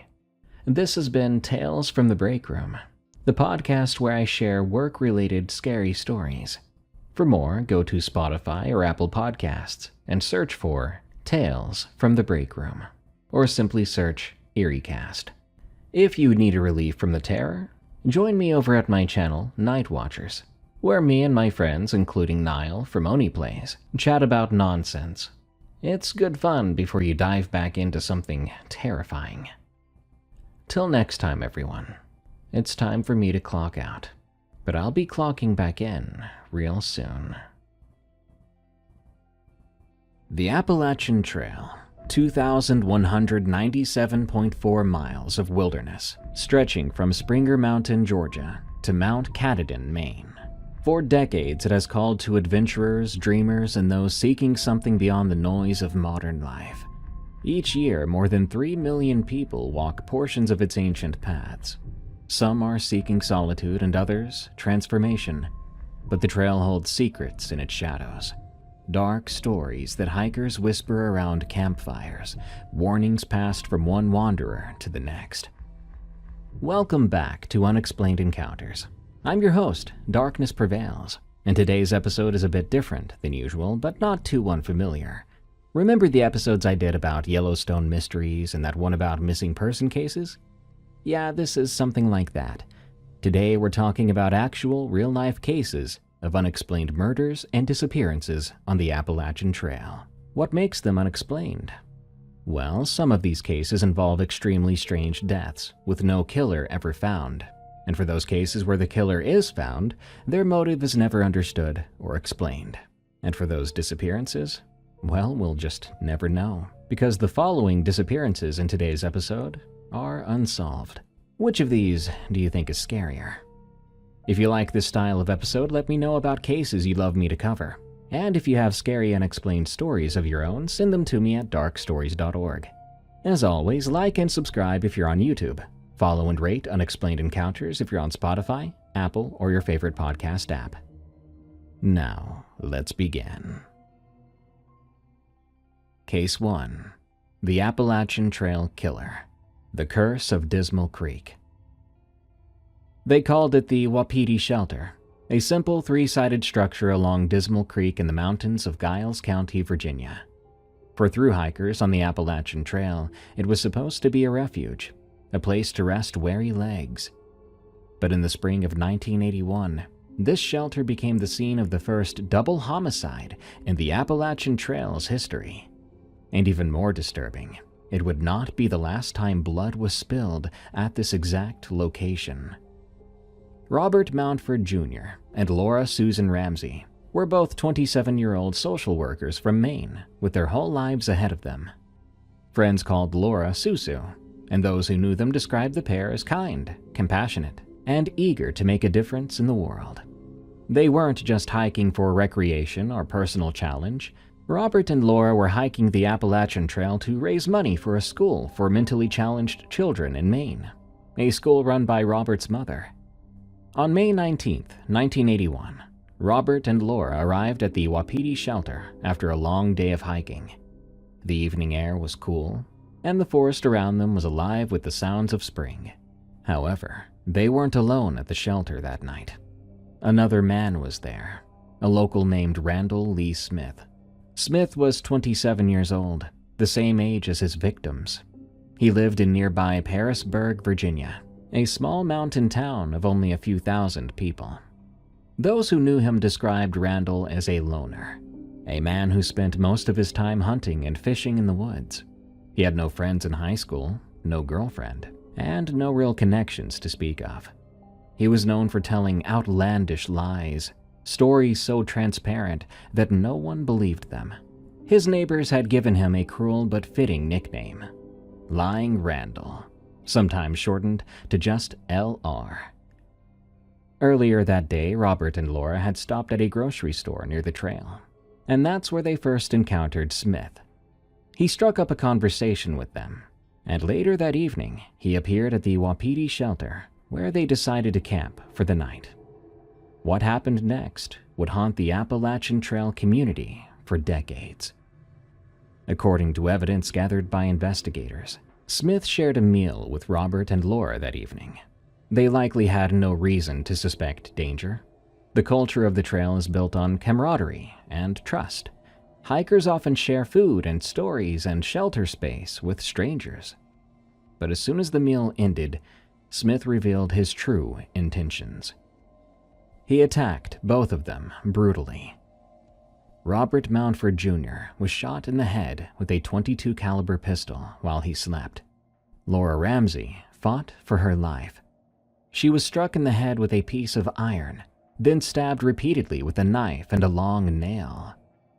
Forensic evidence would later show she had defensive wounds on her hands, proof she had fought back desperately against her attacker. Investigators believed she may have been sexually assaulted before her murder, though Smith never admitted to this. After killing both of them, Smith dragged their bodies away from the shelter and placed them inside their sleeping bags. He then buried them in shallow graves covered with leaves and debris, hoping to conceal his crimes. Then he began methodically covering his tracks. He traveled to multiple shelters along the trail, removing pages from the logbooks where Robert and Laura had signed their names. He stole items from their belongings and took them back to his home. But Randall Lee Smith wasn't as clever as he thought. When Robert and Laura were reported missing, witnesses came forward. Other hikers had seen Smith with the couple shortly before they disappeared. Some recalled him telling them that he knew what had happened to the missing hikers, a chilling statement that immediately drew suspicion. When a cadaver dog finally located the bodies nearly 2 weeks after the murders, investigators found a critical piece of evidence, a bloody fingerprint inside of one of Laura's paperback novels. And that fingerprint belonged to Randall Lee Smith. A search of Smith's home turned up even more damning evidence. Blood-soaked blue jeans belonging to the victims, items stolen from their packs, and a bizarre handwritten note claiming that Smith had been abducted by 2 people who were going to kill him, an obvious attempt to create an alibi. Smith fled to Myrtle Beach, South Carolina, where he abandoned his truck with another strange note stuffed in the ashtray. The note read, "This boy and girl had been so nice to me. It's going to be a real shame when the time comes to get rid of them." Police tracked him down and tricked him into revealing his identity by telling him the bug bites on his arms were serious and required medical attention. When he signed the medical forms, they had him. Back in Virginia, Smith initially claimed amnesia, insisting he didn't know who he was or why he was in South Carolina. But he soon stopped talking altogether, refusing to discuss the murders. Despite the mountain of evidence against him, prosecutors were worried. They could not establish a clear motive, and they feared the case might not guarantee a conviction. After consulting with the victims' families, they offered Smith a plea bargain. On the day before his trial was set to begin, Randall Lee Smith pleaded guilty to 2 counts of second-degree murder. He was sentenced to 30 years in prison, 2 concurrent 15-year terms. The sentencing sparked outrage. Members of the hiking community protested outside the courthouse. Law enforcement officials were furious. A spokesman for the Appalachian Trail Conservancy, then called the Appalachian Trail Conference, stated that Smith was the first person convicted of murdering a hiker who has had or will have an opportunity to leave prison. The local district attorney election was directly affected by the controversy. But the most disturbing part of the story was yet to come. In 1996, after serving just 15 years of his 30-year sentence, Randall Lee Smith was released on mandatory parole for good behavior. He returned to Pearisburg and moved back in with his mother, Loretta Smith, into the same small run-down house where he had grown up. Loretta told reporters she was excited to have her son home. She had visited him only once during his entire 15 years in prison. Smith's return to the community was met with a mixture of fear and denial. Some neighbors later admitted they believed he would eventually commit another violent crime. But most people simply tried to ignore his presence. He remained a loner, wandering the woods and the trail he had once stained with blood. His nickname, Lying Randall, followed him, and people sometimes called him that to his face. For 12 years, Smith lived quietly in Pearisburg. Quietly, but not innocently. In early May 2008, neighbors noticed they had not seen Randall Lee Smith for several days. His utilities had been shut off for non-payment, and people began to worry, or rather were curious about, his welfare. Some assumed he'd simply gone off into the woods along the Appalachian Trail. It was something he did often, but when he didn't return, the neighbors organized search parties and hung missing person posters in town and along the trail. Randall Lee Smith wasn't missing, though. He was hunting. On May 6, 2008, 2 friends, Sean Farmer, a 33-year-old coal truck driver, and Scott Johnston, a 38-year-old ceramic tile layer, went on a fishing trip at Dismal Creek, near the Appalachian Trail in Virginia. They were lifelong friends from Bluefield, Virginia, and they had fished this area many times before. They had no idea they were about to become the latest victims of the Appalachian Trail killer. That afternoon, while Scott Johnston was fishing alone, a gaunt, frail-looking man with a white beard approached him. The stranger was wearing expensive camouflage clothing and new hiking boots, despite appearing as though he'd been living in the woods. He introduced himself as Ricky Williams and asked if he could fish alongside Scott. The two spent hours fishing together, reportedly catching a lot of trout. That evening, the man who called himself Ricky Williams appeared at the campsite where Scott and Sean had set up camp. He was accompanied by a dog, claiming he had recently found the animal. Sean and Scott, being friendly and generous as hikers often are, invited the stranger to join them for dinner. They shared their food and conversation as darkness fell over the woods. The stranger hung around long after dinner ended, even though he claimed his own camp was over an hour away. At 8:30 p.m., he finally announced he was leaving. Sean and Scott relaxed, probably relieved to have their campsite to themselves again. Then, without warning or provocation, Randall Lee Smith pulled out a .22 caliber revolver and began shooting. He shot Sean Farmer twice. He shot Scott Johnston twice. The attack was sudden, brutal, and without mercy, just like the murders he had committed 27 years earlier in almost the exact same location. This was Dismal Creek. This was near the Wapiti shelter. History was repeating itself, and Smith had returned to the scene of his original crimes. But this time, something went wrong, at least for Smith. Despite their serious injuries, both Sean and Scott survived. In a remarkable display of sheer will, the two wounded men managed to escape. They climbed into Smith's truck and drove 40 miles to the nearest hospital. Sean had been shot in the head and shoulder, and Scott's injuries were also severe, but they both lived. Meanwhile, Smith fled the scene in Scott Johnston's Ford Ranger pickup truck. he was spotted by a Virginia state trooper, which led to a high-speed chase through the mountain roads. Smith crashed and overturned the truck during the pursuit. He was pulled from the wreckage and arrested at the scene, charged with 2 counts of attempted murder. While being treated for injuries sustained in the crash, Smith was transferred to the medical wing of the New River Regional Jail. In a strange twist of fate, the assistant superintendent of that jail had once been a member of the investigative team that discovered Robert Mountford's and Laura Ramsey's bodies in 1981. He had also been the first officer to respond when Smith was arrested in Myrtle Beach. Now, nearly 3 decades later, he was overseeing Smith's detention for nearly identical crimes. Smith tried to claim he had shot Farmer and Johnston in self-defense, but no one believed him. On the evening of May 10, 2008, just 4 days after the shooting, Randall Lee Smith was found unconscious in his cell. Despite attempts to revive him, he died at the age of 54.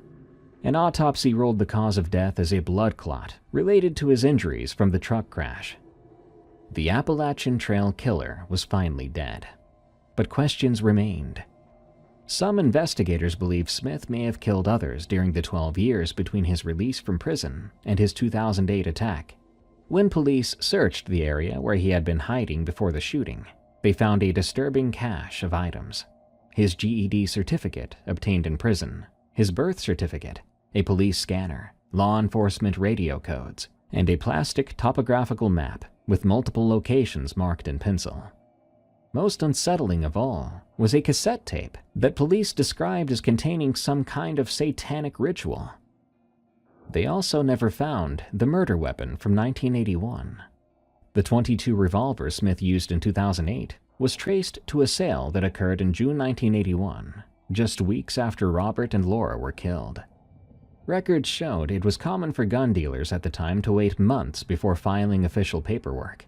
It's entirely possible that Smith purchased that same gun in April or May 1981 and used it to murder Robert Mountford Jr.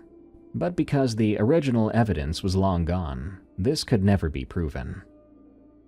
Why did Randall Lee Smith kill? What drove him to commit such horrific violence not once but twice at nearly the same location on the Appalachian Trail? Various theories have emerged over the decades. Some believe Smith became romantically obsessed with Laura Ramsey after she was friendly to him at the grocery store, and he killed her and Robert in a jealous rage. A 1985 book about the murders suggested Smith was delusional and living out violent fantasies due to a troubled childhood. Another theory proposed that Robert and Laura, as social workers, recognized Smith's psychological issues and were trying to help him, but they provoked his anger instead. One chilling theory suggests Smith believed the Appalachian Trail belonged to him. He saw other hikers as interlopers, intruders on his territory, and he felt justified in killing them. Whatever his motivation, Randall Lee Smith left a permanent scar on the Appalachian Trail. The Wapiti Shelter, once a peaceful refuge for tired hikers, became synonymous with violence and death. To this day, hikers who pass through that section of the trail report an overwhelming sense of unease. The U.S. Forest Service closed the road leading to the Wapiti Shelter after the 1981 murders, turning what used to be a short walk into a 2-mile trek. But that didn't stop the killer from returning. Today, Sean Farmer and Scott Johnston are still alive, living testaments to both the randomness of evil and the strength of the human spirit. Despite their traumatic experience, both men have returned to Dismal Creek to fish. They refuse to let Randall Lee Smith's evil take away the place they love. Case 2. The Unsolved Murder of Louise Chaput. November in the White Mountains of New Hampshire is a study in contrasts. The fall foliage has faded, leaving skeletal trees against gray skies. The air carries a sharp bite, a warning that winter is coming. But for experienced hikers, this is a beautiful time to explore, with fewer crowds and peaceful trails. Louise Chaput loved the White Mountains. The 52-year-old psychologist from Sherbrooke, Quebec, had hiked the region many times before. She knew the trails, understood the risks, and never let fear keep her from doing what she loved. In November 2001, she was planning another hiking trip with friends, a group of women who shared her passion for the outdoors. But when those plans fell through after the recent events of September 11th, Louise made a decision that would ultimately cost her her life. She decided to go alone. On Thursday morning, November 15th, 2001, Louise packed her hiking gear into her silver Ford Focus station wagon. She said goodbye to her longtime boyfriend and her 2 daughters. Louise told them she would be gone for 3 days, hiking around Mount Washington and staying at the Joe Dodge Lodge at the Appalachian Mountain Club's Pinkham Notch Visitor Center. She would be back by Monday evening, November 19th. Louise's daughters would later remember their mother as an active, vibrant woman who lived by a simple philosophy. You have to earn your dinner. You have to do something. She was sociable, friendly, generous to a fault, and deeply passionate about the outdoors. Her friend, Denise Masson, recalled, "She thought the White Mountains were beautiful. She liked it there." Louise crossed from Canada into the United States at Norton, Vermont at 11:45 a.m. Security cameras and border records confirmed the exact time. About an hour later, she stopped for gas at a convenience store in Colebrook, New Hampshire. A credit card receipt found in her car would later place her at that exact location. Then she continued south toward Pinkham Notch. She arrived at approximately 3 p.m., just as daylight was beginning to fade. The Pinkham Notch Visitor Center sits in a dramatic location, nestled in the valley beneath Mount Washington, the highest peak in the northeastern United States at 6,288 feet. The area is renowned for its unpredictable and often deadly weather. But Louise wasn't planning to summit Mount Washington that afternoon. She had a reservation at the Joe Dodge Lodge for the night and planned to do her serious hiking over the next 2 days. Before checking in, Louise stopped at the visitor center and asked an Appalachian Mountain Club employee for a recommendation. She explained that she had been driving for many hours and wanted to do a short, easy hike before dark, just enough to stretch her legs and earn her dinner. The employee, noticing her French accent, suggested the Lost Pond Trail, which began just across the street from the lodge. It was a simple loop, perfect for someone who had been sitting in a car all day. Louise thanked him, walked out the door, and headed toward the trailhead. She was never seen alive again. The clerk at the Joe Dodge Lodge waited for Louise to check in that evening. She never arrived. Her reserved room sat empty. But solo hikers sometimes change their plans, and the staff had no reason to panic. Not yet. Louise's boyfriend and daughters expected her home by the evening of November 19th. When she didn't return and didn't call, they grew concerned. By November 20th, they were terrified. They contacted authorities and reported her missing. Her silver Ford Focus was found parked at a trailhead near the Pinkham Notch area. Inside the car, investigators found the credit card receipt from the Colebrook convenience store. But Louise and her hiking gear were nowhere to be found. For 3 days, search teams fought brutal conditions to look for Louise Chaput. Temperatures had dropped dangerously low, and deep snow made the search treacherous. Dozens of volunteers combed the trails around Mount Washington, desperately hoping to find her alive, perhaps injured or lost. The White Mountains are notoriously dangerous. Hikers have died from exposure, falls, and sudden weather changes. Everyone hoped this was a rescue mission, but it wasn't. On November 22nd, 2001, 3 days after Louise was reported missing, hikers made a horrific discovery along the Glen Boulder Trail, about 200 feet off the main path. They found Louise Chaput's body, partially concealed in the woods. She was wearing black fleece pants, a red nylon jacket, and white Reebok sneakers, casual clothing that confirmed she had only planned a short hike when she set out from the visitor center. She hadn't died from exposure or a fall. She hadn't succumbed to the elements or gotten lost in the wilderness. No, Louise Chaput had been murdered. The medical examiner's report revealed the brutal truth. Louise had been stabbed multiple times.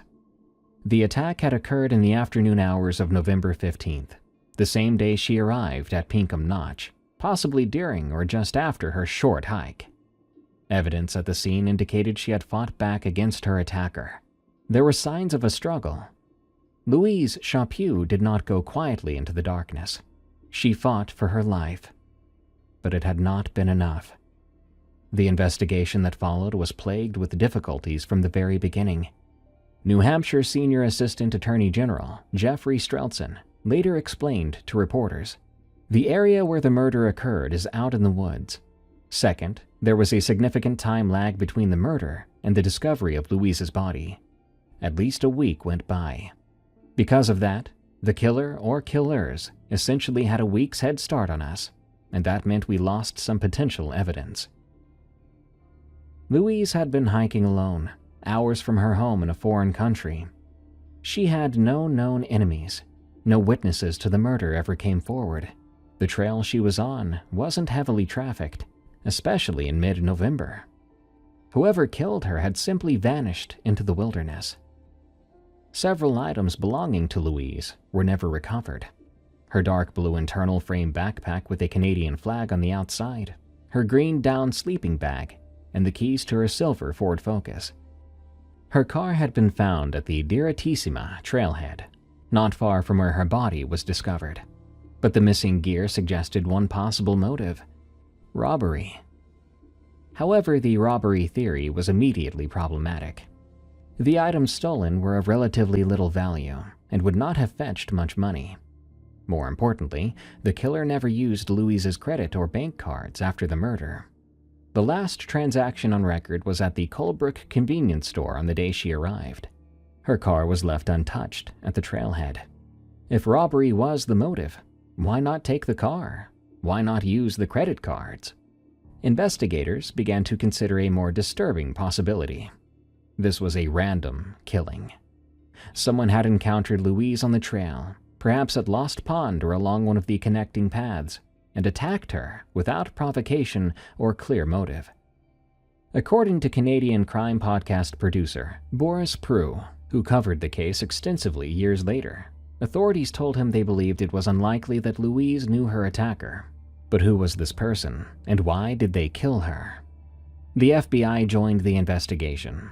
The New Hampshire State Police devoted significant resources to the case. They interviewed dozens of people who had been in the area around November 15, 2001. They chased down every lead, no matter how small. They searched for anyone who might have seen something unusual, heard something suspicious, or encountered someone acting strangely on the trails. They found nothing. Years passed. The case grew cold. But Louise's family and friends refused to let her be forgotten. Every year, especially around the anniversary of her murder, they would travel to Pinkham Notch. They would meet with law enforcement, hand out posters, and generate media coverage. Louise's two longtime friends, Denise Masson and Marie Pinault, who were married and lived in Ottawa, became tireless advocates for keeping the case active. Marie Pinault was instrumental in getting the Canadian crime podcast, Syntheses, to produce a 6-part series on Louise's murder. The podcast was very popular in Canada. Louise's daughter, Constance Chaput-Raby, who was only 10 years old when her mother was killed, has spoken publicly about the case multiple times over the years. In 2021, on the 20th anniversary of the murder, she said, "Obviously, we understand that there are other cases, and it's been 20 years. But still, new eyes on the case. Maybe a new detective can see something that people didn't see before or didn't go through. Things can change. There's probably someone knowing something in the area, and as we know, almost every murderer talks about it to someone. It's such a horrible secret to carry." Constance also expressed difficulty talking to her own daughters about how their grandmother died. She said, "I think in English the term closure, which we don't have in French, is very appropriate. You never get your friend back, but at least you know what happened. In the years following the murder, investigators have periodically reached out to the hiking community, asking anyone who was in the White Mountains during that November 2001 weekend to come forward with any information. They've specifically asked hikers to watch for Louise's missing backpack with the Canadian flag insignia, her sleeping bag, and her other missing items. The case remains open with the New Hampshire Cold Case Unit. A reward is still being offered for information leading to an arrest. But, as of now, more than 20 years after Louise Chaput was stabbed to death on a beautiful trail beneath Mount Washington, no one has been arrested. No suspects have been publicly named. No one has been brought to justice. Louise Chaput was a self-employed psychologist who specialized in marital counseling. She helped people work through their problems, heal their relationships, and find happiness. She was a mother, a daughter, a friend. She loved the outdoors and had hiked the White Mountains dozens of times without incident.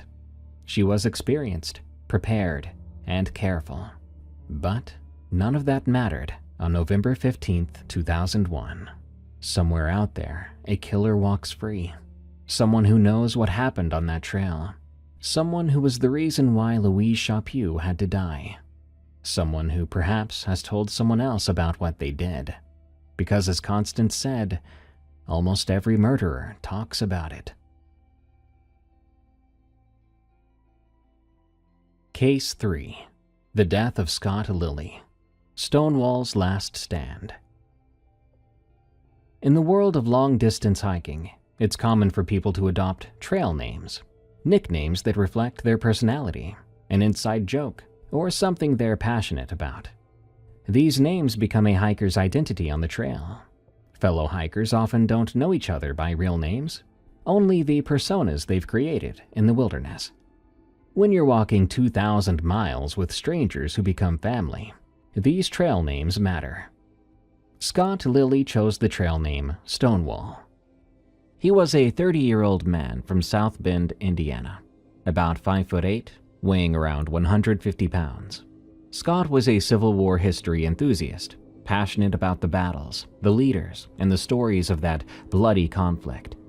His trail name was likely inspired by Thomas Stonewall Jackson, the legendary Confederate general. For Scott, hiking the Appalachian Trail was about more than just completing a physical challenge. It was a journey through history. He planned to visit Civil War battlefields along the way, walking the same ground where soldiers had fought and died more than a century earlier. Scott's sister, Allison Lilly, later described him to reporters. He was a 30-year-old man living out a dream by traveling the Appalachian Trail and visiting Civil War battlefields.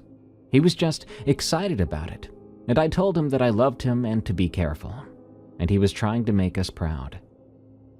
Scott had been introduced to the Appalachian Trail by his childhood minister, Pastor Craig Clapper, an experienced hiker who had spent more than 20 years exploring the trail. Scott had decided to do a section hike rather than a full through hike. He would start in Maryland and hike south to Springer Mountain, Georgia, the trail's southern terminus, completing sections over time rather than all at once. On June 15, 2011, Scott Lilly set out on his adventure. He carried a heavy pack, noticeably heavy for a section hiker, according to other people on the trail. For 6 weeks, everything went according to plan. Scott hiked through Maryland and into Virginia, stopping at shelters along the way, signing the logbooks and meeting fellow hikers. He visited Civil War sites, absorbed the history, and documented his journey. He was living the dream he had told his sister about. The last time anyone saw or heard from Scott Lilly was around July 31st, 2011. He had climbed the Priest, a 4,063-foot mountain in Nelson County, Virginia, where the Appalachian Trail crosses its summit. It's a challenging climb, but Scott made it. He stayed at the Priest shelter, about 0.6 miles east of the AT along the Old Hotel Trail. From there, he likely planned to continue north of the Cow Camp Gap shelter, another 16.8 miles away, about an average day's hike for someone in good condition. The Cow Camp Gap shelter is located slightly off the Appalachian Trail, down the Old Hotel Trail. Many hikers use it as a stopping point before heading into the nearby trail town of Buena Vista, Virginia, for resupply. It's a popular area, well used by both section hikers and through hikers. Scott never made it to Buena Vista. He never checked in with his family after July 31st. But solo hikers sometimes lose track of time or go off-grid for a while, so no one immediately panicked. On Friday morning, August 12, 2011, 12 days after Scott was last seen alive, a group of weekend hikers set out on the Old Hotel Trail in the Mount Pleasant Special Management Area. It was supposed to be a beautiful summer day in Virginia's Blue Ridge Mountains. Instead, they stumbled upon a nightmare. Just off the trail, heading toward Cow Camp Gap Shelter, the hikers discovered a body. It was partially buried in a shallow grave, concealed with leaves and debris. The sight was immediately recognizable as something terrible. This wasn't someone who had died from natural causes, nor from an accident.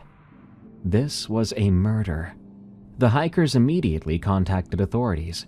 Because the body was found on federal land, with the George Washington Jefferson National Forest, the FBI took control of the investigation.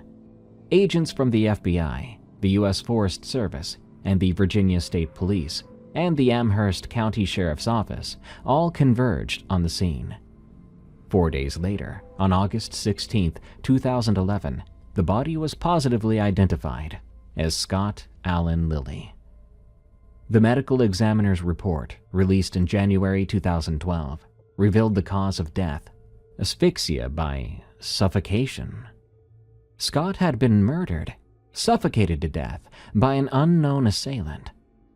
Based on the state of decomposition, investigators determined that Scott had been dead for approximately 12 days before his body had been discovered.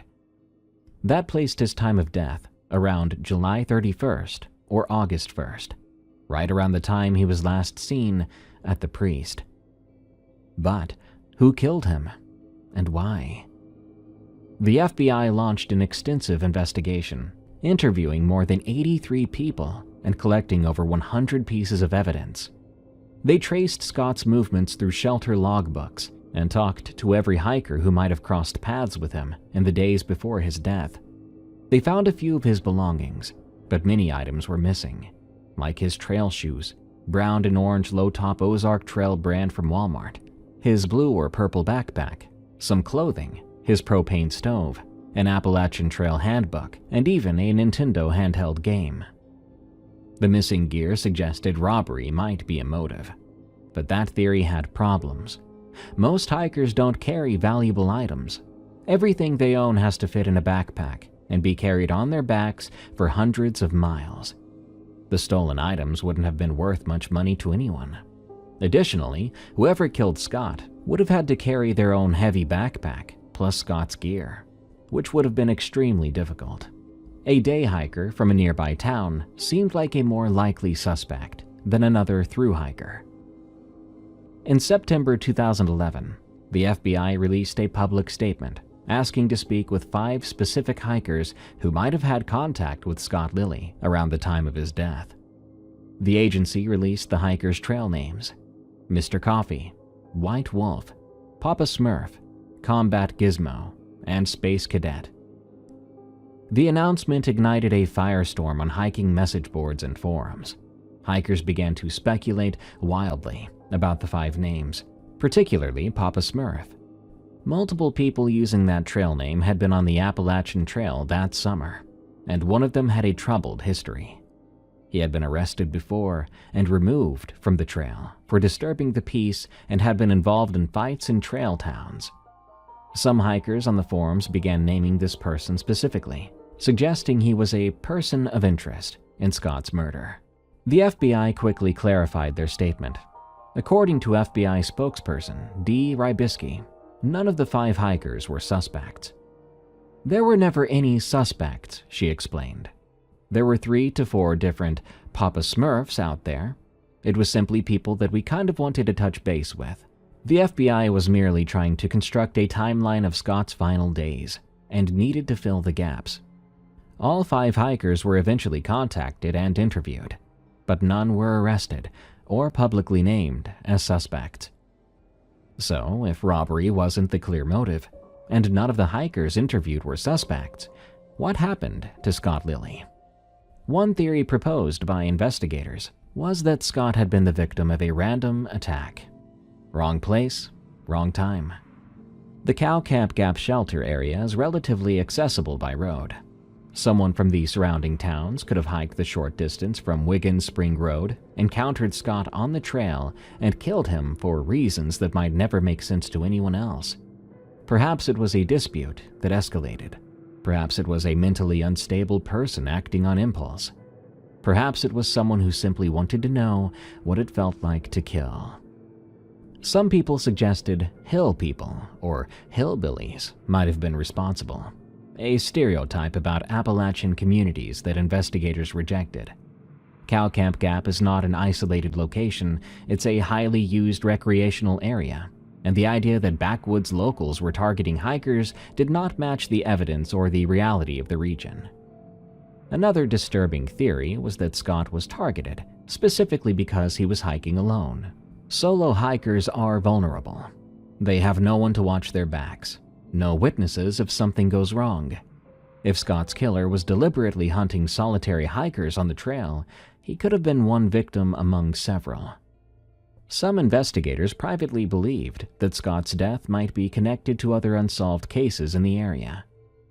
In April 2012, hoping to generate new leads, the FBI announced a $10,000 reward for information leading to the arrest and conviction of Scott's killer.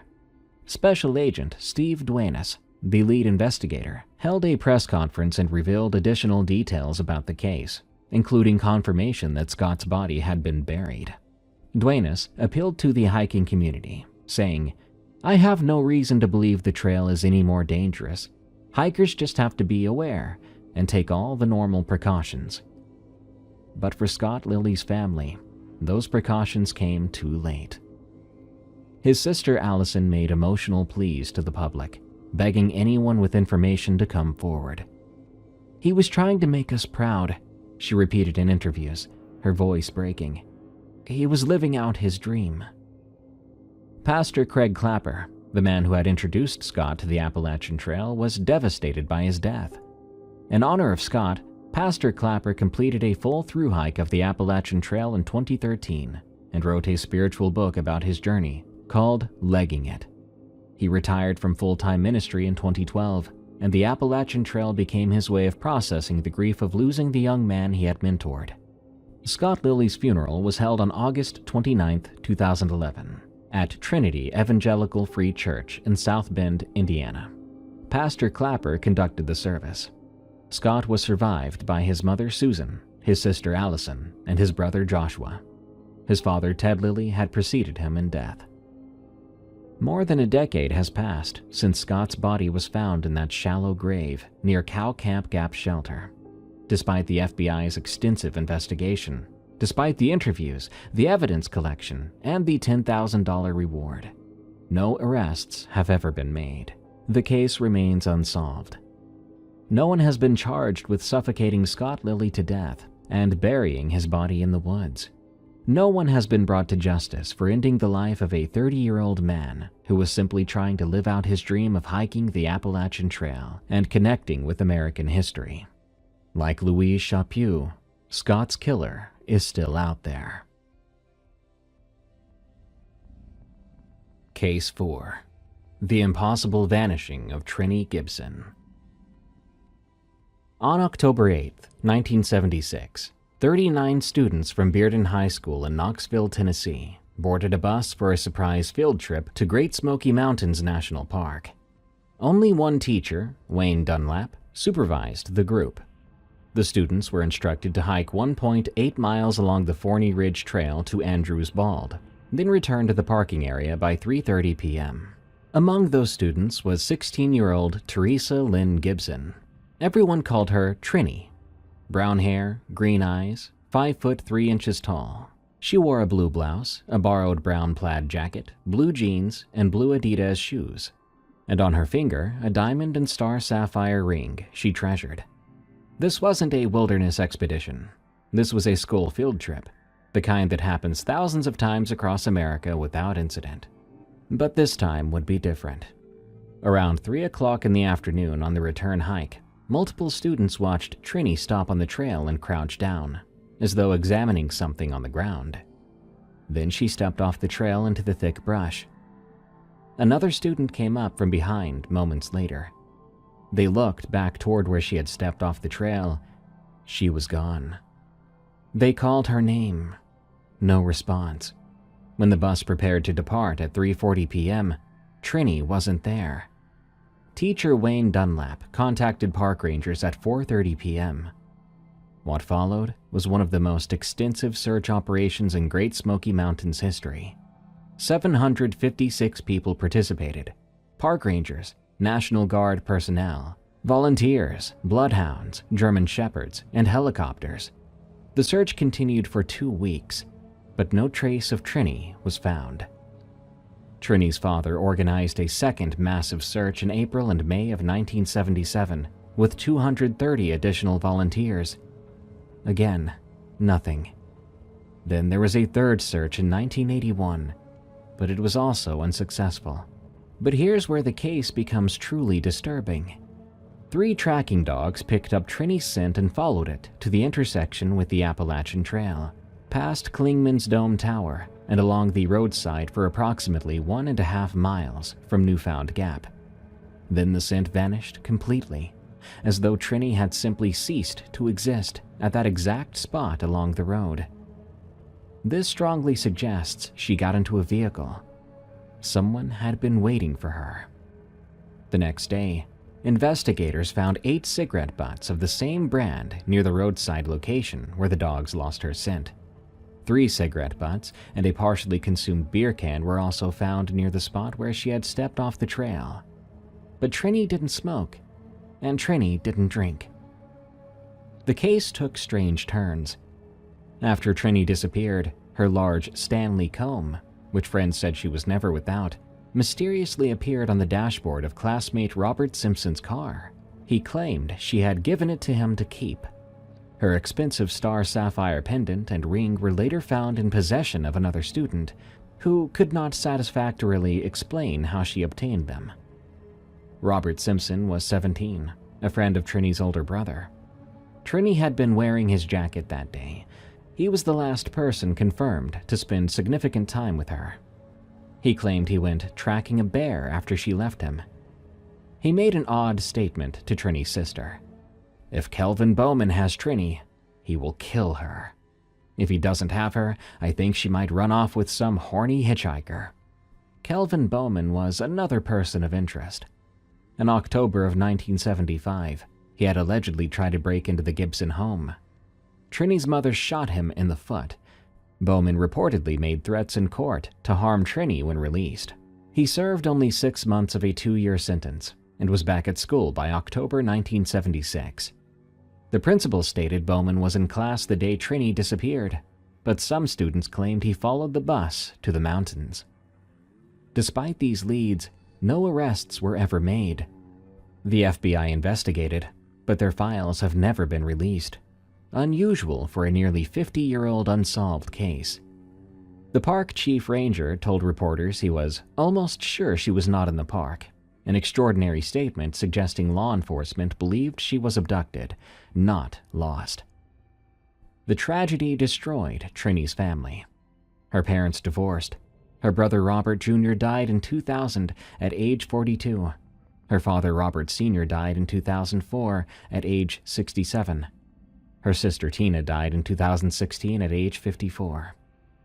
Trini Gibson stepped off the Forney Ridge Trail in broad daylight on a well-traveled path with dozens of other hikers nearby, only half a mile from a parking lot. She vanished in seconds. Multiple students saw her step into the brush, and moments later, she was gone. Tracking dogs followed her scent 1.5 miles to a roadside where it disappeared completely, with cigarette butts left by someone who had been waiting. And then her possessions mysteriously appeared in some classmates' hands weeks later. Was she abducted by Robert Simpson, or by Kelvin Bowman, or by some stranger waiting in the woods? Did someone follow the school bus from Knoxville? For 48 years, Those questions have haunted the Smoky Mountains. Trini would have been 64 years old today. Maybe she is, if she's still out there. Case 5. The Survivalist Paradox. The disappearance of Derek Luking. 24-year-old Derek Joseph Luking was obsessed with Man vs. Wild, the television show where Bear Grylls survives in extreme environments with minimal equipment. Derek went by Drock or DJ, and he had brown hair and green eyes, was 5'11", and weighed 220 pounds, with a distinctive tattoo on his left upper chest, Japanese characters meaning live or life. He was a Johnson University graduate who worked as an orderly at Peninsula Behavioral Health Center in Louisville, Tennessee. Derek wasn't an experienced outdoorsman, but he was a huge Bear Grylls fan, and according to his family, he had been increasingly unhappy with his life. He didn't like his job. He felt directionless. He had started drinking and smoking cigarettes, highly unusual behavior for him.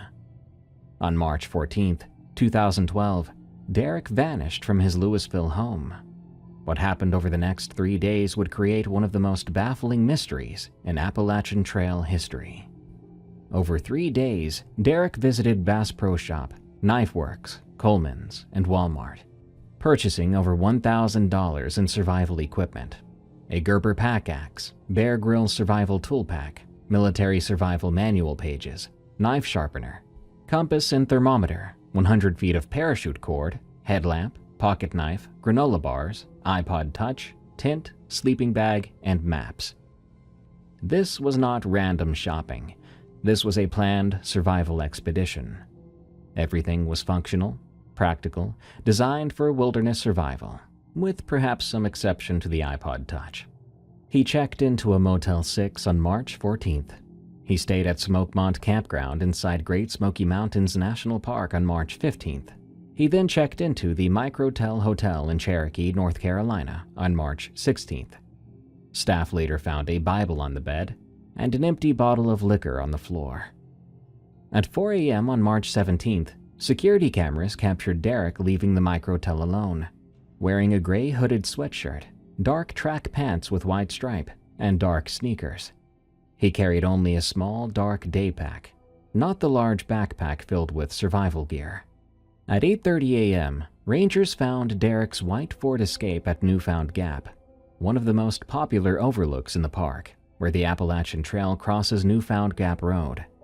Inside the car, all of Derek's expensive survival gear was there, along with his wallet, his cash, his car keys, and there was a handwritten note.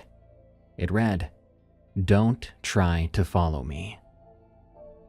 This note wasn't addressed to anyone, just a statement, a warning, or maybe a plea. March 17th was a beautiful Saturday. Sunny and mild, it was perfect hiking weather. Newfound Gap is the busiest area of the park. The parking lot was crowded, and the trails were full. Dozens, if not hundreds of people were there that morning. Despite extensive interviews, absolutely no one reported seeing Derek. Park spokesman Bob Miller called this the most disturbing thing about the case. Rangers told reporters, "There was a ton of people in the park that day. It was a nice day. Does it mean he got off the trail right away? Maybe." The complete absence of witnesses suggested Derek either immediately entered dense forest where no one would see him, or deliberately avoided people, hiding when hikers approached, moving through wilderness like a ghost. Ranger Jim Traynor said, "We would have felt better if he had bought all this gear and brought it with him." The abandoned equipment suggested a sudden change of plans, or something far more ominous. March 17th was the first anniversary of his grandfather's death, someone Derek was very close to. His father, Tim Luking, noticed behavioral changes earlier that year. When rangers asked if Derek might take his own life, Tim responded, "Up until now, I would have said absolutely not. But in the circumstances, there was that possibility." Approximately 60 searchers and 3 dog teams were deployed. 14 search teams walked over 70 miles of trails. Helicopters searched day and night. Rangers rappelled down cliffs and volunteers distributed 3,000 flyers. Family and friends personally hiked approximately 175 miles of trail combined. They found absolutely nothing. No tracks, no torn clothing, no blood, no camping gear, no sign Derek Luking had ever set foot in the wilderness. And then came the disturbing coincidence. 23-year-old Michael Giovanni Coccini from Nashville disappeared in the exact same area at almost the exact same time, last seen March 18th, only a day after Derek vanished. His car was found March 20th near Newfound Gap. Searches for both men were conducted simultaneously. Both young, both disappearing within days of each other, and both in the same small park section. Months later, human remains were found. DNA confirmed they belonged to Michael Coccini, but Derek Luking was never found. So, what happened? One theory is that Derek attempted a Bear Grylls-style survival challenge, leaving gear behind to test himself with minimal equipment. But again, he was not an experienced outdoorsman. Theory and practice are different. This plan would be extraordinarily reckless. Another theory was suicide. The anniversary of his grandfather's death, behavioral changes, the cryptic note, the Bible in the hotel room all support this. But if Derek planned to take his own life, why spend $1,000 on survival gear? Why prepare so meticulously? And where is his body? Theory 3. It was an accident. Perhaps he went to scout trails, planning to return for gear, but got lost, injured, or disoriented. The Smokies contain dense wilderness and thick rhododendron that can conceal remains for decades. But searchers should have found something by now. Blood or torn clothing, some trace. Another theory, foul play. The connection to Coccini's disappearance is deeply troubling. Two young men, similar in age and in the same area in the same week. One was found dead, and the other wasn't found. Could someone have forced Derek off trail and made him write that note? Derek Luking has been missing for 12 years. He would be 36 years old today. His family maintains a Find Derek Luking Facebook page, and the case remains open. Thanks for listening. This episode seriously messed with me, with all the usual narration I do of strange creatures or mysterious spirits and whatnot. Hearing about people just going about their business, seemingly killed for no reason, people disappearing forever when so close to the trail. It terrifies me that the normal everyday things around me, the roads I walk on and the people I pass by, could become the very reasons why I might never be seen alive again. Good night. Thanks for tuning in to this episode of Unexplained Encounters. I'm your host, Darkness Prevails, and you can follow me on X at Dark Prevails. Check out my other shows on Spotify or Apple Podcasts or your favorite podcast app. I host Tales from the Break Room, where I narrate allegedly true scary stories that happen at work, and Alone in the Woods, where I narrate allegedly true scary stories that happened in the wilderness specifically. Don't forget, if you're on YouTube, subscribe and leave a like. If you're on Spotify or Apple Podcasts or your favorite podcast app, leave me a follow and a rating or review. Thank you. Until next time, everyone, stay safe out there and stay creepy, because this world is a strange one.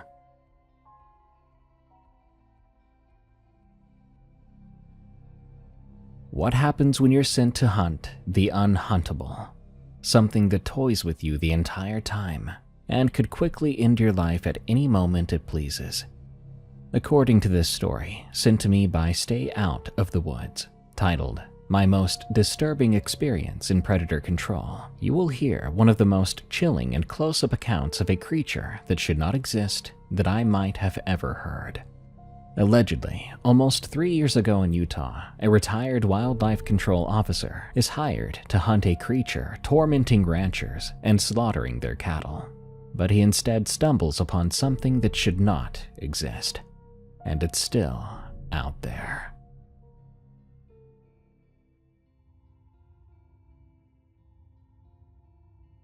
At the tail end of 2023, Harlan Durfee called me about something killing his cattle. I hadn't spoken to Harlan in 15 years. His father and mine had worked cattle together, back when that part of Utah still had cattle worth working, and Harlan had taken over the family operation outside Farron after the old man died. By all accounts, he'd kept it running through drought and recession and everything else that kills a ranch. He was not a man who asked for help. 3 in 2 weeks, he said. I need someone who knows what they're looking at. Well, call Fish and Game. I'm calling you. Harlan, I haven't worked a case in over a year. I'm retired. I'm 60 miles away and I've got no authority to… Fish and Game means paperwork. Permits means some 25-year-old with a degree telling me I can't run cattle on my own lease because there's a protected species in the area. He paused, and I could hear him breathing on the other end of the line. I could tell just from the sound of him he'd been working since dawn. I need this handled quiet, and I need someone who won't call me crazy when I show them what I found. Knowing what I know now, I probably should have said no. Whatever was killing his cattle was the state's problem now anyway, not mine. But Harlan Durfee was not a man who spooked easily. I had known his type my whole career with wildlife services. Ranchers who had seen everything the land could offer, and dealt with it the same their fathers and grandfathers had. If Harlan was calling me instead of the state, something had rattled him badly enough to swallow his pride. All right, Harlan, I'll be there tomorrow, I told him. Don't touch anything else until I get a good look. I left Grand Junction at 5 in the morning, and I pulled into Harlan's driveway a little after 8. The sun was up, but the air still had that high desert bite to it. A cold that settles into your very bones and doesn't let go till noon. His place sat at the end of a dirt road that ran east from town toward the San Rafael Swell. It was a wide clapboard house with a green roof. He had a barn and corrals behind it, open pasture stretching out toward the hills. Beyond the pasture, maybe 2 miles distant, the land rose into a maze of red rock and scrub juniper. The edge of the swell. BLM land that went on for 70 miles in every direction. Most of it never surveyed, never mapped, never touched by anything but wind and weather, and whatever lived out there that didn't want to be found. Harlan was waiting on his porch. He looked older than I remembered, but then I probably did too. He had a leathered look to him, from decades of sun and wind, deep creases around his eyes and mouth. Wade, he shook my hand, his grip as strong as ever. Appreciate you coming. Show me what you've got. We took a mud-caked ATV out across the pasture, following a track worn into the grass by years of use. The cattle were clustered near the eastern fence, maybe 200 head, and they watched us pass with that dull bovine stare that never tells you anything useful. First one was 3 weeks ago, Harlan said over the engine noise. Found her in the lower pasture near the creek. I figured coyotes at first. They'll take a calf if they're hungry enough, and we'd had a dry summer. But then I got a closer look. And? You'll see. We drove for another 10 minutes, past the main herd, through a gate, and into rougher country, where the grass thinned out and gave way to sage and rabbit brush. Ahead I could see a stand of cottonwoods, and beyond that, the first red shoulders of the swell rising against the morning sky. Harlan stopped the ATV near the cottonwoods and cut the engine. The silence that followed was immediate and total. Apparently, the birds and even the insects were absent or did not like it here. I heard only the wind moving through the brush and nothing else. This way. He led me down into the drainage, following a path between the trees. The smell hit me before I saw anything. That copper and rot smell of meat left out. I'd encountered it hundreds of times over my career, and it never got easier to stomach. The cow was lying in a clearing near the creek bed. Or what was left of her, that is. I stopped at the edge of the clearing and made myself study the scene the way I'd been trained to, methodically, section by section. In 31 years with Wildlife Services, I'd seen every kind of predator kill the American West has to offer. I'd seen wolves take down elk and leave the carcass scattered across a quarter-mile of forest. I'd seen mountain lions cache their kills in trees, coming back night after night to feed. I'd seen bears tear open campsites and coolers and anything else that smelled of food. Every predator has a signature, a way of killing and a way of eating, and you learn to read them if you want to stay in this line of work. This didn't match anything in my experience. This cow had been open from throat to pelvis in one long incision that curved slightly along the line of the ribcage. The cut was clean, not torn or ragged, but precise enough to suggest a blade rather than teeth or claws. The edges of the hide had been separated and laid flat against the ground on either side of the body, almost as if whoever did this wanted clear access to what was inside. The organs were gone. They weren't scattered about the clearing or dragged off and cached somewhere nearby. They were gone entirely, removed from the body cavity, with what appeared to be deliberate selection. I could see the empty space where the liver should have been, where the heart should have been. The intestines had been pulled out and coiled beside the carcass in a neat pile, untouched, as if whatever did this knew exactly what it wanted, and had no interest in the rest. I crouched down to examine the ribcage. The bones were intact. No gnaw marks or cracking. There was no sign that anything had needed to be broken through to get to the organs. Whatever had taken them had simply reached in and removed them. "You said 3 kills," I said. "Do they all look like this?" "The first 2 are older.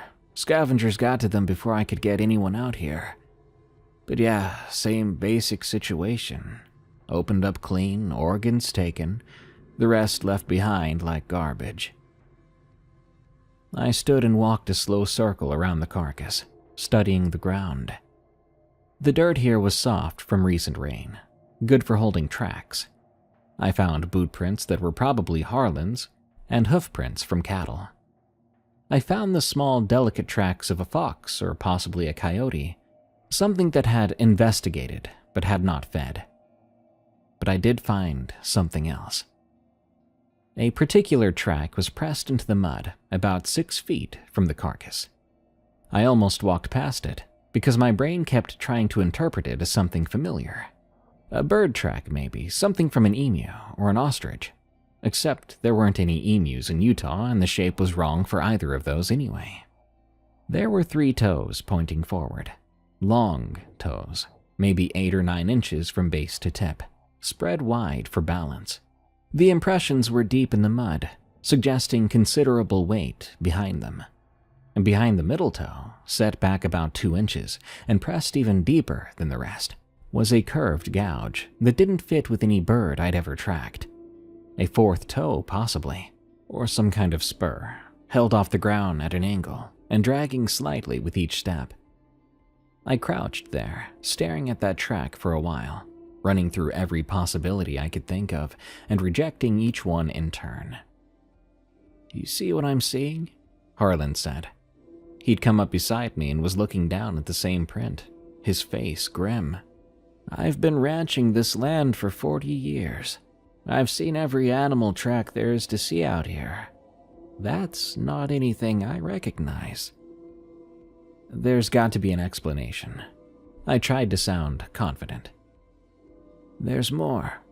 Follow me." We walked along the creek bed, heading upstream toward the swell. The cottonwoods thinned out and the terrain got rougher. Sandstone ledges and dry washes cutting through the red earth. Everything angled and broken and old. Harlan moved carefully, watching where he stepped, and I did the same. The tracks continued upstream. They were spaced about 4 feet apart, following a nearly straight line up the drainage. Bipedal, clearly. Whatever made them was walking on 2 legs rather than 4. The stride was long and steady with no sign of galloping or running or any change of pace.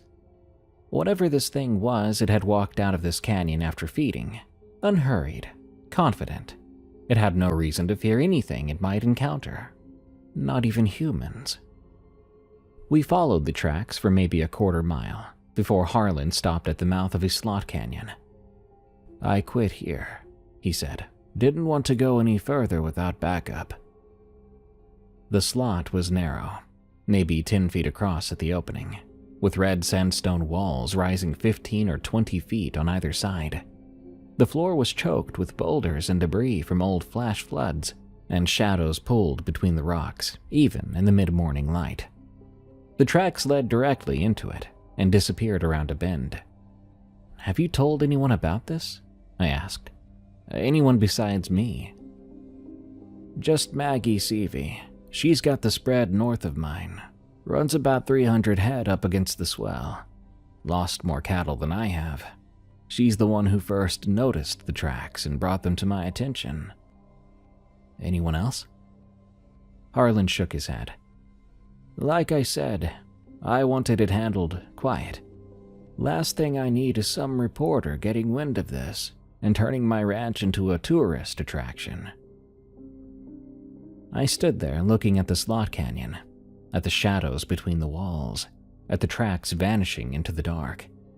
The sensible thing to do was to walk away, call Fish and Game, and hand this off to someone with official standing. Let the bureaucracy sort it out.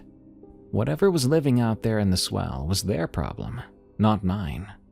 But I'd spent 31 years tracking predators through terrain worse than this. I had dealt with animals that didn't match any field guide, crossbreeds and anomalies, things that should not have existed but did anyway. Whatever made these tracks was just another animal. Strange, yes. Unfamiliar, yeah. But still, an animal. Animals can be tracked. Animals can be understood. Animals follow rules, even when those rules don't match anything you learned in training.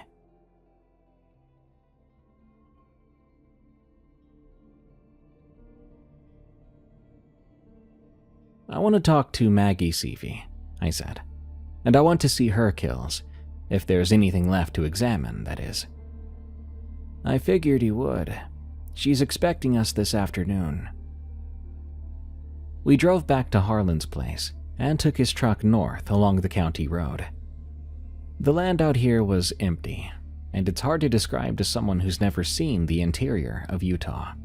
Imagine no houses, no fences, no power lines. Erase all evidence of human presence in your head, beyond maybe some cracked asphalt. Just sage, red rock, and sky, mile after mile, the swell rising to the east in a wall of eroded sandstone that looked like something from a different planet. Maggie Seavey was waiting in her driveway when we pulled up. She was younger than Harlan, maybe mid-40s, with dark hair pulled back from a face that had seen its share of weather and hard seasons. There was something about her expression that I noticed right away. I could have called it guarded exhaustion, like she hadn't slept well in weeks. "So you're Wade," she said when I got out of the truck. "Yes, ma'am." "Harlan says you know what you're doing when it comes to predators." "Well, I've been tracking them most of my adult life. I don't know everything, of course, but I know enough to recognize when I'm looking at something new."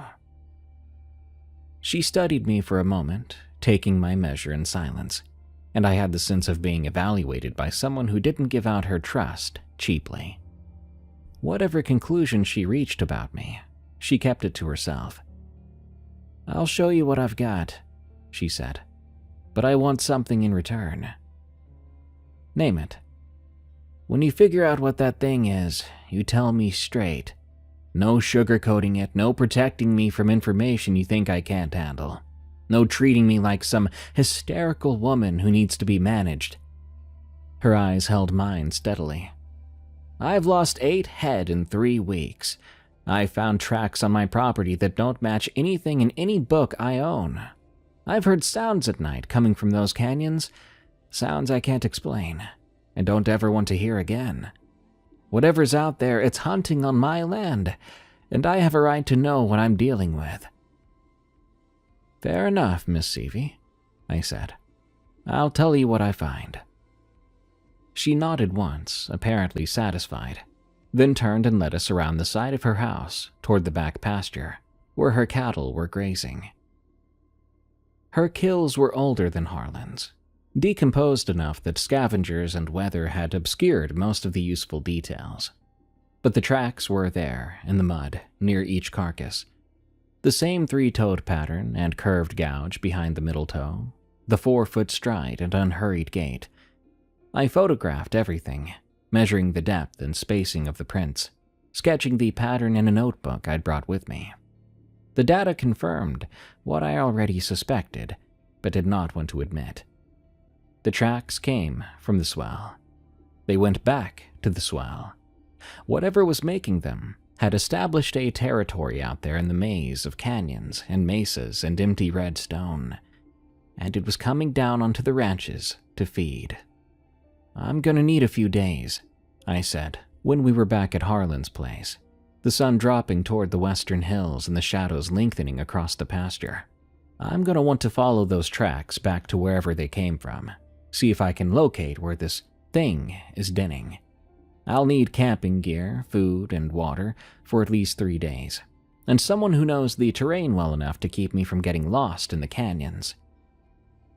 Harlan and Maggie exchanged a look that carried a whole conversation I wasn't part of. "I'll go with you," Maggie said. "Ma'am, I appreciate the offer, but it's not an offer and it's not up for debate." She cut me off with a sharpness that made it clear she'd been anticipating my objection. "Those tracks crossed my land. This thing killed my animals on my property, and I'm losing my money every day it stays out there. I've been riding these canyons since I was 12. I know the water sources, the game trails. I know where the flash floods come through in monsoon season. You need a guide, I need answers. We can help each other." There was no use debating it. Taking a civilian into rough country to track an unknown predator was not good or standard protocol. But I could see in her face that I wasn't going to change her mind. She made her decision, and she wasn't going to be talked out of it. "All right then, we'll leave at first light. Bring a rifle, and make sure it's something with stopping power. I don't know what we're dealing with yet, but whatever it is, it's big enough to take down a full-grown cow without any sign of a struggle or fear." "I'll be ready." That night, I sat in Harlan's kitchen drinking coffee, while he spread a topographic map of the swell across the table. The maze of contour lines showed a landscape folded and broken into 1,000 box canyons and dry washes, most of them unnamed, many of them unmapped below the level of detail the USGS bothered with. The slot canyon where we'd lost the tracks was marked with a small pencil X. "Nobody goes back in there much," Harlan said, tracing a line along one of the deeper canyon systems with his finger. "Used to be some uranium mining in the 50s, back before they knew what the stuff did to you. You can still find the old test shafts if you know where to look. But that terrain's too rough for cattle, too dry for much of anything else. It's empty country." I looked at the map, at all that blank space between the topographic lines, and I thought about the tracks, 4-foot stride, the calmness, the precise and surgical way the cattle had been opened up, organs removed. Whatever was living out there had the whole swell to itself. 70 miles, no roads or trails, no human presence to speak of. It could have stayed hidden forever if it wanted to, but it was coming down onto the ranches, killing cattle within sight of people's homes, leaving tracks that anyone with eyes could follow. This thing had become so unafraid, so comfortable. It was no longer hiding. And that bothered me more than anything else I'd seen that day.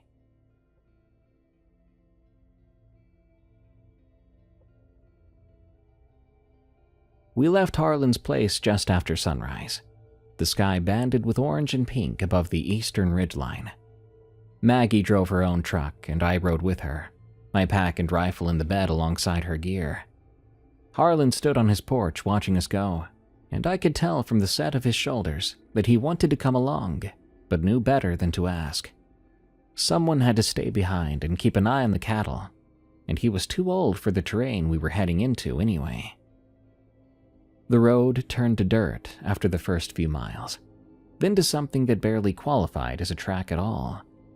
Maggie navigated it without hesitation, steering around washouts and rocks with the casual confidence of someone who'd driven this route 100 times.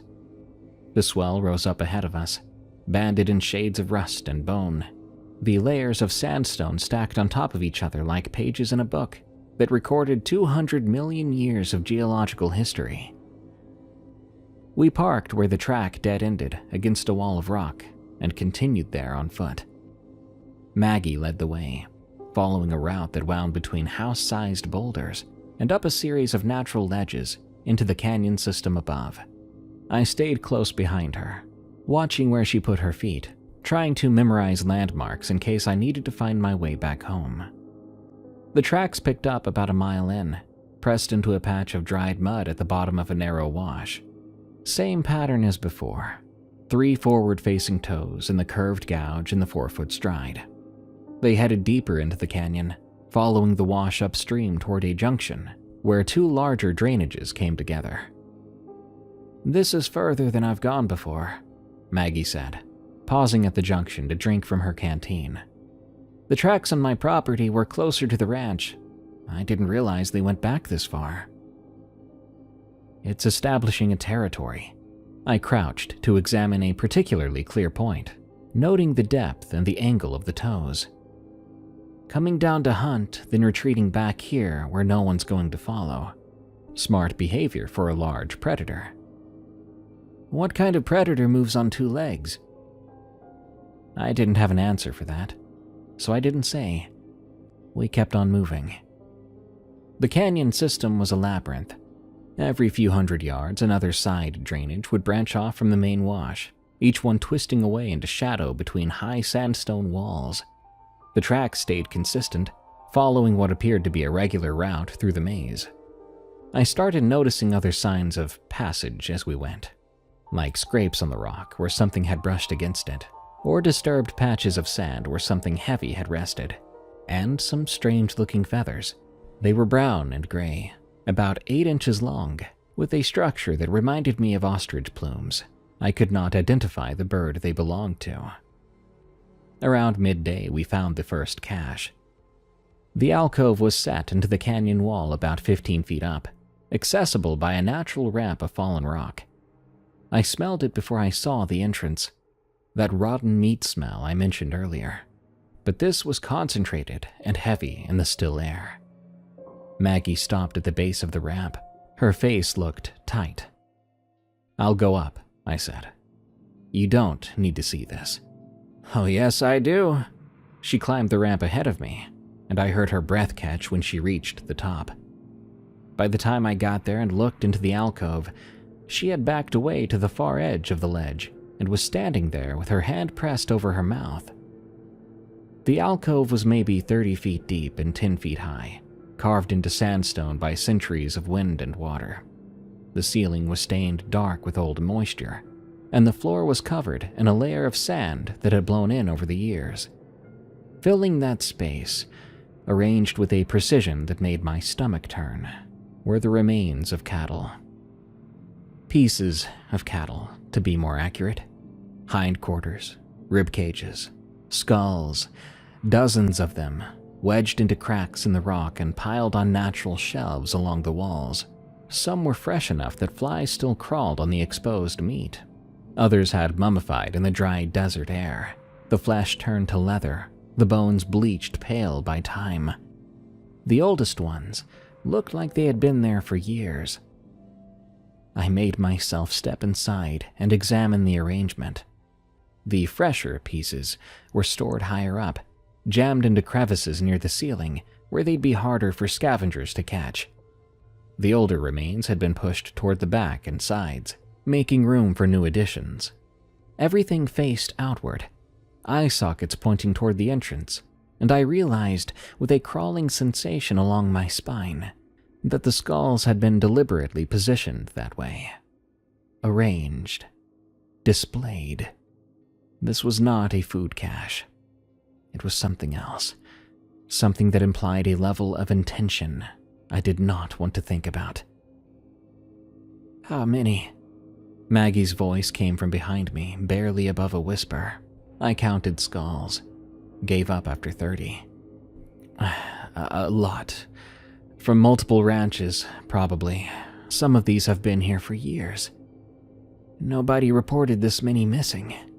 Not that I ever heard about. Range cattle go missing all the time.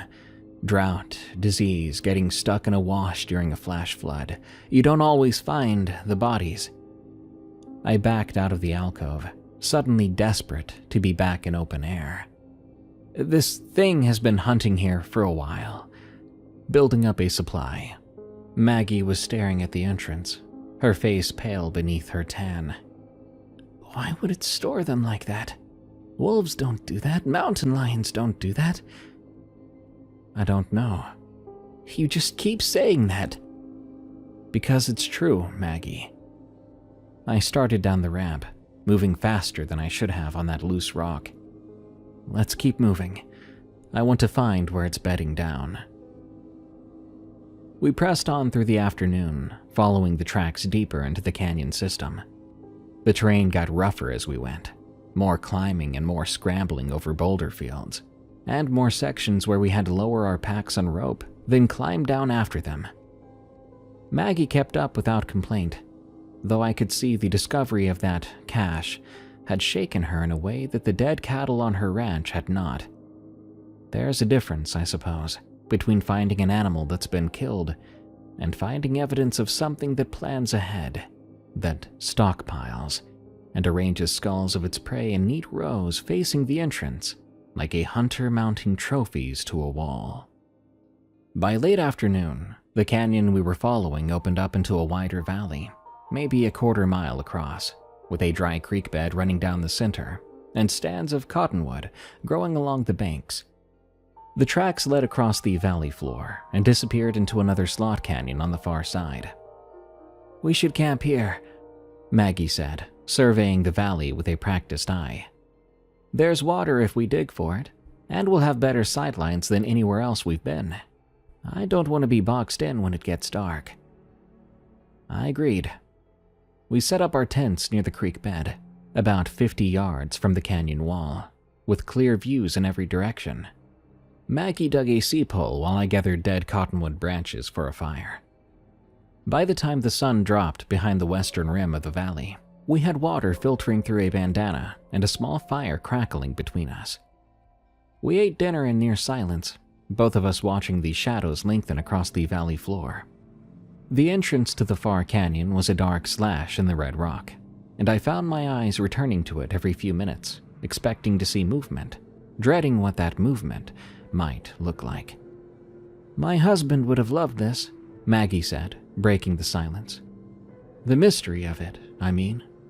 He was always reading about cryptids and unexplained sightings, Bigfoot and the Loch Ness Monster and all that.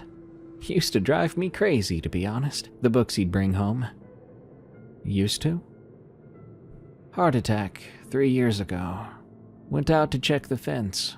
Dropped dead before he hit the ground. She poked at the fire with the stick, sending up a spiral of sparks. The doctor said it was quick, that he probably didn't feel anything. I don't know if that's supposed to make a person feel better.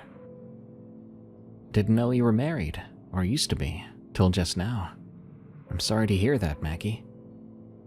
Don't be, it's not your fault, and I've had time to make my peace with it. She looked up at me from across the fire, her face half in shadow. I just keep thinking about what he'd say if he could see those tracks, if he could have seen what we found in that alcove. He spent his whole life wanting proof that there was something out there that science couldn't explain. And here I am, looking at it. And all I want is for it to be a wolf or a bear or something with a name I can put in a report. I understood what she meant. There's comfort in the known, even when the known is dangerous. A wolf you can track and trap and kill. A mountain lion you can tree with dogs. But this thing, whatever it was, didn't fit into any category I had a protocol for. It was new, and new is terrifying in ways that familiar danger can never be. We let the fire burn down to coals and turned in early. I lay in my tent with my rifle beside me, listening to the sounds of the desert settling into night. Wind moved through the cottonwoods, and somewhere out in the flats, a coyote called to its pack. At some point, I must have fallen asleep. I don't remember when, because the next thing I knew, I was awake, and the world outside my tent had fallen silent in the most unnatural way. Even the wind had stopped, and the coyotes were now absent. Hell, I didn't even hear rocks settling. The silence was so full that I could hear my own heartbeat thudding against my ribs. And then I heard breathing.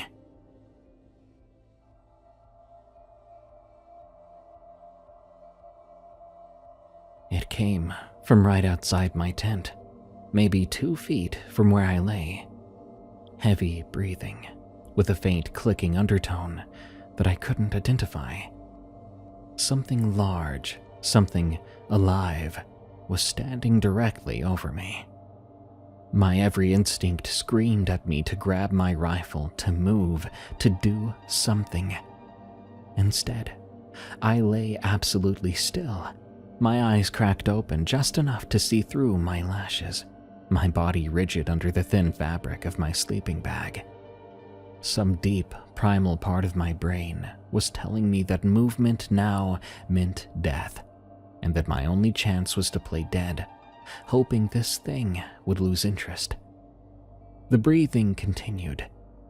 I heard something shift on the ground outside, the soft scrape of weight settling into sand, and through the mesh panel at the foot of my tent, I saw it. Not all of it, but just the foot. It was less than a foot away from the mesh, close enough that I could see every detail in the faint moonlight filtering through the fabric. 3 toes, each as long as my forearm, and tipped with a curved claw. The skin was scaled, pale gray and brown in a mottled pattern, with a texture that reminded me of the belly of a snake. And behind the middle toe, raised off the ground at an angle, was the 4th claw, the one that left the curved gouge in the tracks I'd been following. It was enormous, 10 inches long at least, curved like a sickle, the edge gleaming faintly where moonlight caught it. It was held off the ground deliberately, retracted until needed, and I understood in that moment that this was a weapon, a killing tool. One swing of that claw would open a man from throat to pelvis, the same way those cattle had been opened up, and there would not be anything he could do to stop it. The foot shifted. I watched the claws flex against the sand, the tendons moving beneath the scaled skin, and I had to bite down on the inside of my cheek to keep from making a sound. The breathing above me changed pitch, became something almost contemplative, and I felt so sure then that it knew I was awake, that it was standing over me, looking down at me, deciding whether I was worth killing. The moment stretched on, seconds that felt like hours. My lungs burned because I'd forgotten to breathe. My entire body was locked in a paralysis I couldn't have broken if I'd tried. Then the foot moved. One step, then another, the stride bringing it over to Maggie's tent. I heard it stop there, and I heard the breathing continue, that same clicking sound coming from it, as it examined her the way it had examined me. I wanted to shout a warning. I wanted to grab my rifle and do something, but my body refused to obey. I lay there in the dark, completely helpless, listening to that thing standing over Maggie Seavey while she slept. After what felt like forever, the breathing moved away. I heard footsteps, that 4-foot stride I'd been tracking for days, heading toward the far end of the valley. The sound faded into the distance, and gradually, minute by minute, the normal sounds of the desert were brave enough to return. The wind in the cottonwoods, the coyotes calling somewhere far away, the creaks of the cooling rocks. I didn't move, not until dawn. I lay there with my eyes open, watching the mesh panel at the foot of my tent, waiting for that foot to reappear. When the sun finally came up, I crawled out of my tent on shaking legs and looked at the ground where I'd seen it standing. The tracks were there. 3 toes forward, curved gouge behind. They circled my tent twice, then moved on to Maggie's tent, circling hers 3 times. After that, they headed toward the far canyon and disappeared into shadow. Maggie emerged from her tent a few minutes later, rubbing sleep from her eyes. She saw me standing there looking at the tracks, and her face went still. "It was here," she said. "Last night, it was here. Right here." "Yeah." "I heard it. I thought I was dreaming, but I heard something outside. Breathing." She wrapped her arms around herself despite the warmth of the morning sun. "Why didn't it kill us?" I thought about that foot inches from my face, and the killing claw raised and ready, the deliberate way it had circled our tents, examining us. "I don't know," I said. "Maybe it wasn't hungry.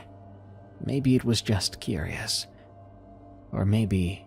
I stopped, not wanting to finish the thought. "Maybe what?" "Maybe it's smart enough to know that killing us would bring more attention to it. Searchers, helicopters.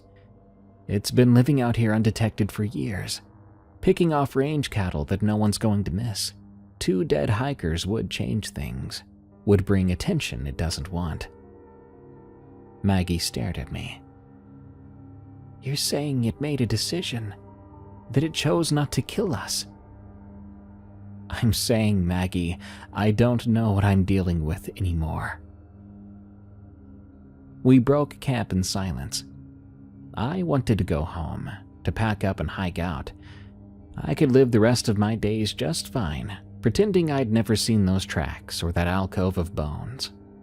But the tracks leading toward the far canyon were fresh, and I knew that if I left now, I'd spend the rest of my life wondering what was back there, what I'd almost seen in the dark.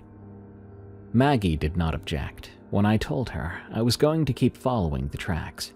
She simply put on her pack and fell in behind me, and together we headed toward the slot canyon on the far side of the valley. We'd been hiking for maybe an hour when she stopped to refill her canteen at a seep spring trickling out on the rock. I went ahead to scout the next section of the route, and when I came back 20 minutes later, Maggie was standing at the edge of the spring with her back to me, perfectly still. "Maggie?" She didn't answer, didn't turn around, just stood there with her shoulders hunched and her hands hanging at her sides. Something was wrong. I walked around to face her and saw that she'd been crying. Her cheeks were wet and her eyes red-rimmed. Her expression was blank and distant, like a part of her had gone somewhere far away and had not yet come back. "Maggie, what happened?" Eventually, she shook her head, but she would not meet my eyes. "Maggie, talk to me. What happened while I was gone?" "Nothing." Her voice was flat, drained of all emotion. "I'm fine. Let's keep moving." She pushed past me and started up the trail. I watched her go, noticing for the first time the way she was holding herself, stiffly and carefully, as if something hurt that she didn't want me to know about. And on the back of her shirt, just visible beneath the straps of her pack, I saw 3 dark lines soaking through the fabric. I didn't ask again. Whatever had happened at that spring, she wasn't ready to tell me, and I wasn't sure I wanted to know. We hiked the rest of the morning in silence, following the tracks deeper into the swell. I tried not to think about the thing that had stood over me in the dark, the breathing, the deciding. And I tried to not think about what happened to Maggie while I scouted ahead, but I think it came back. It did something to her, and it let her live.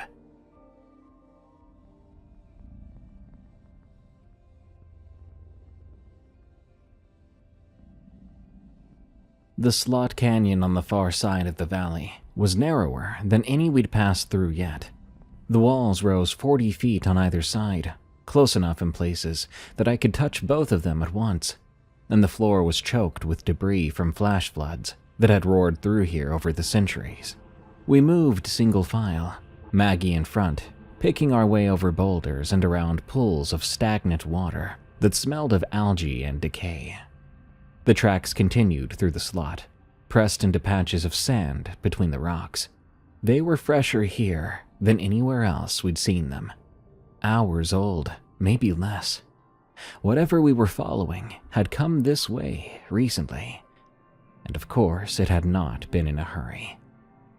After maybe half a mile, the slot began to widen.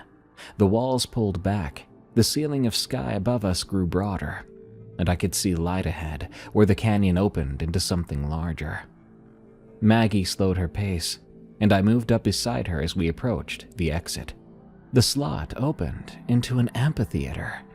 That's the only word for it. A natural bowl carved into the red rock, about 200 feet across, with walls that curved up and around like the inside of a skull. The floor was covered in fine sand, pale and smooth, unmarked except for a single set of tracks that crossed from the slot where we stood to a dark opening on the far side. Afternoon sunlight poured down from above, filling the space with a warm golden glow that made the red sandstone seem to pulse with inner fire. It was beautiful. It was also, I realized immediately, a perfect killing ground. One way in, one way out, with walls too steep to climb and nowhere to hide if something decided it didn't want you to leave. "We should go back," Maggie said, basically in a whisper. I agreed with her. Every instinct I had was telling me that we should turn around, retreat through the slot canyon, and get back to open ground where we'd have room to run. But the tracks crossed the amphitheater floor and disappeared into that dark opening on the far side, and I knew that if I left now, I would never have another chance to see what made them. The ranchers would go back to losing cattle. The state would send someone eventually. Someone who didn't know the terrain, who might blunder around for a few days, then file a report that blamed the losses on mountain lions or feral dogs. And this thing, it would keep hunting, keep killing, keep living out here in the canyons where nobody would ever find it. "Wait here," I said. "I'm going to take a closer look at that opening." "Wade, if anything happens, you run. Go back through that slot, and you don't stop until you reach the trucks. You tell Harlan what we found, and you make sure someone comes back here with enough firepower to deal with whatever's living in these canyons." She nodded once after several seconds, then stepped back into the shadow of the slot entrance, her rifle held across her chest. I walked out into the amphitheater. The sand was soft under my boots, muffling my footsteps. I kept my rifle up, tracking the barrel across the walls, watching for movement in the shadows. The dark opening on the far side grew larger as I approached, resolving into another slot canyon that twisted away into blackness. The tracks led directly into it. I was maybe 20 feet from the entrance when I heard a sound. It came from behind me, a soft scrape of sand, the whisper of something moving, and then a low rumbling trill that I felt in my chest more than I heard in my ears. The same sound I'd heard outside my tent the night before, that clicking, contemplative noise that had made my blood freeze. I turned around. It was standing at the mouth of the slot we'd come through, blocking the only exit. It was standing between me and Maggie, though I couldn't see her anymore in the shadows behind it. My brain tried to reject what my eyes were showing me, tried to turn it into something familiar, but there was nothing in my 31 years of experience that matched the creature standing 40 feet away from me in that bowl of redstone. It was tall, 9 feet at least, maybe closer to 10, standing upright on 2 powerful legs with backward bending knees. The body was lean and muscular, covered in a coat of feathers that ranged from dark brown along the back to a mottled gray and white on the chest and belly. The feathers lay flat and smooth, giving it a sleek appearance, almost elegant, except for the ridge of longer plumes that ran down the back of the neck and spine like a mane. The arms were short compared to the legs, but they weren't vestigial. They ended in 3-fingered hands tipped with curved claws, and as I watched, those hands flexed and opened, the fingers spreading wide in a gesture that looked almost like a greeting. The tail extended behind it, thick and rigid, held off the ground for balance. And the head, it was shaped like a bird's, narrow and elongated, with a long snout that ended in a hooked beak. But the eyes that looked out from either side of that skull were not bird's eyes. They were golden, with horizontal pupils, more like a goat's, and they held intelligence in them, and that made my stomach clench. This was no animal looking at me. This was something that thought, that reasoned, and that was studying me with the same careful attention I'd given the tracks and its kills and the cache of bones in that alcove. It knew what I was. It understood what I was doing here, and it was waiting to see what I would do next. I raised my rifle. The creature did not react. It just stood there, watching me, the massive head tilting slightly to one side, in an expression that might have been curiosity, or perhaps amusement. "Maggie!" I called out, keeping my voice as steady as I could manage. "Maggie! Can you hear me?" No answer. The creature's bulk filled the slot entrance. I could hardly see past it, into the shadows where she'd been standing. I had no idea if she was even alive. The creature made that trilling sound again, low and resonant. Then it took a step forward. I watched the killing claws flex as it moved. They were even larger than they'd looked through the mesh of my tent. Curved and sickle-like, made of bone, held off the ground with each step, settling back as the foot came down. The movement was so fluid and natural, the gait of something that had been walking on 2 legs for millions of years before anything resembling a human existed. It took another step, and another, closing the distance between us with that unhurried stride I'd been tracking for 3 days. I could have fired. I should have fired. My finger was on the trigger, the sights lined up on the center of that feathered chest. But something held me back, a realization that was more subconscious than conscious. What I knew was that it was not attacking, it was approaching. And these bullets, I had no idea if they would work, or if they would just piss it off. The creature stopped about 10 feet away from me, close enough that I could see the texture of those feathers, and the way the light caught the iridescence in the darker plumes along its back. And it was close enough now that I could smell it. And it smelled exactly like its kill sites, of metallic blood and rot. It lowered its head until those golden eyes were level with mine. The beak was close enough to touch, so close I could see the serrated edge along the inner surface, designed for gripping and tearing. A drop of something wet glistened at the corner of its mouth. We looked at each other. Then it made a sound. It wasn't the trill this time, something different. A series of clicks and whistles, rising and falling in a pattern that almost sounded like language. It was like it was trying to tell me something, and I could tell it was expecting me to understand. But I didn't understand. I stood there with my rifle raised and my heart racing. I was trying to fit this impossible creature into some normal framework of my world, but I couldn't. Then the clicking stopped, and the creature tilted its head again, and I could have sworn I saw something like disappointment in those golden eyes. It then straightened up, turned away from me, and walked toward the dark opening on the far side of the amphitheater. It paused at the entrance, looking back at me over its shoulder. It made one more sound, a single low note that shook in the very stone walls around us. Then it was gone, disappearing into the dark, and I was alone in the amphitheater with the afternoon sun beating down on my shoulders, my legs trembling so bad, my bladder nearly emptied itself.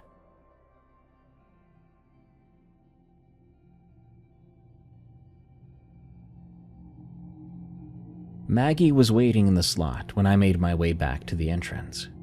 She was quiet, eyes wide, and I could tell from her expression that she had encountered it too.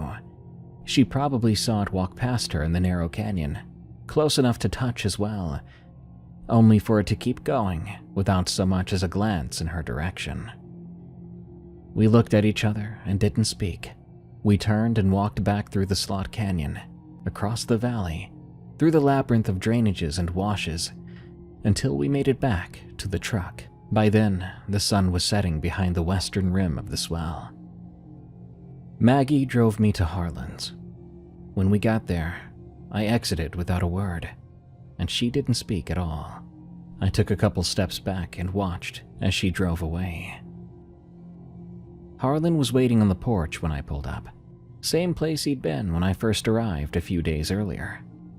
He took one look at my face and didn't ask any questions, but he did hand me a glass of whiskey and sat down in the chair beside me, waiting for me to talk. After one long exhale, I told him what we'd found: the cache, tracks, the creature in the amphitheater. I told him everything except what had happened to Maggie at the spring, because that wasn't my story to tell, and I didn't even know everything about it. When I was done, Harlan sat there with quite the look on his face. Then he stared out into the darkening fields and said, "What do we do now?" "I don't know, Harlan." I took a big drink of the whiskey. It burned going down, but felt good. "We could report it, call Fish and Game, tell them what we saw. I know they won't believe us, but they'll send someone out here, and that someone will find tracks that they can't explain, and kills that they can't attribute to any known predator. Unfortunately, they'll probably write it up to unusual mountain lion activity and close the case. And the thing stays out there." Yes, the thing stays out there. I looked at him. "It's been here for years, Harlan. Maybe longer. That cache had bones in it that looked decades old. Whatever this is, it's not new. It's just been careful, taking some cattle here and there, staying in the canyons where nobody goes. Until now. Until now." We sat together on that porch until the stars came out, drinking whiskey and watching the swell turn black against the sky. I left Harlan's place the next morning. I drove back to Grand Junction, and I told myself I was done with it. I'd done what I could, and the rest was someone else's problem. I got back to my quiet retirement, my empty house, my life that suddenly felt very small and very fragile. But the event would not leave my mind, because there was one thing that I kept to myself. The bedding site we'd passed on the second day, before we found the cache.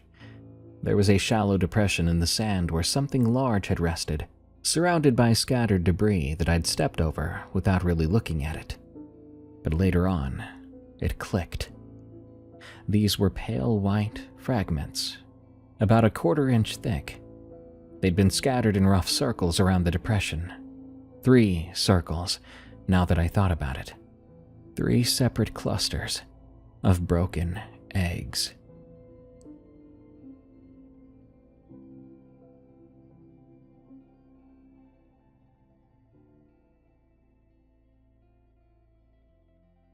To be truthful, that story was really creepy for me. I've never seen or heard the whole raptors are extremely smart aspect played up so much, despite movies and television telling us about it, but never truly showing the extent. And from the stories I've been sent, I've never felt such helplessness for the narrator and characters involved. Because against that creature in the canyons, they stayed alive merely from its good graces. Good night. Thank you so much for tuning in to this episode of Unexplained Encounters. I've been your host, Darkness Prevails. You can find me on X at Dark Prevails, on YouTube as Darkness Prevails, and if you're in the mood for more scary narrations from me, check out my other shows, Tales from the Break Room and Alone in the Woods. If you'd rather sit back and relax to just me chatting with friends, check out Night Watchers instead. All of these shows can be found, followed, and rated on Spotify and Apple Podcasts. Thank you all so much for being here to get scared with me. Until next time, everyone, stay safe out there and stay creepy, because this world is a strange one. Chesterton's fence is the idea that if something exists, someone had a reason to create it. Before you tear it down, before you ignore it or change it, you should first understand its reason for existing. Chesterton's fence works not just for the structures around us, beyond our lifetimes, but also for the culture and folklore around us. You may have heard these before. Things like why you should never whistle in the woods, why you should never respond to voices that call for you if you can't see the face they came from, no matter how familiar they are. I received a story recently, a story called It Came from the Cave, from Of the Ojibwe, who claims it is a true story, and that there's something very hungry and very malevolent stalking the woods of Minnesota, looking for meat every decade or so. The Ojibwe have a word for it, but the sender of this story refused to state it here, out of fear. The rules I mentioned before may have been what saved his grandfather and him from a horrible and painful demise. Tell me, dear listeners and viewers, what kind of creature is so terrifying that you can't even speak its name?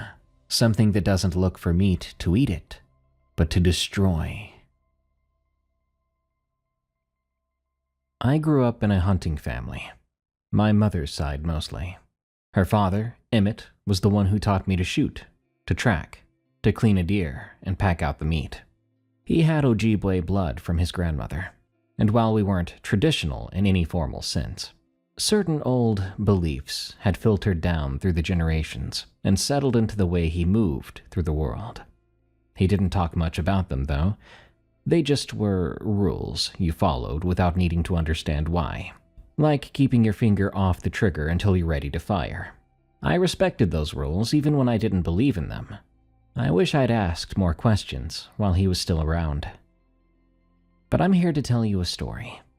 The story about how one November, something came out of the cave near our cabin. Or maybe it was something that had always been there, waiting in the dark, and that was simply the year it decided to make itself known. Our cabin sat in the northern Minnesota wilderness, about 50 miles south of the Boundary Waters, so remote that the nearest town was about 2 hours by paved road, and from there it was another 40 minutes down a series of old trails that got worse every year. My great-grandfather had built the original structure back in the 1940s, and Emmett had expanded it over the decades, adding a second room and a covered porch that looked out over a small creek. It was primitive by most standards. No electricity or running water, a wood stone for heat and kerosene lamps for light, but I loved it there in a way I've never loved anywhere else. The smell of that place is burned into my memory. That wood smoke and coffee and gun oil smell. Not to mention the wet leaves, pine sap, and mineral scent from the creek. For most of my life, it felt like the safest place on earth. About a quarter-mile northeast of the cabin, up a rocky ridge thick with old-growth timber, there was a cave. I don't know how deep it went. I never found out, and I never intend to. The mouth was wide, maybe 15 feet across, and it descended at a shallow angle into absolute darkness. Even on bright summer days, you couldn't see more than 20 feet inside before the light just stopped, like something was eating it. I hated that cave. I hated it as a child, and I hate it now as a grown man. I don't think hate is even the right word. It's more like the feeling you get when you're standing at the edge of a high drop. That twisting pressure in your stomach. That whisper in the back of your skull telling you to step back. I felt watched whenever I was near it. Studied. Sized up. I told myself it was just the darkness playing tricks.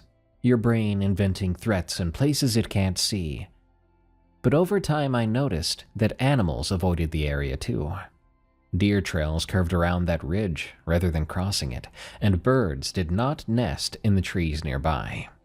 My grandfather had one rule about the cave, and he only stated it once. I was maybe 10 years old, and I'd wandered closer than I should have while exploring. He found me standing at the base of the ridge, looking up toward the dark mouth, and he grabbed my shoulder hard enough to leave a bruise. He told me I was never to go near it, never to look into it, never to even think about it whenever I was out in these woods. His voice, though, was calm, but there was something underneath it that was different than usual.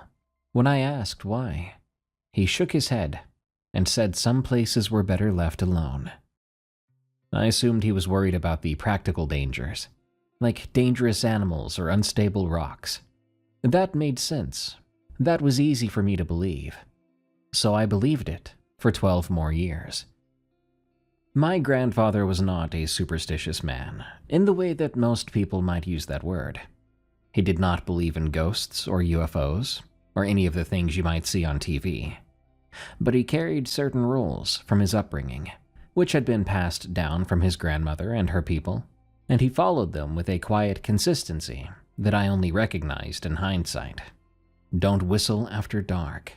Do not say the names of the dead in the woods. If you kill an animal, think it. Small things, easy to dismiss as quirks or old habits. But there was one warning that stuck with me, even before I understood why. I was 15, helping him scout a new tree stand location in early autumn. We'd split up to cover more ground, and when I finished checking my section, I called out to him. But he didn't answer. I called again, louder, and I heard his voice respond from somewhere to my left. So I started to walk towards it. Then he was suddenly right in front of me, coming from the opposite direction. I asked him if he'd heard me calling, and he said he had. I asked why he hadn't answered me the first time, and he stopped walking. He said to me that if I ever heard something call my name out in those woods, I should never answer it, not until I could see its face. I remember laughing, thinking he was joking, but his expression didn't change. I wanted to know what he meant. He said that there's something out there that likes to learn voices. It would listen, and it would practice, and eventually, it would try to use it. He said it had a face that I would not want to see. I didn't know what to say to that. I asked if he was serious, and he just told me to remember what he said. Then he started to walk again, and we never spoke about it after that. I thought about it, though. I thought about it every time I noticed him scanning the trees before responding to my shouts. I thought about it every time I caught him standing still, listening to something that I couldn't hear. I told myself it was just an old man's thing, a story he'd been told as a child that had calcified into some habit. I wanted to believe that. The drive up that year was the same as every year before it. We left before dawn and stopped for breakfast at a diner near the highway, then again for gas at the last station before the logging roads began. The truck was loaded with enough supplies for a week. We'd made this trip every season together since I was 12, and there was a comfort in this routine. It felt like a ceremony or ritual. The first thing I noticed was the quietness. Not all the sound was gone. The truck engine rumbled, the tires crunched over gravel and frozen mud. Wind moved through bare branches. But beneath all that, there was a stillness that felt horrible. Normally, the woods this time of year were busy. You'd see movement everywhere, life preparing for winter. But that day, there was nothing. The trees were empty and the underbrush didn't stir at all. I watched through the window as we drove, and I swear I don't think I saw a single living animal in the last 10 miles before the cabin. My grandfather noticed it too. I could tell by the way his hands tightened on the steering wheel. I even caught him flicking his eyes to the tree line a few times. But, as usual, he didn't say anything about it. So neither did I. When we arrived, we unloaded the truck, carried everything inside, and got the wood stove going. By the time the cabin was warm, the sun was starting to sink. I told him I was going to walk the nearby trails before dark, check for deer sign, get a sense of where we should focus in the morning. He nodded and told me not to go too far. There was something in his voice that made me want to ask what was wrong, but I didn't. I wish I had. The trails out there were empty. Not just quiet, but empty. The scrapes and rubs that should have been everywhere, the territorial markings bucks leave during the rut, were completely absent. I walked a full mile in a wide loop around the cabin and found not a single thing to suggest that deer even existed here. I tried to make sense of it. Maybe rut had pushed them further than usual, I thought. But that didn't feel right. Deer don't just abandon an area, not like this, not all at once. When I got back to the cabin, my grandfather was standing on the porch with a cup of coffee, looking out at the darkening woods. He asked what I'd found, and I told him. He didn't seem surprised, like I was. He nodded slowly, his gaze drifting toward the northeast, toward the ridge, where that cave we couldn't currently see stood. He told me we'd see what morning brought, and then he went inside. I stood out on the porch for a while longer, watching the last light fade from the sky. Only moments later, I felt watched. So I went inside before the full night came, and I made sure to lock the door behind me. We hunted the next morning anyway, though I think we both knew it was futile. My grandfather suggested we sit stands within sight of each other, rather than spreading out. And I agreed, without a question. We were in our positions before dawn, watching dim light slowly fill the spaces between the trees, waiting for movement that never came. And I mean nothing. Deer, squirrel, bird, nothing. The woods were empty and still like a photograph. I sat in that stand for 4 hours, and that entire time the only living thing I saw was my grandfather, motionless in his own stand, about 100 yards away. We climbed down around midday. I was frustrated, ready to complain about the wasted morning, but the expression on my grandfather's face stopped me. He looked nervous. I'd never seen him like that before. His eyes were tired and afraid. I don't think I'd ever seen him afraid of anything. Cautious, sure, but not afraid. We started walking back toward the cabin. I was slightly ahead, following the trail we'd made that morning, when this smell blew in on the wind. It was subtle at first, just a hint of something strange beneath the clean scent of pine and frozen earth. But with each step it grew stronger, until I had to breathe through my mouth. Coppery decay, the unmistakable stench of death. I found the carcass about 50 yards off the main trail. It was a doe, probably a year or two old. She hadn't been dead long either. A day, maybe 2 at most. But something had destroyed her. No other word fits. Her throat had been torn out, not bitten, but ripped. The flesh peeled back from her spine, like someone had tried to separate her head from her body, only to give up partway through. Her belly was open, organs pulled out and scattered across the leaves, but almost none of the meat had been taken. Whatever had killed her had not been interested in eating. I have field-dressed dozens of deer in my life. I've seen what coyotes or even wild dogs do to carcasses, what bears do. What happens when a gut-shot animal runs for a mile before dying and the scavengers find it? This wasn't any of that. This was violence for the sake of violence. It could almost be seen as a message, but at that time, I didn't understand that. The worst part was the tree. About 10 feet away from the carcass, an old oak tree rose from the forest floor. Its bark was gouged with claw marks, deep, vicious slashes torn through to the pale wood beneath. I walked over to it, my boots crunching on frozen leaves, and looked up at the marks. They started at about chest height and ran upward in parallel lines. 4 claws, maybe 5. The highest marks were at least 8 feet off the ground. Whatever had made them had been tall and strong, and it had wanted to leave a record of what it could do. I stood there staring at these marks, trying to make them fit into any category that seemed normal.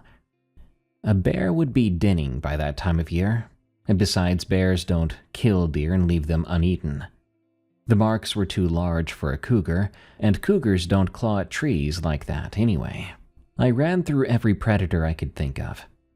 Yet, nothing made sense. My grandfather's voice snapped me out of it. He was standing at the edge of the small clearing, looking at the eviscerated doe, and his face was the color of old ash. He asked me to show him the tree, so I did.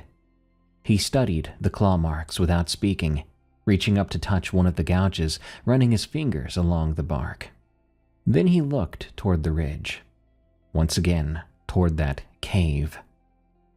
When I wondered out loud what could have done this, he didn't say a word. He stood for a moment. I saw him grinding his teeth. When his voice finally did come out, it was flat and quiet, and he said we were going to change our plans for the rest of the week. No more morning hunts. We would go out at midday if we went out at all, and we would stay together, making sure to be back inside the cabin before dark. He told me to leave my rifle loaded from now on, even if we're indoors. I was getting frustrated. I didn't like his stoic vagueness during times like this. Why should I continue to be scared and confused when I could just be scared? But I didn't question him. He was wiser than me. He was my elder. So I obeyed. We walked back to the cabin, neither of us talking. I kept my hand on my rifle and my eyes on the trees, watching the shadows between the trunks, searching for any movement.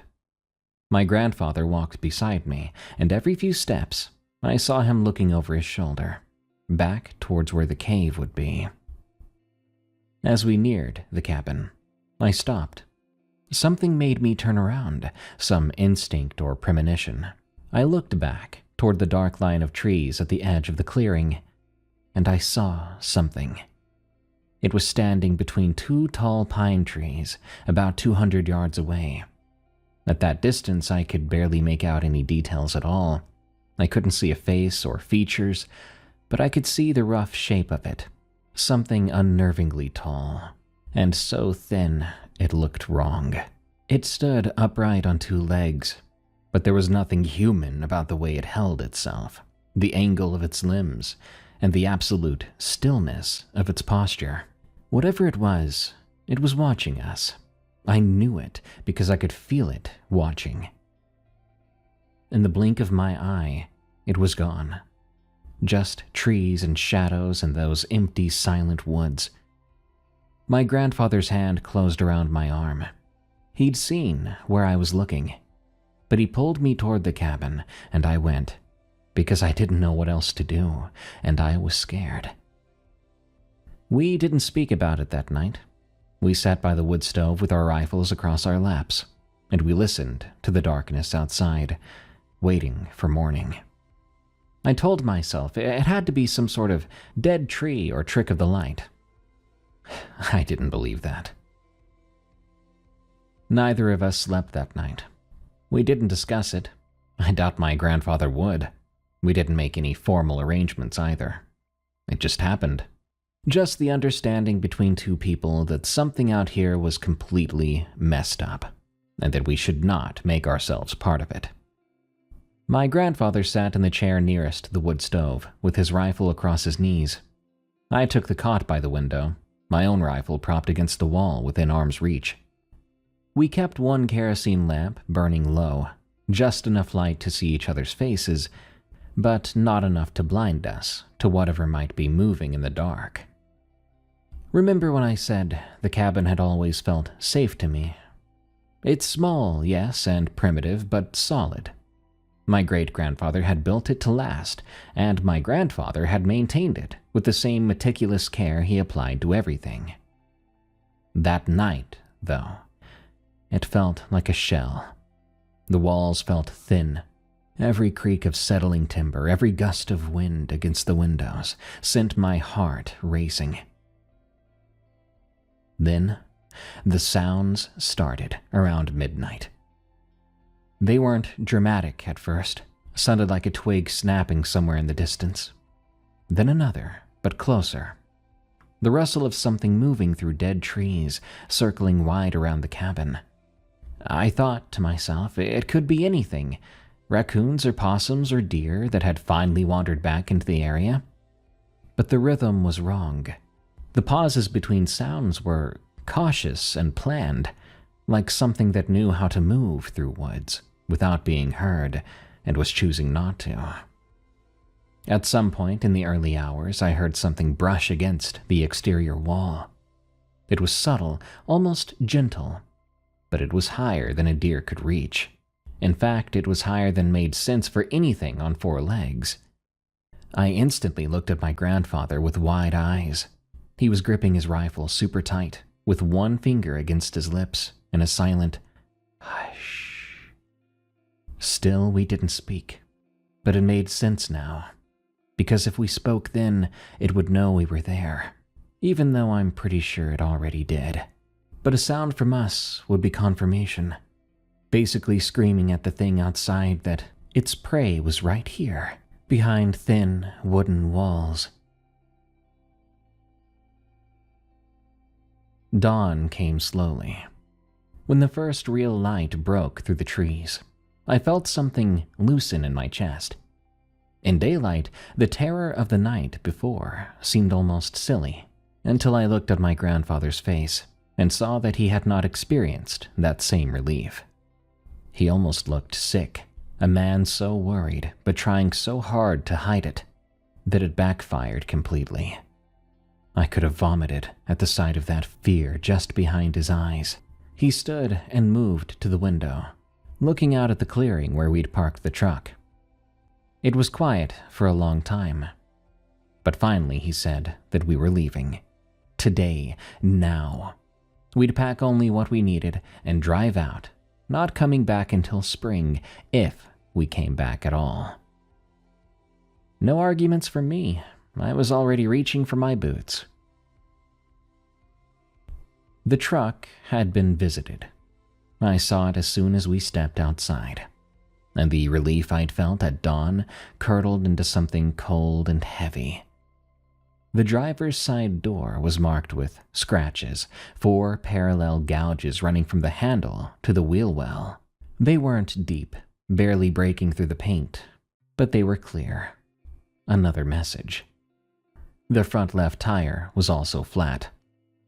I crouched down to examine it while my grandfather stood watch. He held his rifle in such a way that he could aim and fire immediately if needed. The tire had not been slashed. Instead, it appeared as though something had bitten through it. I could see the puncture marks, the way the rubber had been pierced and torn by something with teeth. The size of the bite was wide, too large for anything I could name. Around the truck, the ground was churned with tracks. I tried to see where they came or where they went, but they were confusing. There seemed to be no recognizable pattern. They overlapped and contradicted each other. Some were bipedal, the impressions of feet that might have been human if the stride hadn't been so long. Others showed what looked like hands pressing into the mud, as if whatever made them had dropped to all fours, to move faster, or even to smell the ground. The gait shifted randomly between the two, and I could not construct any anatomy that would move that way in my head.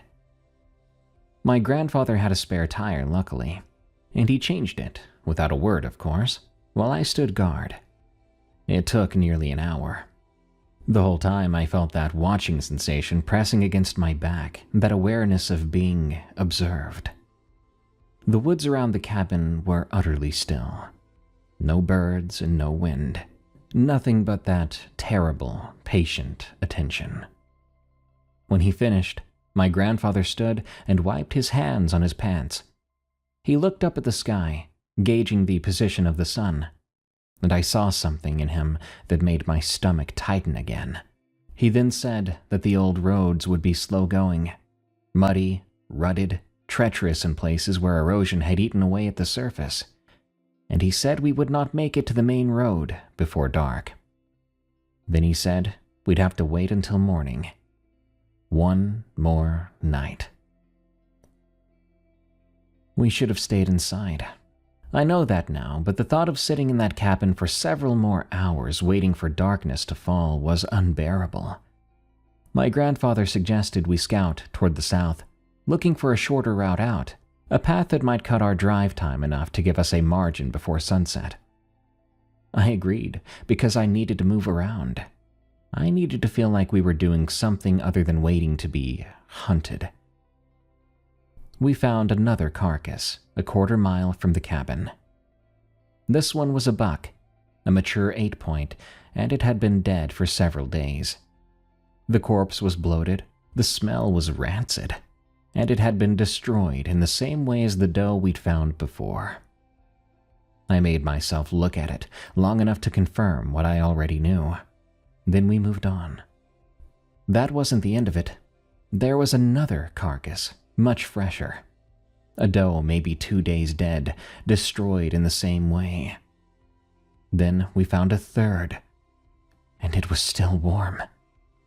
I found it in a shallow ravine, steam still rising from the exposed viscera in the cold morning air. The blood hadn't even congealed yet. Whatever had killed this animal had done it within the last hour, maybe less. It had been alive when we woke up that day. It had been killed while we were changing the tire. My grandfather stood at the edge of the ravine, looking down at the corpse, and I watched his face as he worked through that same realization that I'd just reached. These kills were not random. They weren't even about food. These were markers, boundary signs. When I thought about the location of each body, the first to the northeast, the second to the east, and the third to the south, I understood. They formed a perimeter around our cabin. Something was marking its territory, and our cabin and us were inside of it. I asked my grandfather what was going on, demanded to know what he knew and what he'd been keeping from me, what any of this meant. My voice came out louder than I intended, cracking, and he didn't answer for a long time. But eventually he simply said we had to go back inside.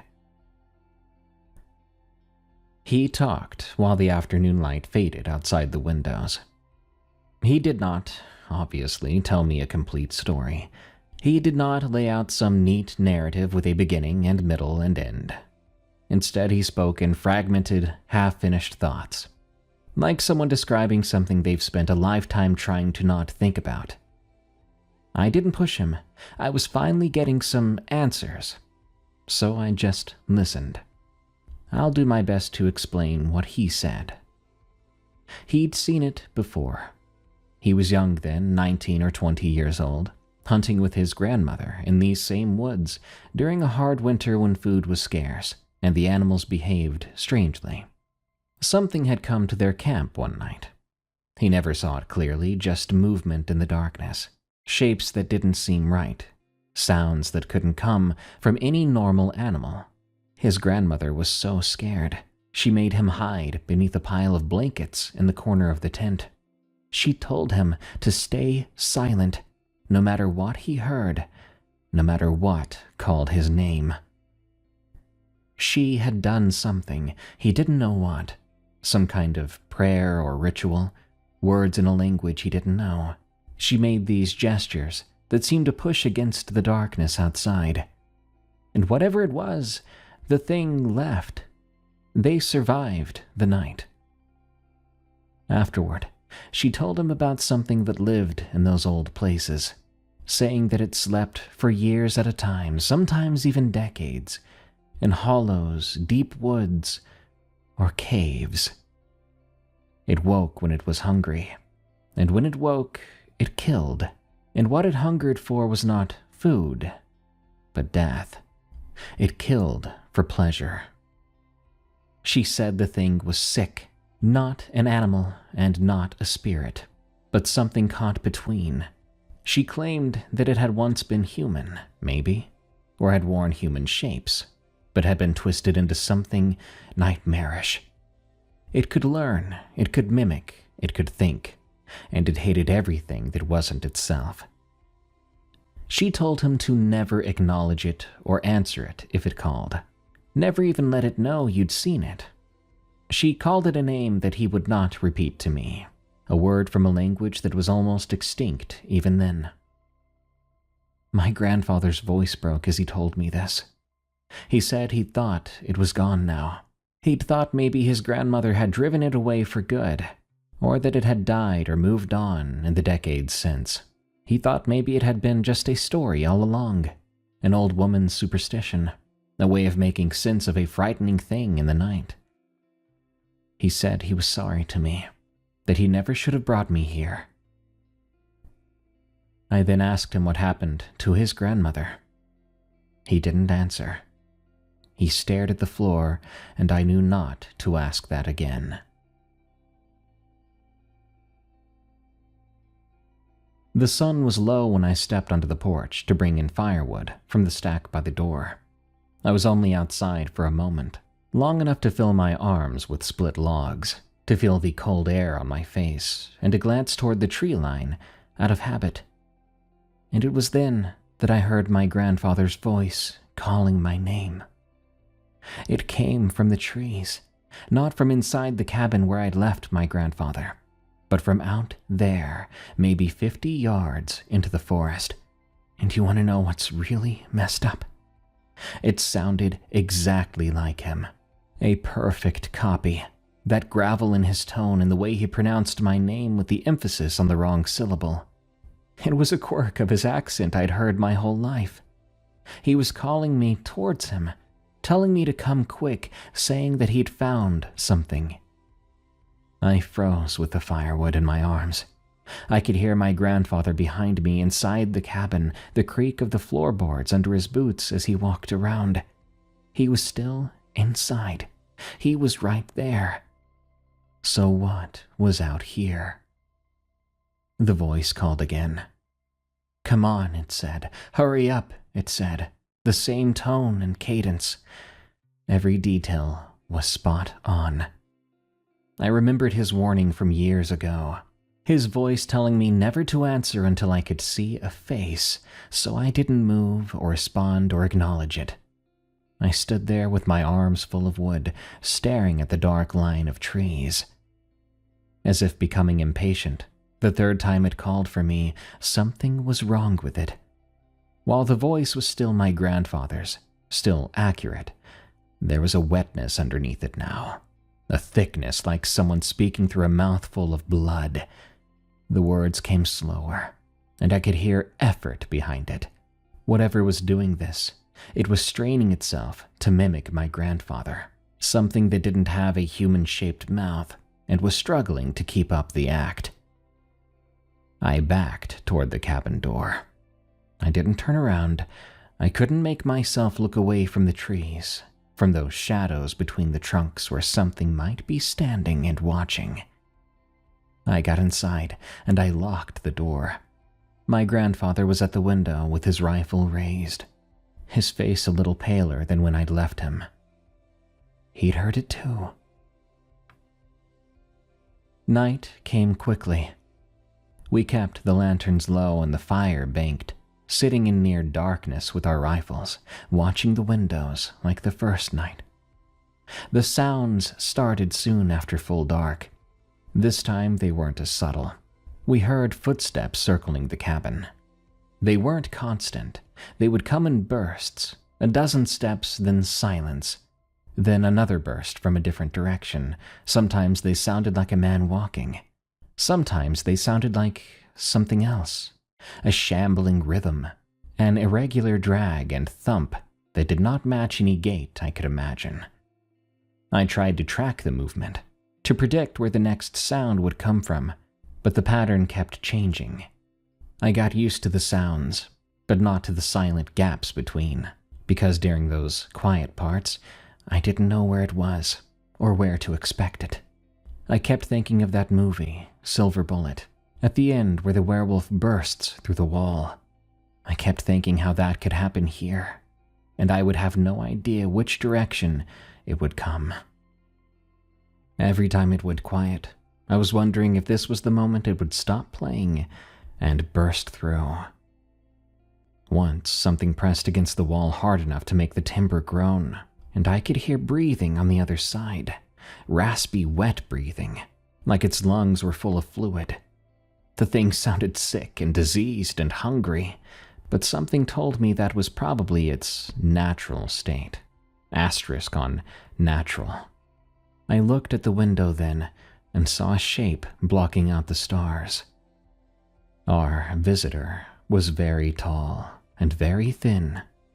I could make out the silhouette of a head and shoulders, bony and stretched out features, and a misshapen skull. It stood there for a moment, perfectly still, and I felt its attention on me. But then it moved away, and the window showed only darkness again. Hours passed by, the circling continued. My grandfather whispered that we couldn't show fear, that we could not show any weakness. He said it was studying us and learning us, looking for a crack it could exploit. And he said all we could do, all we should do, was wait it out. A question popped in my head, one that it turned out I didn't want an answer for. That question being, what if it did find a crack? It was the deepest part of the night, and the cold was creeping through the walls, through the floor, through every gap in the old timber frame. But we hadn't heard footsteps in nearly an hour. I was starting to hope it was over, that whatever was out there had lost interest in us. Maybe it had moved on. Then something knocked on the door. 3 slow knocks, almost polite. I looked at my grandfather. All he did was aim his rifle at the door, the barrel trembling slightly in his grip. Another 3 knocks. And then I heard my own voice come through the wood. It said my grandfather's name, asking to be let inside. It said it was cold out here, that it had gotten lost in the dark, to please open the door. Every word was perfect, every aspect of the voice. My mind was boggled by the way it even understood my quirks, the way I swallowed certain syllables. It was me. It was exactly me, my voice, asking my grandfather to open the door. I felt the blood drain from my face. My throat closed up. I couldn't have spoken back to it if I wanted to. My grandfather hovered his finger over the trigger. Then there was silence. Long, stretching silence. Suddenly, from just outside the door, so close it might have been inches from the wood, There was a laugh.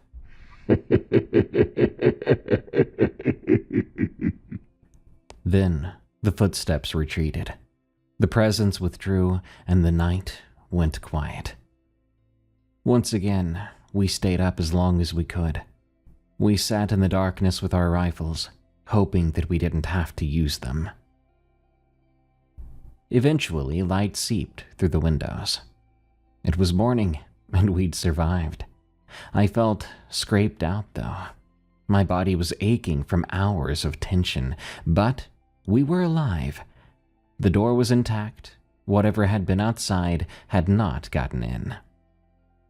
My grandfather stood slowly, his joints cracking, and moved to the window. He looked out at the clearing, at the truck, at the tree line beyond, and I watched his face crumble. I walked over and stood beside him. In the clearing, in front of our cabin, arranged in a neat little row, were 7 deer heads. No bodies, just the heads, positioned upright on the stumps of their severed necks, facing the cabin, facing us. Their eyes were open, their mouths hung slack. They'd been placed there with care, with precision, with an attention to detail that spoke of intelligence, and something that was very prideful in its work. They hadn't been there when darkness fell, and yet here they were. My grandfather spoke in a whisper, his voice barely audible, saying that it wasn't going to let us leave.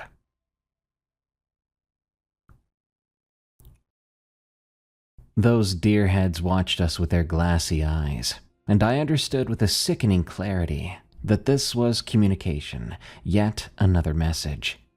This thing communicated through violence, if it wasn't using our own voices.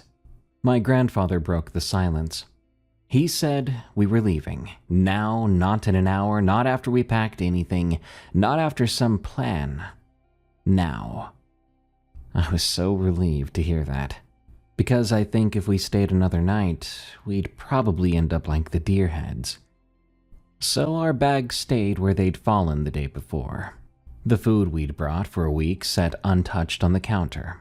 I grabbed only my gun and a handful of extra cartridges from the table and the truck keys. My grandfather did the same, that was all.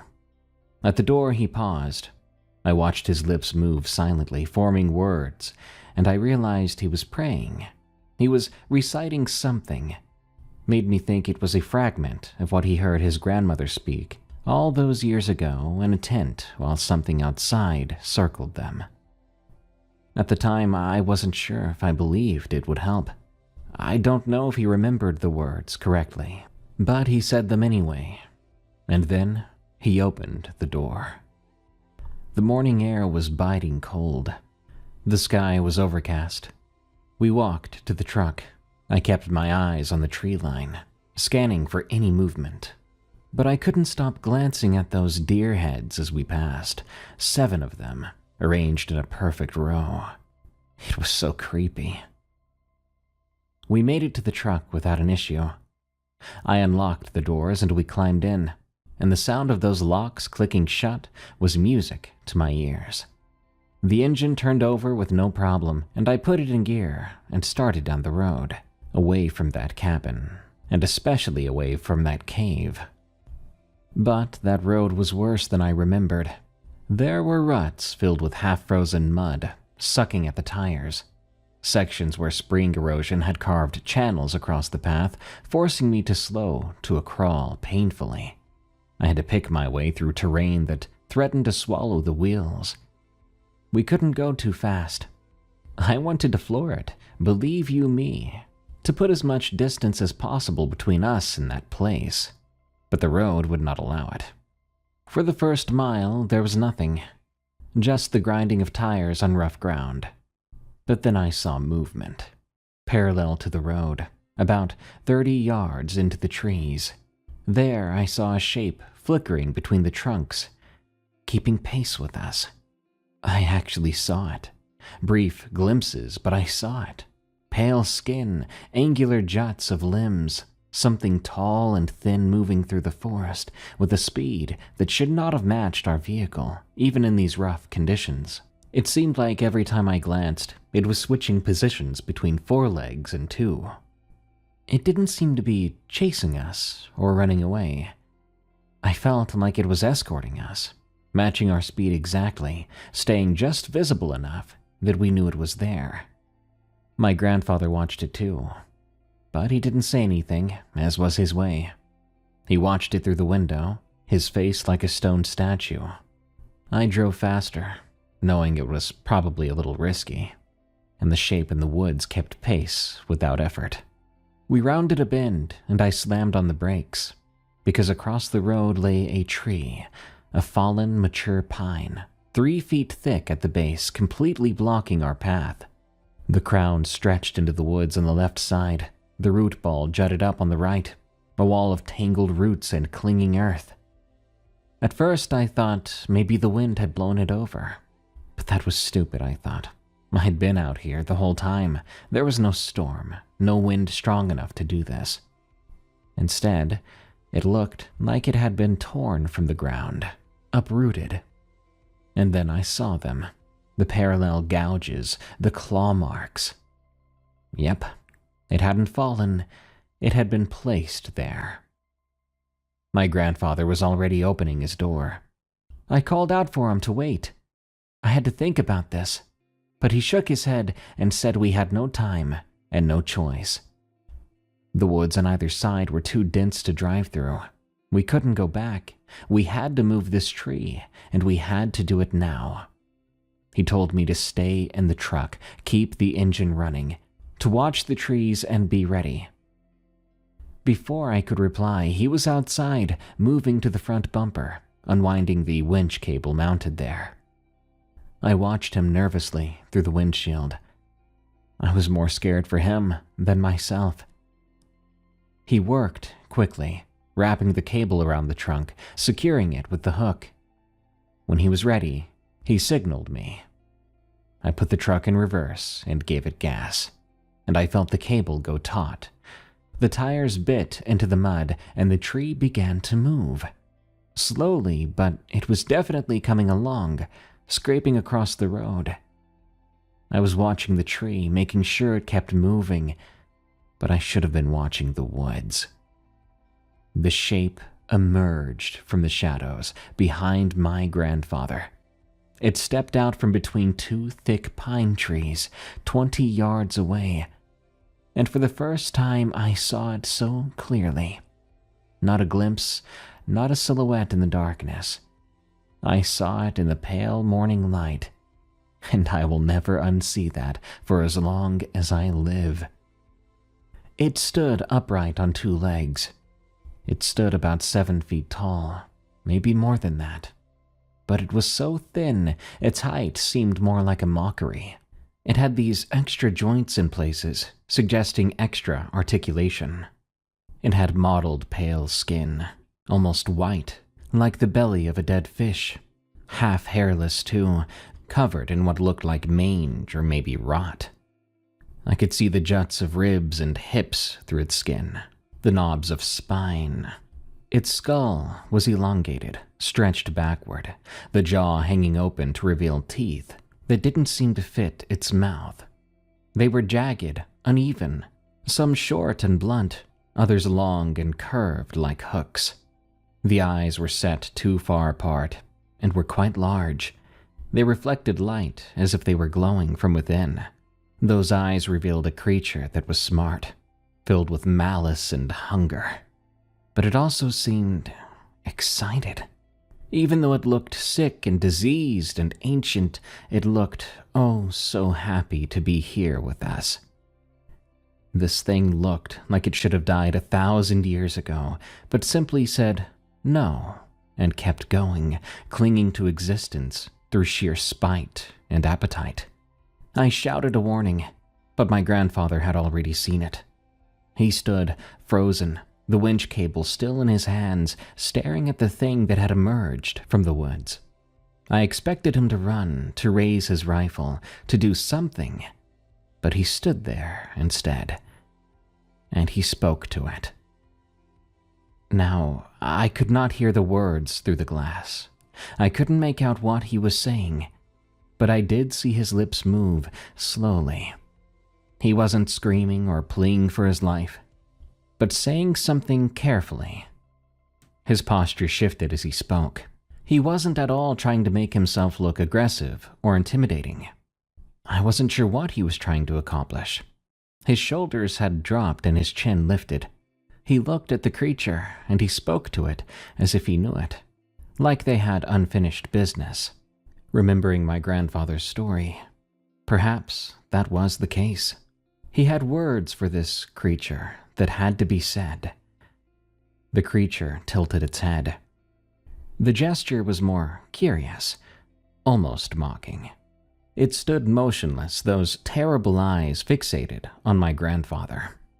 And for a while I was certain it was going to rush forward and tear him in half. I had my hand on the door handle, ready at any moment to throw myself out and get in the middle of it, but probably just die uselessly trying to save him. However, it didn't attack.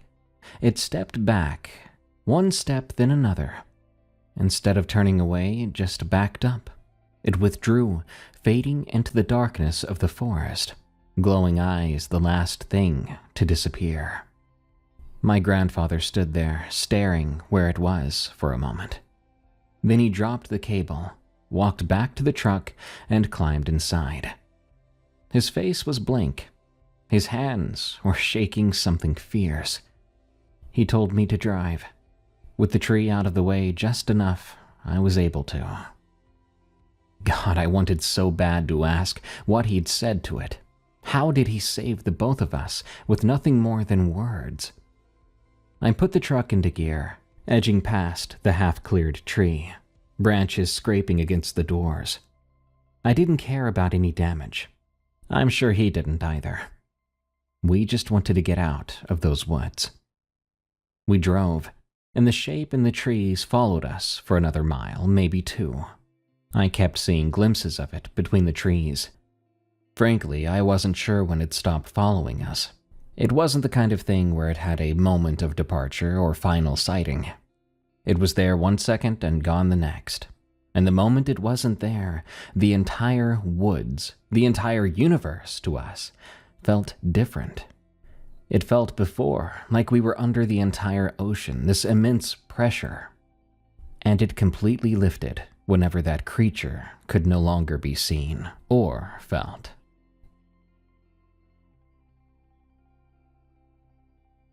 My grandfather sold the cabin, so we never had to go back, as if we wanted to.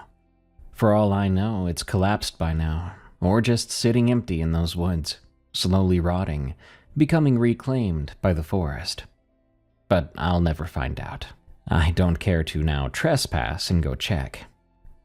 My grandfather, though, he acted different after that trip.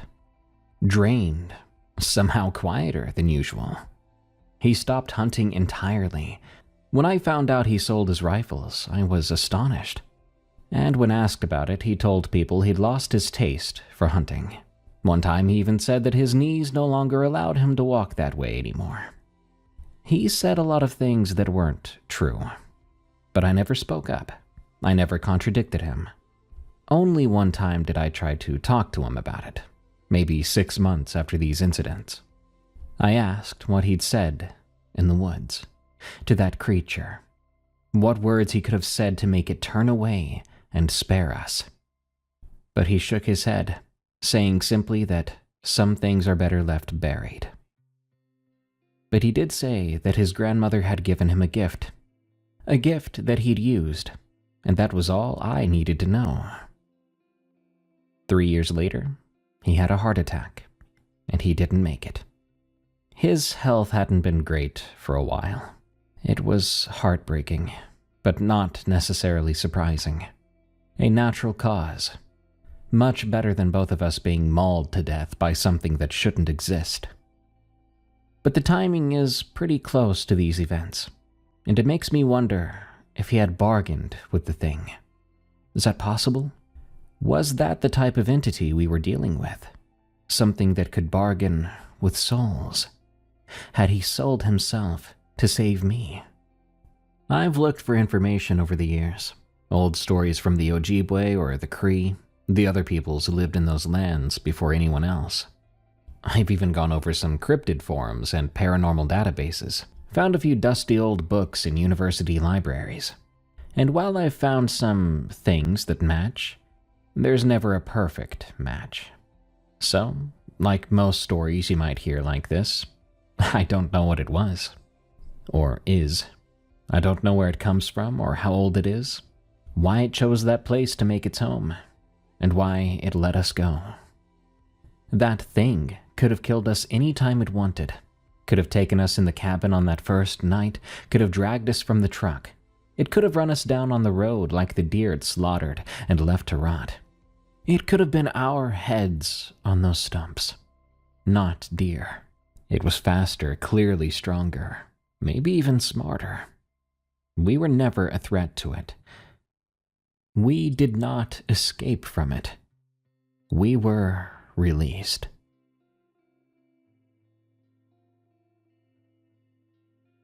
No matter who you are or where you're from, people will tell you to listen to your elders. And sometimes that advice may just save your life. Elders know things. They know why things exist or why other things happen. And even though you may not know the same things as them, that's why it's so useful to just listen sometimes, before you cross a boundary that can never be uncrossed. Good night. Thank you so much, everyone, for tuning in to another episode of Unexplained Encounters. I'm Darkness Prevails. It's been a pleasure to be your host today. Be sure to send me your scary true stories of the unknown at darkstories.org. If you're listening on YouTube, you can actually find Unexplained Encounters on Spotify, Apple Podcasts, or your favorite podcast app. Or if you're on a podcast app listening right now, you can listen on YouTube instead, on my channel Darkness Prevails, whichever floats your boat. Until next time, everyone, stay safe out there and stay creepy, because this world is a strange one.